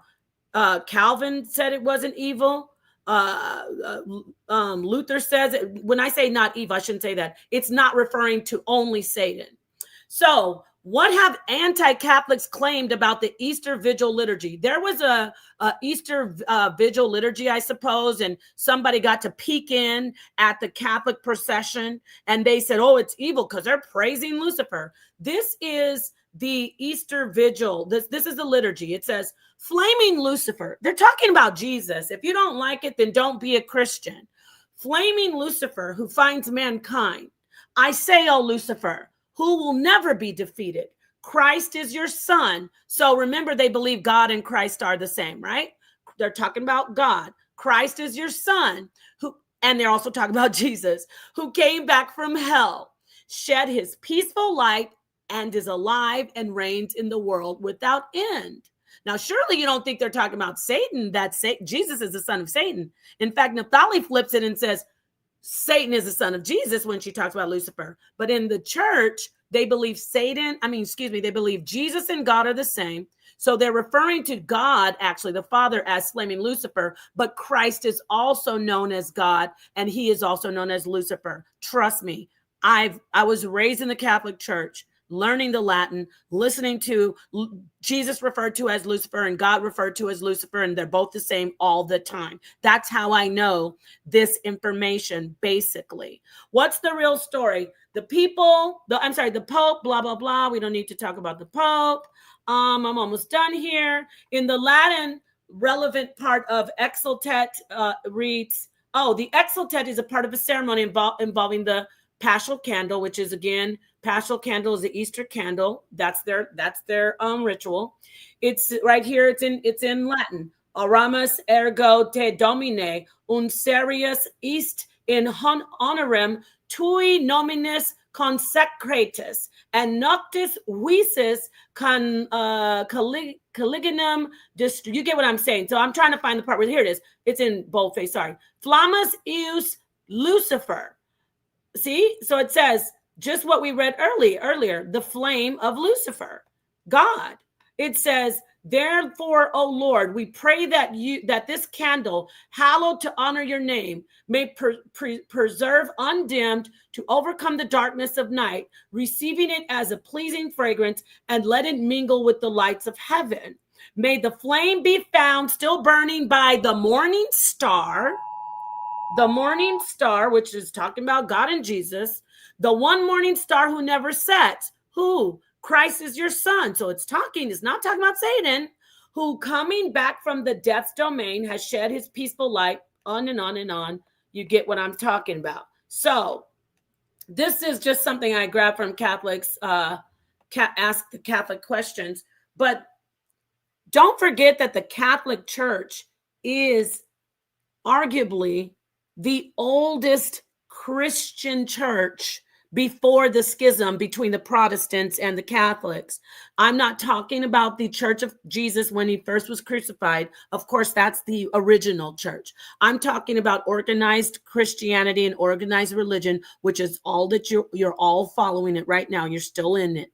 And if you're going to be brainwashed and you're scared of Satan, and you think he's got a pitchfork and he's wrestling with God and he's been thrown out and they're arm wrestling every day and Satan is in the pits of hell with flames, if you believe that, which is Catholic teaching, then you should know that Lucifer did not start out as an evil, a name of an evil deity. Lucifer refers to Jesus in the Bible, and it refers to the fallen angel or the fallen king in Isaiah, who is called the morning star as well. Thank you so much. I know that was a lot, but I had to do it. All right. So peace. Go ahead. Thank you for letting me do all that.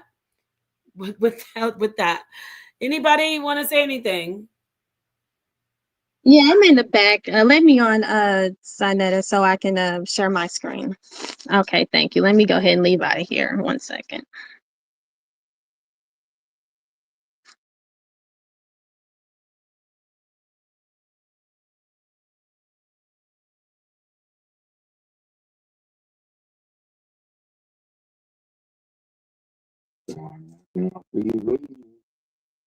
She ready? Hey, Nepal. Yes. So look, Rich, real quick, it says in Latin, Lucifer means light bearer or morning star, derived from the words lux, light. Okay, can you guys hear me? Oh, okay. Yeah, thank you. King J was just finishing a sentence up. You can finish, King J, and then she's gonna go. All right, can you guys hear me now? Yeah, but he was talking. I don't think you can hear him. He's talking, and you cut him off. But yeah, so it says in Latin, Lucifer, light bringer, morning star, derived from the words lux, light. The term was used in the Vulgate Bible. The Latin translation, the translate Hebrew word Hallel, which describes the brightest planet. Over time, the term was associated with the fallen angel who rebelled against God, leading the name Lucifer to eventually become synonymous with the devil. So like she said, over time it became synonymous with devil, but that wasn't the meaning of the word Lucifer in its original conception. Okay, thank you, King J. Thank you for that extra information from that source. Go ahead. You have the floor completely. I will mute out. Go ahead, Naphtali. If you need to screen share, I can share it.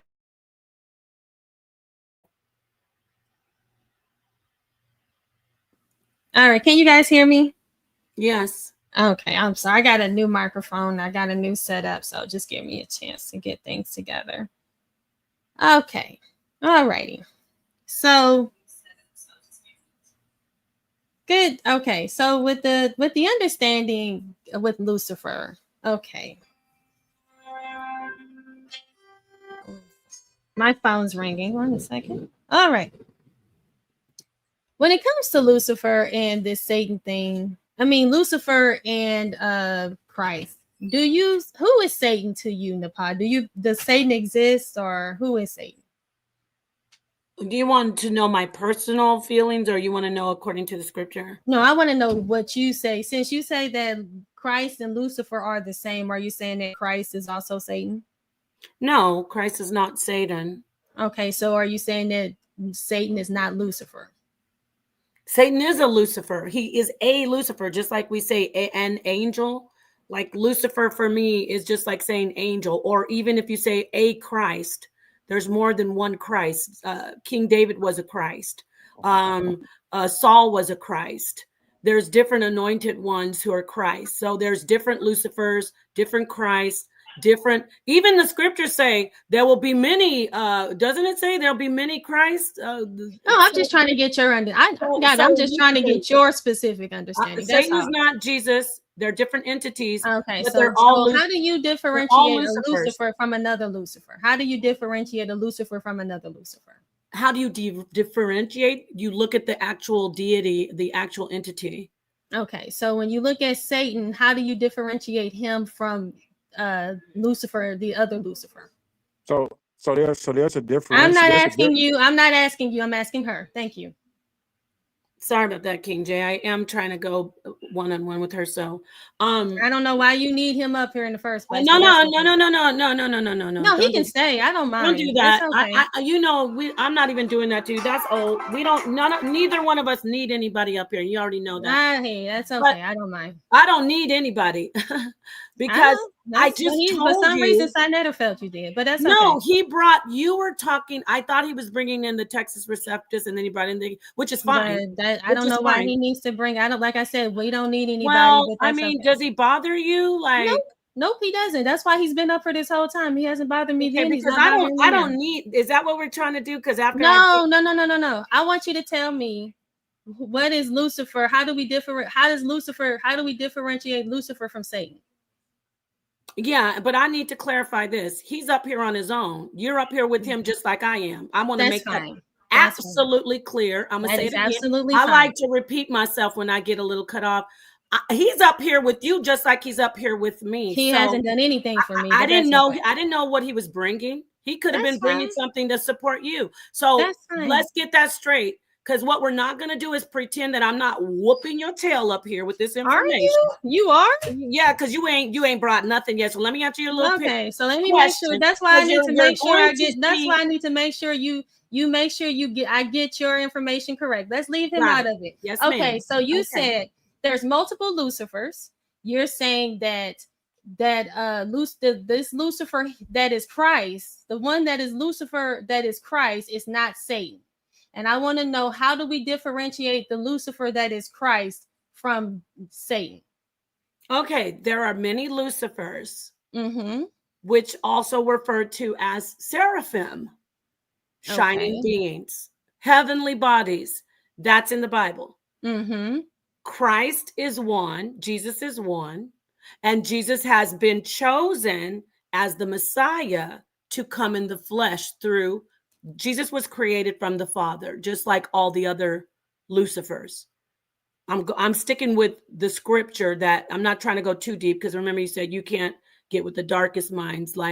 So Jesus came from God the Father, just like all the other seraphim, like all the other morning stars, all the other light bearers, all the other light beings, shining beings. Jesus was specifically designated as the Messiah and as the, I'm doing air quotes, son that is lifted up, because all of us are sons and daughters of God. That's scripture, Naphtali. That's scripture. All the seraphim are sons, and it doesn't say daughters, because you could thank King James and all the other male writers of the Bible for that, because you said there aren't any female angels. We'll get to that. I'll put that in the back burner, but I digress. All entities are sons of the Most High, not just Jesus. Satan is a son of the Most High, and all the other heavenly bodies are the son of the Most High. So the answer is Jesus has his role. We know what Jesus's role is according to the gospel, to be the light and the way for the people, the Messiah, the Savior, the sacrifice, the one who through sacrifice overcomes death and therefore sits with the and exalted with the Father on the throne. Satan that's not Satan's position, but they're all sons of the Most High, S-O-N and S-U-N. I'll leave it at that. They're all shining beings of the Most High. Lucifers.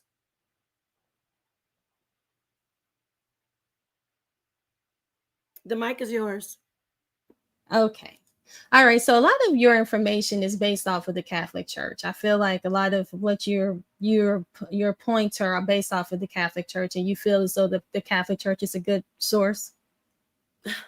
The Catholic Church has ancient writings, ma'am. I'm just trying to make sure I don't misquote you when I go into my point. I don't want to misquote anything you're saying. That's all. You are misquoting me, so I'm clarifying. I never said all of my teachings are based on the Catholic Church. People already know they're not. I went into the Hebrew. You didn't want to accept the Hebrew. You start talking about how we must look at the Greek first because we don't need the Hebrew. Then I went in and showed you that Jesus in the Greek is the same. It says star, and that the Hebrew says morning star. You didn't want to accept that. So I went to a very reputable source, which is the Catholic Church, because they have readily available information to teach you ancient information. You saw when it said some of it is from the year 300, and it shows you that Lucifer was an honorable, godly name. Bishops were called Lucifer. Yes. So the Catholic Church is an excellent source for this information because it's hard copy, hardcore, irrefutable information that Lucifer was not always seen as an evil name. Your turn.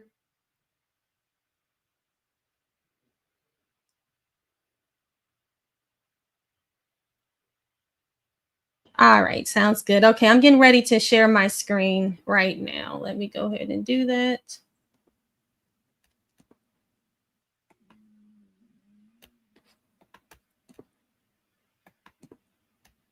Okay, let me know if you can see my screen. Yes, there it is. Thank you.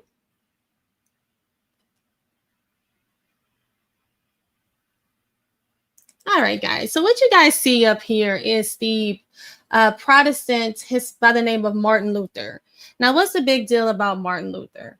Martin Luther is known for the Reformation. and it was a period of time between the 16th century is when Martin Luther came, and what he wanted to do is that he wanted to come in and he wanted to separate from the Catholic Church, because the Catholic Church was full of paganism. The problem is the Catholics had the Romans, before they became what is called the Catholics, they were the Roman mythology, what they called it. They all believed in the fallen angels. They all worship Lucifer, as she calls him. I don't care if you want to label all of them as Lucifer, but they all worshiped him previously. They never stopped worshiping. The problem is they never stopped worshiping him. And what they tried to do is they tried to mix in the Bible. Hey, what's going on? You guys just scared me. I'm live. It's like as soon as I start talking. Okay, as soon as I start talking, y'all want to bust in her. Okay. But anyway, like I said, the Reformation came in. That's why we have all these denominations within the Christian church. And that's why I don't care about the Christian church, because the Christian church, they still can't seem to get the holy day right. They still on Sunday. Whose day is Sunday? That has nothing to do with the holy day. The holy day is what? Saturday, the Sabbath. The Most High said, keep my Sabbath holy. And the Catholics still keep their holy day, which is the Sun's day. You look at Monday through Friday. What is the days of the week named after? The days of the week are named after. Wednesday, for instance, is named after Odin. Thursday is named after Thor. They're still worshiping these same gods. And there's nothing wrong with these, hey, that's what it is. But we have to acknowledge that they're still worshiping the same gods. They're still worshiping the fallen angels. Now, like I said, they are all called pagan. It's called paganism. Reformation, the Reformation church came in, Martin Luther came in, and that's why I wanted to show that, because Nepal keeps saying the Catholics are a reputable source. The Catholics worship Lucifer and have always worshiped Lucifer. They have never stopped. What happened is Martin Luther, he came in and he tried to differentiate it. That's why there's the Lutheran church. That's why we have the Protestant church. That's why we have all these different denominations, because they're trying their best. For some reason, they're trying. Let's give them some credit. They're trying to separate from the paganism, but they seem to just cannot. But let's get to my major point. Let's get to my points. Let me pull up my scriptures here. Okay. All right, here we go. Let me pull this up. Now, Nepal wants to talk about, here we go.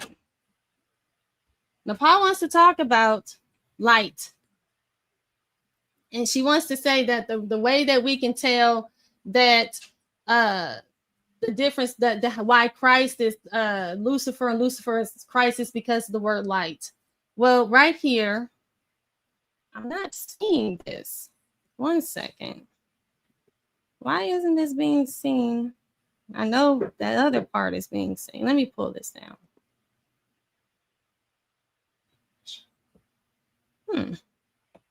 One second, guys. I don't know why this isn't being seen. Maybe I'm not sharing correctly. Let me try it again.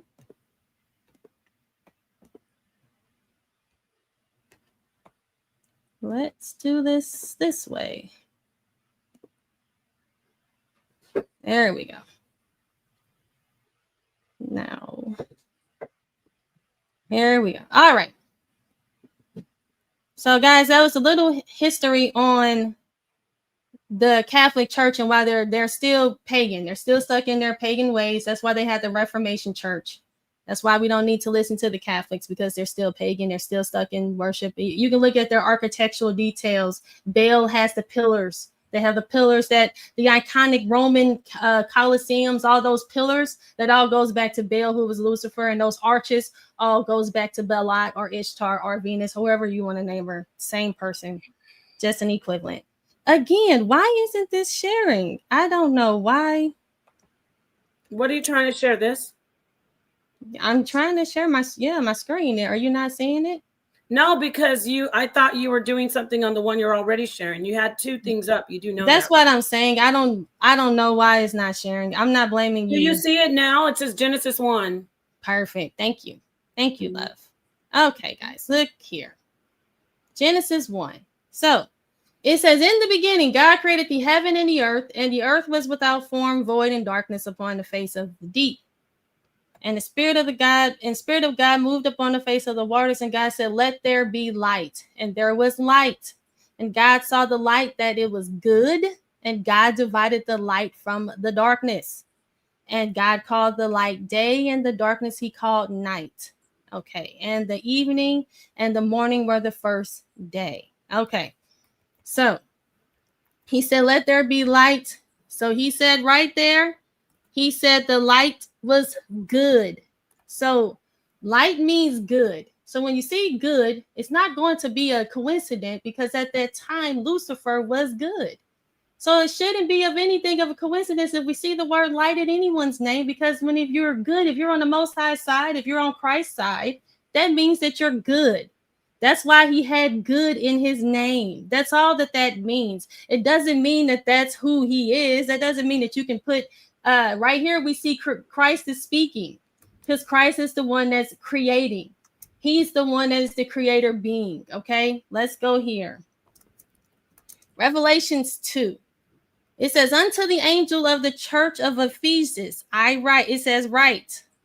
These things said he that holdeth the 7 stars in his right hand, who walketh in the midst of the 7 golden candlesticks. Who is this speaking? This is Christ speaking. It says, fear none of those things which thou shalt suffer. Behold, the devil shall cast some of you into prison, that ye may be tried, and ye shall have tribulations 10 days. Be thou faithful unto death, and I will give thee a crown of life. He that have an ear, let them hear, that the Spirit said unto the churches, he that overcometh shall not be hurt of the second death. And the angel of the church in Pergamos wrote. So right here we see Christ is talking to the angels, and he's telling them what to do. He's telling them what to do. And who was Lucifer? Lucifer was just a little measly old angel. And Christ is telling these angels what to do. As we see, this is in Revelations 2, Christ telling an angel what to do. He says, unto the angel, write this. He says, I do this. He says what I say. He's telling them what to do. Where do you see Lucifer telling anybody what to do? I provide the source. It says, he's letting them know this is what Christ is telling everybody not to fear. He says, behold, the devil shall cast some of you into prison. So he's letting us know. The angel is writing down what Christ is telling them what to write. He says, he that have an ear, the Spirit saith unto the churches, he that overcometh shall be hurt of the second death. And to the angel of the church in Pergamos wrote. So he told the church of Ephesians, the angel, to tell this church, and then he told this angel to tell this church. So this is messenger. So right here, she said at the beginning that the angels were messengers. And here this is confirming what she said, that the angels are messengers, and what he's telling them, Christ is telling the angels what to do. Okay? He's not doing it because he is the one that's in charge. Okay? So he says, and to the angel of the church in Pergamos wrote, these things saith he which hath the sharp sword with 2 edges. I know thy works, and where thou dwellest, even where Satan's seat is, and thou holdest fast my name, and hast not denied my faith, even in those days wherein Antipas was my faithful martyr, who was slain among you where Satan dwelleth. But I have a few things against thee, because thou hast there them that hold the doctrine of Balaam. The doctrine of Balaam. Who holds the doctrine of Balaam? These churches. The Catholic churches, they worship Baal. They have always worshiped Baal. If you go back to their ancient history, before, see, you got to remember, before they followed Christ, when Christ died on the cross, that's when they bend the knee to the so-called Romans, bent the knee to Christ. Before that, they worshiped Baal. They never stopped worshiping Baal. And it says right here, there's a separation between Christ and Baal, and he's letting them know that. He's letting them know that I know where Satan's seat is. I know that they're out here worshiping Baal. And when you look at the architectural details, okay? And if we Google, I like to have my stuff together so you guys can see it. But let me see if they'll give it to me for you guys. Let's see. Pillar of Baal. Here we go. Right there. There's something called a pillar of Baal. There it is. This is Baal's right there. This is from the Britannica, by the way. Now my cat's meowing, and I don't know if you guys can hear her. There's his those pillars right there. Those all go to Baal. Who has these pillars? Who has these pillars all in front of their everywhere? This country is filled with these pillars. This right here, and everywhere you stand, you go to these churches, they have these pillars because these pillars go back to Baal. They're called the Pillar of Baal. Is that a coincidence? No. Look here. All you guys got to do is take the time. If you care, you just have to care. That's when you have to get to. Let's go to the temple of Baalim. Let's Google the temple of Baalim. If you right there, temple of Baalim, right there, boom. There's a temple of Baalim, right there. Not a coincidence, right? This thing actually still stands, and everybody, the capitals of this, the so-called United States state capitals, all their buildings, the White House, all these places have these pillars around it. Right here in St. Louis, we have pillars. We have we have these pillars everywhere. They go back to Baal. Okay, and the Most High says here, Christ says, if he's Lucifer, why is he upset about it? Lucifer is Baal. Why is he? If this is him, this is supposed to be for him, right? This is when the Paul's teaching you guys. But let me go back to whoa! Don't you? Because you're not even on the topic, so don't say this is what. No, I am. This is your teaching. I didn't interrupt you, ma'am. You're totally off topic. You didn't interrupted me. No, because you said my name. Don't say this is. I'm not teaching this. This is ridiculous what you're doing.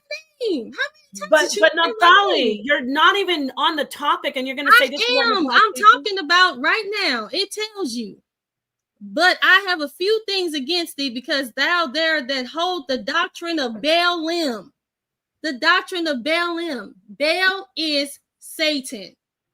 Satan is Lucifer. Okay, they're the same God, but you're trying to say that Christ is Lucifer when I'm showing you that that's not true. And that's why they've been getting away with this for so many years. They putting these pillars up around all these churches. These pillars go back to Baal. And if you don't believe that Baal is Lucifer, well then let's go ahead and see let's just take some time out and see. Like I said, this is what his temple, these are ancient temples. Oh, it's not up here. Oh, there we go. Right there. There we go. You see it? This is a temple of Baal. Let me go here. Let me put in temples of Baal. Right there. Baal isn't being worshipped anymore. Then why do we see his temples everywhere? Ask yourself that. Why are we seeing his temple? These are his temples these are ancient temples. Okay. Let me know when I connect. I mean, I know you're going. I didn't ask you that, Nepal. I didn't ask you when I can talk. You talked as long as you wanted. No, but you're like you interrupt. I don't know. Go ahead. I didn't say stop. I said let me know when you're done. I didn't ask you when you were. Well, I'm asking you because you're not even on topic. I am on topic. This is mine. Go ahead. You talked about what you wanted to talk about. Please feel free. I just know, son. There you go again, interrupting me again, being rude. Okay. But that's okay. We see. Yeah. Temple of Baal. I want the encyclopedia. They're not giving me the Britannica. So let me get the Britannica. There we go. Oh. When I put the Temple of Baal, that's why I like to have my notes and stuff together, because when you see how it's right here, there it is. For some reason, I Googled it, but it didn't give it to me, but I have to go into the images. Whatever. Here we go. Baalbek, right there. Boom. Temple of Baalbek. What does it look like? It looks exactly like what you see all around your Catholic churches. It looks exactly like what you see all around these so-called Catholic churches, all around these White Houses, the state capitals. They want to try to say that this comes from the Romans, but it does not.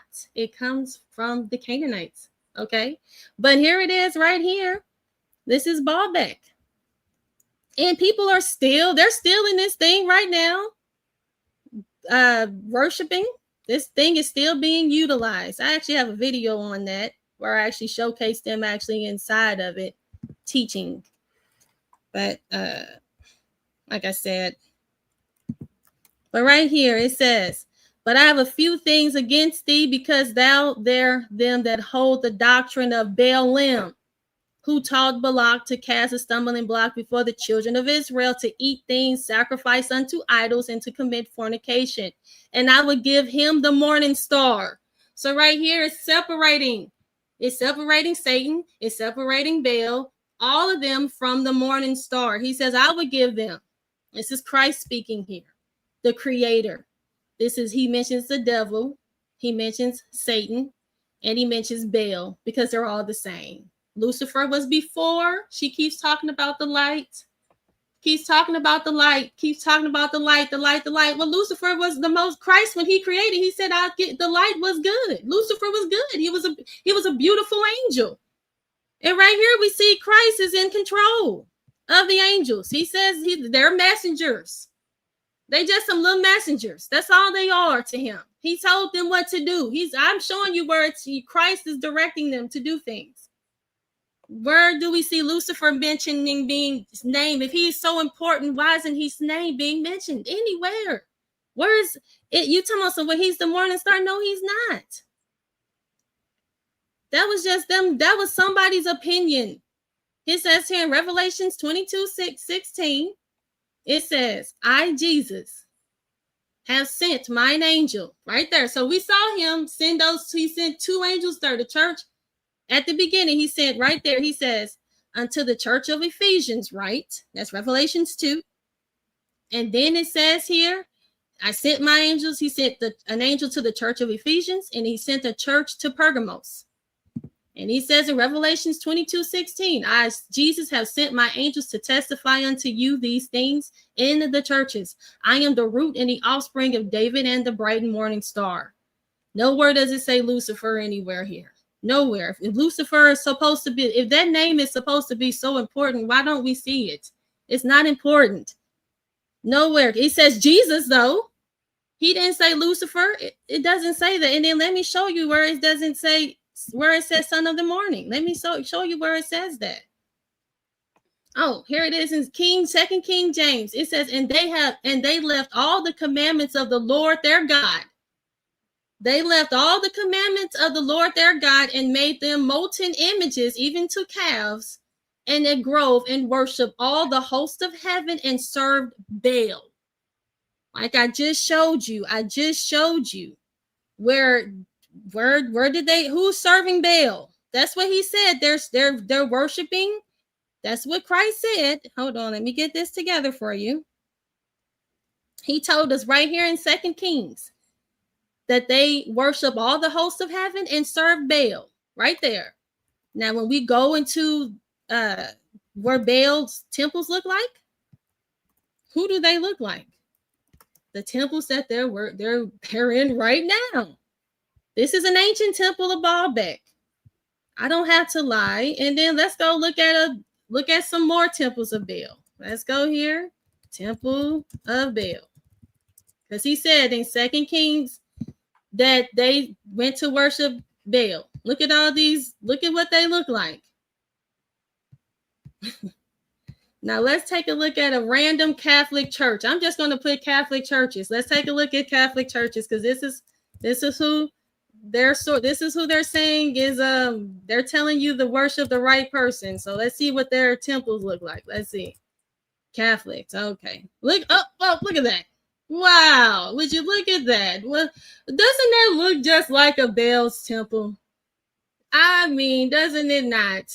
Why is it looking like Baal's temple? Is it me, or does that look like Baal's temple? This is the Catholics, though. This is who they want you to listen to as a reputable source. So let's look at some more of the Catholic churches. Let's just look at some more. Are you These are- seriously gonna just? I mean, I've been timing you just. Oh a my time. gosh, You've you are been interrupting actually me. going so long. Are you seriously gonna just go for like 20 minutes? I mean, I'm gonna let you, but like, I don't get it now. Nepal, you don't know how long you went? Not 20 minutes. I actually timed you so far when I first jumped in, and it's been a good 5 minutes. So could you? I was just about to end. I was I just understand. about to Thank end. you. I didn't bother you. I didn't interrupt Okay. you. Got You it. took your time. I gave you as Not much time. I gave you Nepali. this other guy is up here. I Nepali. didn't interrupt nobody. But Nepali, that's it's not that okay. I'm interrupting you. I just want to know. So you're gonna I wrap was it up just soon? about to end. That Great. was my I'm ending. gonna hand That the was mic my back to you. ending. I'm not stopping you, but I really don't know if you're noticing that you're No, really I actually was about rambling. to. No, I wasn't Okay, go ahead. rambling. I Go was ahead. just I'll wait. showing my Oh, images. wait. I Go was ahead, please. just showing an finish. image. I was just All about right. to close out, but thank you for letting me know. I don't want to take up the time. I Well, just go wanted ahead, to it's show fine. people. I just wanted to make sure everybody can see this is a Catholic church. And then I'm going to show you what a Baal's temple looks like. Let me Okay, show go you ahead. what I just Baal's. thought Hold you on, wanted be to have quiet, a be dialogue. quiet. I Baal's thought you temple. wanted to This have is a it. I'm about to dialogue. be Why are you finished. so rude? Okay. I don't mean to be rude. That's why I came on and I wanted to apologize Go to you, ahead, Nepal. Nepali, please. I just said I thought you wanted to have a dialogue. Go ahead. Excuse me. I do want to have a dialogue. That's why I want you guys to see a Baal's temple right here. Don't mean to be rude to you. Just want everybody to see what Baal. These are ancient temples. This is what they used to worship Baal. And then I just wanted to show you what a Catholic church looks like today.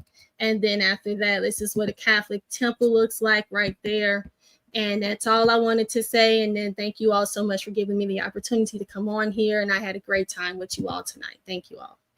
Yeah, well, I mean, I'm Thank not you going to all take so as long. much. I'm not taking as long as you. I just wanted to address what you said about the Catholic Church. You showed us references from pagan sources. You don't have to subscribe to that belief system, but you use those sources as something credible and valid for us to look at, as you know, to make Those your were point. secular sources. I just utilized Google AI. I just Googled AI. I said, I showcased that the Reformation of the church, how paganism was Google. I utilized Google AI, where it showed you that Martin Luther actually came in to reform the church because the church still was worshiping Lucifer, even though they were claiming that they were not. And then Oh my God. I'm just responding to her, sa.neter. 1 second. I'm just saying, Neftali, all of those buildings you showed came right out of Kemet. They was copied and copied Do you from see Kemet. why I jumped in? All Because of now it's about to be a conversation between her and And him. I can debate you on that too. It's like, and guess what, sa.neter? Let me say this to you. Hold on, let me say this to sa.neter. No. I'm going to say something now. I'm going to say something. He just, I don't need care to be because you took a long time. And all I was saying, without you jumping back in, is you showed us pagan temples and you want us to use that as a reference for your point. So I went to the Catholic Church to show you, back to the topic, that Lucifer was not referred to all the time as evil. Now, you were wrong about Martin Luther because you don't know the research. He didn't leave the Catholic Church because they were worshiping pagan gods. He left the Catholic Church and he was a devout Catholic. He was a devout Catholic and he left because especially the indulgences. This is pre-Reformation, before the schism between the Protestant Church and the Catholic Church. Martin Luther, in his 95 Thesis that he finally went ahead and wrote, put down all the reasons and all the things wrong with the Catholic Church when he was a devout Catholic. When he went to visit the Vatican, he saw a lot of debauchery, but his final straw was the indulgences. Indulgences is where people could actually pay the church to be forgiven for their sins. So you're wrong. Absolutely. 100%. Now, if you want to put on your tinfoil hat with me, I'd love to do that. And we can talk about how they worship the devil and all the underground dungeons. But if you're talking about on the surface and you're talking about scholarship and facts, Martin Luther left the church because he didn't like how the church was corrupted, especially with the indulgences and the selling of forgiveness of sins. Got that out the way. See, I didn't have to take everybody down all the way down to the temples of Baal. Speaking of that, You're talking about Baal and saying Lucifer is Baal. That's not the topic. The topic is that there are many Lucifers and that Christ is referred to as Lucifer in the Bible. So if you want to talk about Baal, we will say that Baal, it means Lord, and it's all through the Bible. It's all through the Hebrew Bible, and it's not referred to as something evil. I can grab that for you quickly and show you what I mean, just with a couple of names, but I'll just read it. I don't have to screen share. In the Bible, we have Ashbel, Bel is Baal. We have Balal, we have Balath, Balath Be'er, Balath Berith, Balath Judah, Baal Gad, Baal Hamnon, Baal Hanan, Baal Hazor, this is all Hebrew. And that name Baal, although it does, yes, come from the original Canaanite religion, it's used all the way through the Hebrew Bible, and it's benign, meaning it's not evil. Secondly, if you want to go back to talking about the pagans, Yahweh, which I know King Jay doesn't agree with this because we've had this conversation, but I'm going to stand on my square. Yahweh is the God of the Canaanites, and the son of God is Baal. So if you want to say that Baal is Lucifer, then the son of God is Jesus, and Jesus is Lucifer. That's another check. I'm just cleaning out everything that you said.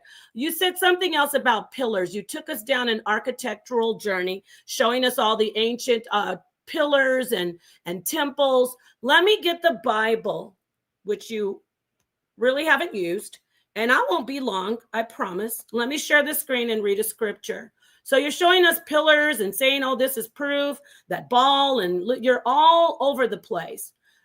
1 Kings chapter 7, verse 21 to 23. And he set up the pillars in the porch of the temple, Naphtali. And he set up the right pillar and called the name thereof Yakin. And he set up the left pillar and called the name thereof Boaz. We're talking about the temple of God, the most sacred place that was used for worship of God and sacrifice in the time of King Solomon. So I don't know what you were trying to prove by going down that journey of, I can show you Baal and the Catholic Church is really worshiping Lucifer. I showed you that Martin Luther left because of the indulgences and the corruption of the church, which that happens all over the world, including Hebrew church, Hebrew Israelites. I showed you that the sons of God, Baal is one son of God, since you want to talk about pagan and correlate it to the paganism and the Canaanite. And we also know in Job, let me put a little bit more gasoline on here. We also know in Job that when the sons of God came, Satan was amongst them. What does that mean, Naphtali? That means that Satan is a son of God, just like Jesus. And that also means that Jesus and Satan, you admit, were at the same station, meaning in the heavenly realm. You said it yourself that Satan was an angel of light and was not evil at first. So if Satan is a son of God, and he showed up in the chapter in Job, and Jesus is known as, of course, the son of God, then they both are similar, meaning they both are Lucifers, and they both are sons of God. So I could go on and on and on. I have a lot of information, but you see, I'm going to hand the mic back to you. People can say that I want to worship Satan. People can say that I love Baal. No, I just know the scriptures. I just know that Lucifer means light bearer. I just know that Christ is the way and the light. He's the way to show you where the light is. Both those morning stars refer back to Venus. Jesus is the son of the morning. Jesus is the morning star in Revelation. So-called the fallen king, or if you want to say Satan, is the morning star, the son of the morning in Isaiah. Okay, that's all. All right, sounds good. Okay, so let me share my screen really quick here. Okay.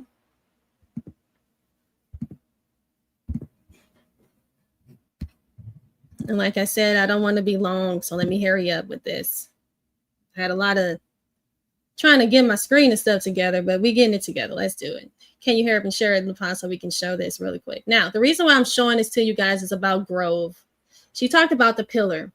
See, and she talked about, none of this stuff is original. I mean, what they do is they take from the Most High. The Most High is the one that's the original. He's the originator, right? So they have to take his stuff. They're not creative enough. They're not creative enough to make their own. So what they do is they reprobate it. They pollute it. And this is a prime example. In Genesis 21:33, it says, and Abraham planted a grove in Beersheba and called on the name of the Lord, the everlasting God. So right there, it says that Abraham planted a grove. Now you see in Deuteronomy 16, it says, thou shalt not plant thee a grove. Why? Because they go in the grove and they start doing, they took the grove from who, and that's what the whole problem has always been. They always calling on these, she says the Most High goes to morning star. I mean, the morning star goes to Venus. It belonged to Christ first. They're not creative enough to come up with their own. So what they do is they take it from him, take it away. They take it away. He has things that he has set up for him. And what they do is they give it to somebody else, like with this grove. Abraham planted a grove. Now when you see a grove, the grove is pagan. And that's what it is. And that's what happened with the pillar. Of course, the pillar started off being for in the temple. But guess what? Now it's the temple of Baal. Now it belongs to Baal. Why does it belong to Baal? Because they took it and they started to worship Baal in it. And they started to reprobate Baal. You know, the sacrificing the sacrificing started off for, to cleanse. Now people are sacrificing to these other gods. It was first you're supposed to sacrifice to the Most High to rid yourself of sins, but now these other people are sacrificing human sacrifice. Who are they doing it to? They're doing it to poor, defenseless people for other gods. So the Most High said, you don't have to do that anymore. Christ came down and he paid the ultimate price for us. He was the ultimate. He was the Lamb of God. So the thing is, yes, Nepal, we got it. That's why I keep saying all of this is just nothing but confusion, just to confuse you. Lucifer, it has started off as an angel. He was just an angel. He was at the highest ranking angel. He was a seraphim. He worked for Christ. There is nowhere where you see Lucifer creating. There is nowhere where you see Lucifer is directing, telling people what to do. None of that. What you see is Christ, the morning star, is the one that's creating. He's the one that's directing. So I just want to make sure you guys understand that. And I'm done with what I have to say. Okay. Thank you. But I do want to, about the morning star, Christ isn't the original morning star. Just like you say, Baal isn't the original, in Hebrew, the word Lord, or, the way the name is used, like Lord. It's not the original. And I'll go a step further, like how is he not the, can we go back to back, or yeah. Okay, yeah. How is he not the original when he is the creator? I'm saying in the language, in the text, in the I'm not talking about how I feel about it and how my belief and my spiritual worship. I'm talking about in the scholarship. In the text, you will find morning star precedes the teachings about Christ. Christ was, even if, which I do, if you believe that Christ lived and was real, the term morning star was used, as we saw, for kings, especially it was pointed out for Assyrian kings and other kings as well. And it was all coming from astrotheology. The morning star is Venus. It's undeniable. Whether we're talking about Jesus or Satan, whether we're talking about anybody, when you hear morning star, and it's like saying glorious one, and shining bright one, or it's like saying almighty highest one. That's what Lucifer and morning star, which are synonymous, that's what they essentially mean. We're talking about the highest brightest shining one. And that name, that term, morning star, that title, I should say, it didn't originate with Jesus. It precedes Jesus by millennia. And so you had kings referred to as morning star. Again, I'll repeat myself if I may. Venus is the morning star. And astrotheology, it predates the entire Bible, the entire Quran, and I might say that it even predates all religion that we see that's written, astrotheology. So I'll just go back to what you are pretty much, you dabble in, the Sumer and Sumerian. There was a lot of astrotheology going on. So morning star isn't originally Jesus.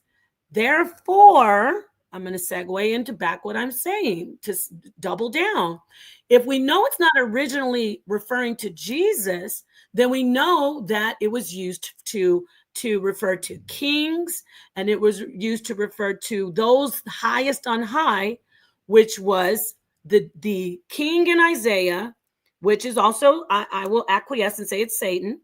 The king in Isaiah, the angel that fell, the leading, ruling king / angel, whatever, shining being, that one fell. That's Lucifer. Christ in Revelation says, "I am the morning star."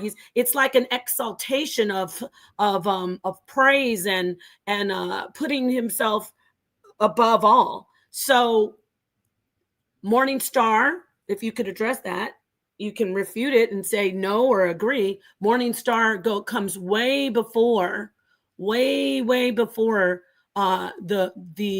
describe Jesus Christ. You can have the mic. Okay, well, let's talk about that. When you All bring right, up, ladies, I want to say. let me just finish this. Let me respond to this, and you can have it. Let me finish this. Thank y'all. Don't do that. Don't do that, sa.neter. Let me finish this because she just said. If I let you go, she's gonna come back no, again. because she just said something that was in. I have to correct that Miss now. Sally, listen to me again. If I let you go, she's gonna want to come back. Okay, well, let me She's close. gonna Let me want do to my come back. closing You out. went first, Neanderthal. Remember. But guess what? And she can end it. But let me fix this, and she can have All as right, much she time can as end it. she All wants. right, go ahead. Go ahead. All right. So the thing is, she wants to talk about the morning star and Venus. Venus goes back to the Romans, and everybody knows the Romans are not that old. Venus is a deity of the Romans. They're not that old. Christ predates them. The Greeks, remember the Texas Receptus is older than the Romans. Okay, I don't care what the Romans did. The Greeks is older than the Romans. The Romans actually, so whatever they took from the Greeks. So when she says that morning star is older, no, it's not. I mean, goes to Venus. Venus goes to the Romans. The Greeks actually have the Bible was already written in the Greek before the Romans even existed. The Greeks are older. So this whole thing, and then we can even go further back than that. I just use the Greeks because people feel more comfortable than even going back to the Ethiopians, which is even older. Okay, so it's even older, but the Greeks is older than that. So the thing is, but like I said, guys, all they do is take from the Bible. Everything is copied. The Romans copied from the Greeks. The Greeks wrote in the Texas Receptus. It's older than all of that. Predates all of that. So all the stuff about Venus being older and all of that, no, it's not. But I'd like to thank you guys so much for allowing me to come on tonight. I had a great time with you guys. Great show. Shout out to you guys. Most High bless. Yes, Christ predates. He's older. All right. Have a good night. Okay. All right. Thank you.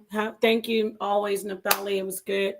I think the connection was just like a little bit delay. So we had a couple of snafus, but it went well. When she says Venus is Roman, the word Venus is Roman, but we're talking about the planet Venus. That's what I'm referring to. And the Babylonian text predates Greek and Roman text. So that was, I mean, I don't need to argue that, do I? I mean, there's information on the internet that shows that the concept of morning star predates Rome, and it predates the time of Jesus. It predates all Abrahamic religions, and it goes back to, like I said, Babylonian Babylonian. That is astrotheology. And I wanted to address what I saw Black Sage say and indigenous. Sure. I mean, I agree. We didn't even get to that point. Jesus is a higher morning star than all other morning stars, but we didn't even get there. So Jesus is the highest of all high Lucifers, meaning bright and shining morning stars, light bearers. Jesus is exalted according to Scripture above all others. Now, there is some that say, well, it says that Jesus is, his station is lower than angels. That's talking about the flesh carnal man. So when we're talking about the spirit and the entity, all through the Bible, it talks about if you are messianic and you subscribe to the New Testament or even Testament, even if you don't, in the New Testament, Jesus is known as the highest of all highs, sitting only a step down from the almighty power, which is the Father. So all the others, though, are his. Remember, the sons of God came together in Job. So all the others would be considered his brothers. I'm doing air quotes. Just the other creation of God, the other light beings of God, those entities in the heavenly realm, meaning the heavenly understanding, that context. So Satan is a son of God. Job says that in the book of Job. She agreed that Satan was initially at his original designated station and that he was good, and then he fell. He is a Lucifer. He's a lower Lucifer, but he's a Lucifer. Anyway, thank you so much for that. I like doing that. That's fun.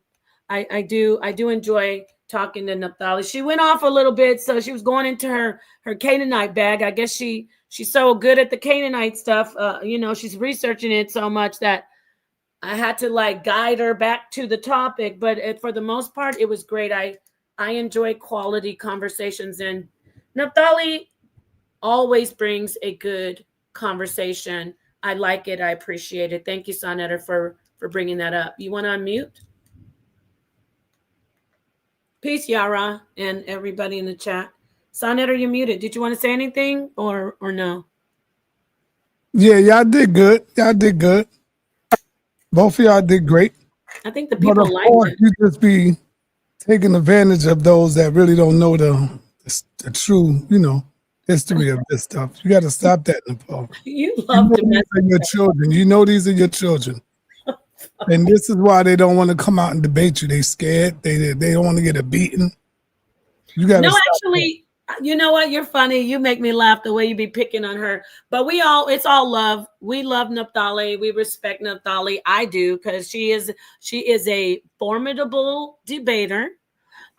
She is hilarious sometimes, because she be trying to throw them little jabs in, but she's good. It's all good. I think she's professional.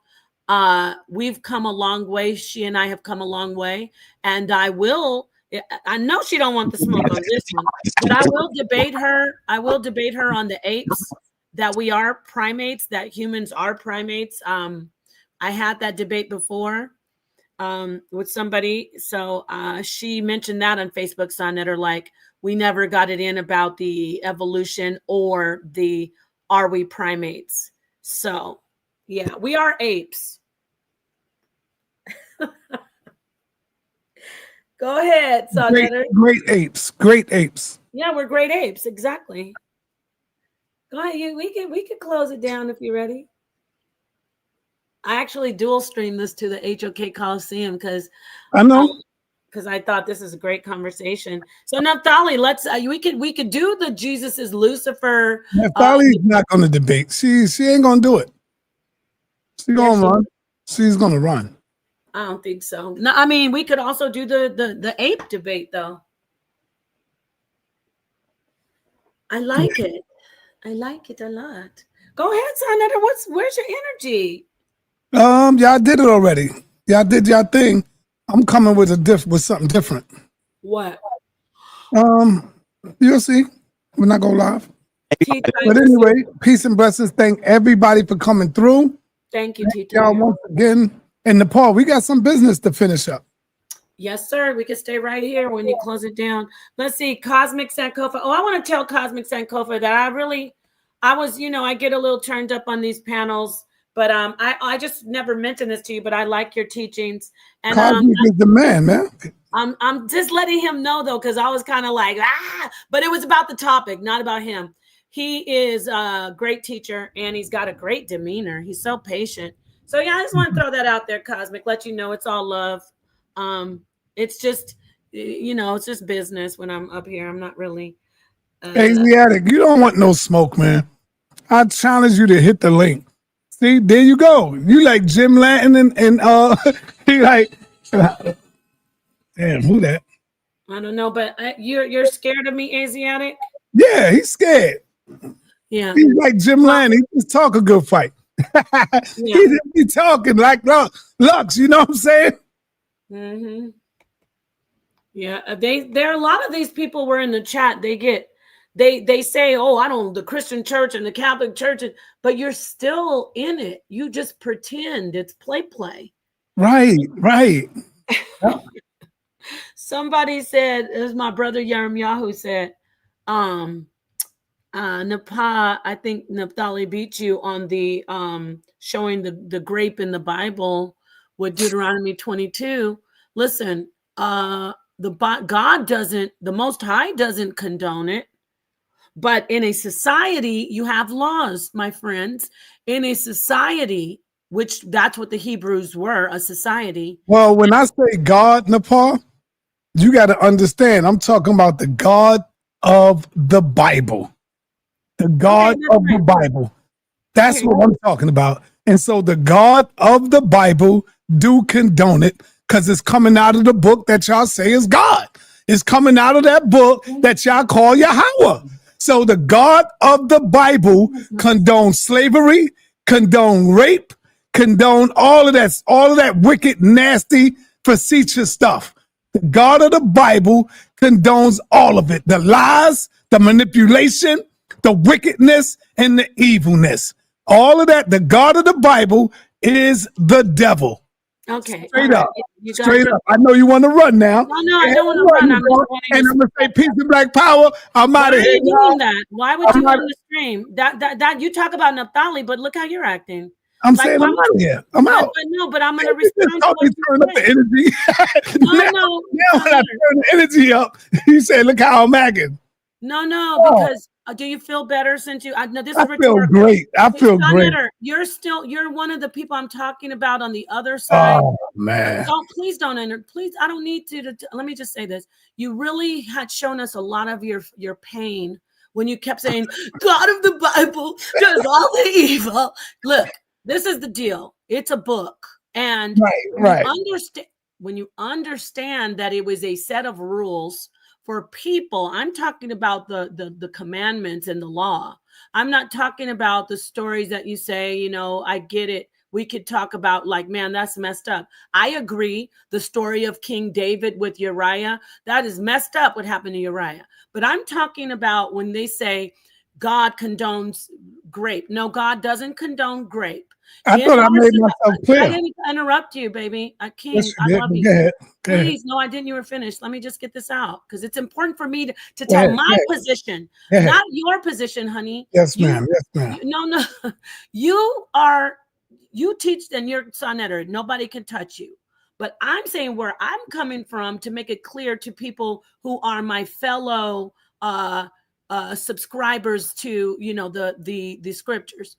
I look at it from this point of view that there are sets of rules for societies. That is an ancient society that we're looking at when we read that text. In our society, which is modern today, they do not kill grapists. I'm sorry that you don't understand that, everyone. Grapists don't get put to death. So when we have a lot of emotional Christian hurt, Christianites saying the pause, going against the Bible, the scriptures say if he grapes the woman and she's not married, the consequence is that he has to marry her and pay her father. It's an ancient culture, and women were not didn't have the rights to their own bodies. That's why sa.neter, when I show him the scripture and he's mastered it, when he goes in and talks about pare her nails, shave her head after her family's killed. These are laws of ancient times, and they worked very well, just like our laws work today. Hopefully one day, and I'm gonna drop this bomb, hopefully one day we will evolve as well, and we will be able to put to unaliving of people who viciously grape children and men and women. That is where we will be evolved. People say, oh, that's barbaric. No, it isn't. Why do they get to go to the resort called prison and live there and have fun and friends and do crafts and talk on the phone and eat and make their special prison gourmet and have conjugal visits? Why do they get to stay in jail after they basically destroy people and children? I agree. We should put them to unalived, but we don't right now. Just like in the ancient times when they didn't unalive men when they raped certain women who weren't married. So in about 3000, the year 3000, people will look back at our laws and go, what kind of barbaric stuff was this? These guys get to go to a resort after they rape kids and women? Because that's what's happening in modern day today. We're not even putting them to death. Ask Nature Boy. He's in jail, enjoying his life, corrupting minds, and he raped a lot of people. He got caught for raping Janae, and shout out to that sister. So that's my position. I'm not going against God. I'm not trying to bash the Bible. That was a law that worked in ancient times. Thank you, sa.neter. You are so sweet to let me.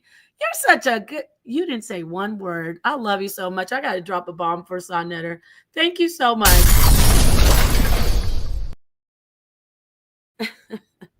All right, King, you can have the mic. Yeah, like I was saying, yeah, to each his own. Y'all want the Bible to lead you, because only weak-minded people need a book to tell them what is right, what is wrong. Only weak-minded people that don't know their way need a book to tell them, give them laws and shit. We living in 2025, so-called, I'm putting up the air quotes, right? 2025, man. And we don't go by the laws of no Bible today, right? That's why Nepal said at that time, the laws was for them at that time. But they are still trying to practice these laws today, because when you look at the Hebrews, like my brother Daniel Allah, shout out to you. When you look at my brother, my Captain Tazariot, shout out to you. Zion, shout out to all of y'all. What do y'all say? And correct me if I'm wrong, people in the chat. They say we got laws, don't they? We got laws. We have a book of laws that tell us what to do and what not to do. But if you try to go by them laws today, you will be in jail or you will be dead. So let's stop playing these games, man. Those laws are way played out. Those are for a different time, different people. Check. So we don't need laws, honey? No, I said we don't need those laws. That's what I said, Nepal. Don't play games. Oh, okay. I'm just making sure. Those laws in the Bible. I said we are in 2025. Totally different time period. So there's new laws that these brothers are going by. There ain't nobody, there's no Hebrew Israelite on this planet today, including the Jews, that are going by the laws of that Bible. You know what laws they going by? They going by the laws of America, of the America. That's the laws that they going by. Yeah, the book. To the side, and they're going by the white man rules and laws and regulations of today. All of them. The laws are just the white man's rules. Huh? There's black lawmakers. Yeah, they going by the American law. That's what I'm talking about. Go. Yeah, that's more like the American law. That's what they going by. Yes. Naphtali says sa.neter wants us all to believe that we all are apes. That's not. See, now Naphtali is a Hebrew Israelite. Why is she lying on me? Why is this Hebrew? You know why it's easy for Naphtali to lie on me? Because her God of the Bible lies. He's the one that teaches her to lie. He said, go down there and do so, Naphtali. The angel came to him, right? And said, I will be a lion spirit in the mouth of all those prophets, of all of them. And what he said, go forth and do so, Naphtali. And so he told Naphtali to go forth and lie on the people, lie on the prophet sa.neter. So God didn't lie. So God didn't lie. He condoned it, Nepal. That's what I'm saying. No, he ordained it. He condoned it and ordained it. Whatever spin you want to put on it. Read it. Read it. Read it. I challenge you to read it. And not only did he say to go down and do so, but he made sure that the lies will be honored and revered. And yes, read it. I challenge you to read it. Netter, I'm the one that showed you the scripture. Stop saying read it. You listen. So you do know that when you're omnipotent and all powerful, you control lies and you control truth. You control everything. No, Naphtali, see what you're doing. Naphtali said, didn't you Google it and you believe it were apes? We were apes. Yeah. No, Naphtali, you're looking at different apes. We're not saying we're from the ape family. No, we are great apes. We're not saying that we come from apes, Naphtali. There's a common ancestor thing going on here, which y'all can never understand, which I never get. And none of us say we come from monkeys or we come from chimpanzees or we come from apes. We always said it's a common ancestor. We always put that out there, but y'all don't like to hear that. Yeah, we are from a common ancestor. We share a common ancestor with more than just apes, though. That's right. You know, so we have a universal common ancestor. But Naphtali, I remember Facebook.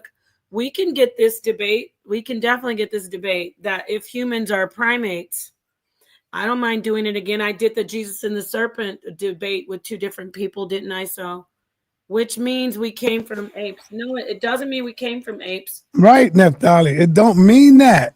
A common ancestor wasn't an ape. Naphtali, it come from the same source that the apes come from. Come from that same fabric. It peeled off and went one way, and the other one went another way, and one became, the gorilla, the monkey family, the ape family, and the other one became what? The human family, which is also the great ape, but it's a human. Different, Naphtali. Come on now, you're talking about you deal with science, Naphtali. You got to stop this, man. What Naphtali said right here, she had to get off and her kids came home. But it all go back to apes and monkeys. You guys it doesn't go back to apes and monkeys. Man, damn, man. Monkeys and apes are modern apes, just like we're modern. We're not. The common ancestor was not a gorilla or a chimp. It was something else. So. Yeah, that's hard for that. See, this is perfect. We can put these together with the Lucifer. The programming really is hard to get around when you really just should look at the information objectively and just be like, okay, I don't think I'm an ape, but it's saying right here that there are endogenous retroviruses that we cannot get around, that match up of the markings on our DNA and the chimp's DNA. So I can't deny that. I can't deny that there is so much brain research that shows that bonobos, or some people say bonobos, are very much similar in their brain when their brain is developing, very much similar to human beings, how our brains develop. All right. Check this out. Naphtali, I want everybody, Naphtali and everybody in the audience to listen. What is the meaning of common ancestor? A common ancestor is an ancestral group of organisms or a species that is shared by two or more descendant lineages, meaning they both evolved from it. The concept is central to evolutionary biology, implying a shared genetic heritage. For example, humans and chimpanzees share a common ancestor that lived millions of years ago. Woo! Drop that bomb. The bomb, where the bomb at? There you go. See what I'm saying? Come from the same origin, the root. It splits off, Naphtali. Now, if you don't understand that, stop talking about you're a scientist. Stop it. Cap, Yeah. what up, man? Oh, Naphtali, we got to do that then. We got to get this conversation about primates. So do you say that we're primates, Naphtali, or you're against that whole taxonomy as well? Very interesting. Very interesting indeed. Who created the concept of common ancestor? It's not even a I mean, we listen, for creationists, that might, I assume that's a creationist question, or if you're being sincere, Polly T. But let me say, we didn't, how do I say this? From observation, when we observe the natural world scientifically, do I subscribe to the metaphysical? Of course, I'm actually a student and a teacher of the metaphysical science. So, but when we're talking about that science that observes what we can see with our five senses, so to speak, right? And we can observe and test over and over and experiment with things, and then we gather solid evidence after we use this certain method to examine something. Then we decide, okay, great, now we know ... So over time, so far, we know that these other creatures that we call apes and that are classified as primates, they have an ancestor with us. And I do keep bringing up endogenous retroviruses because you can't get around that. But there's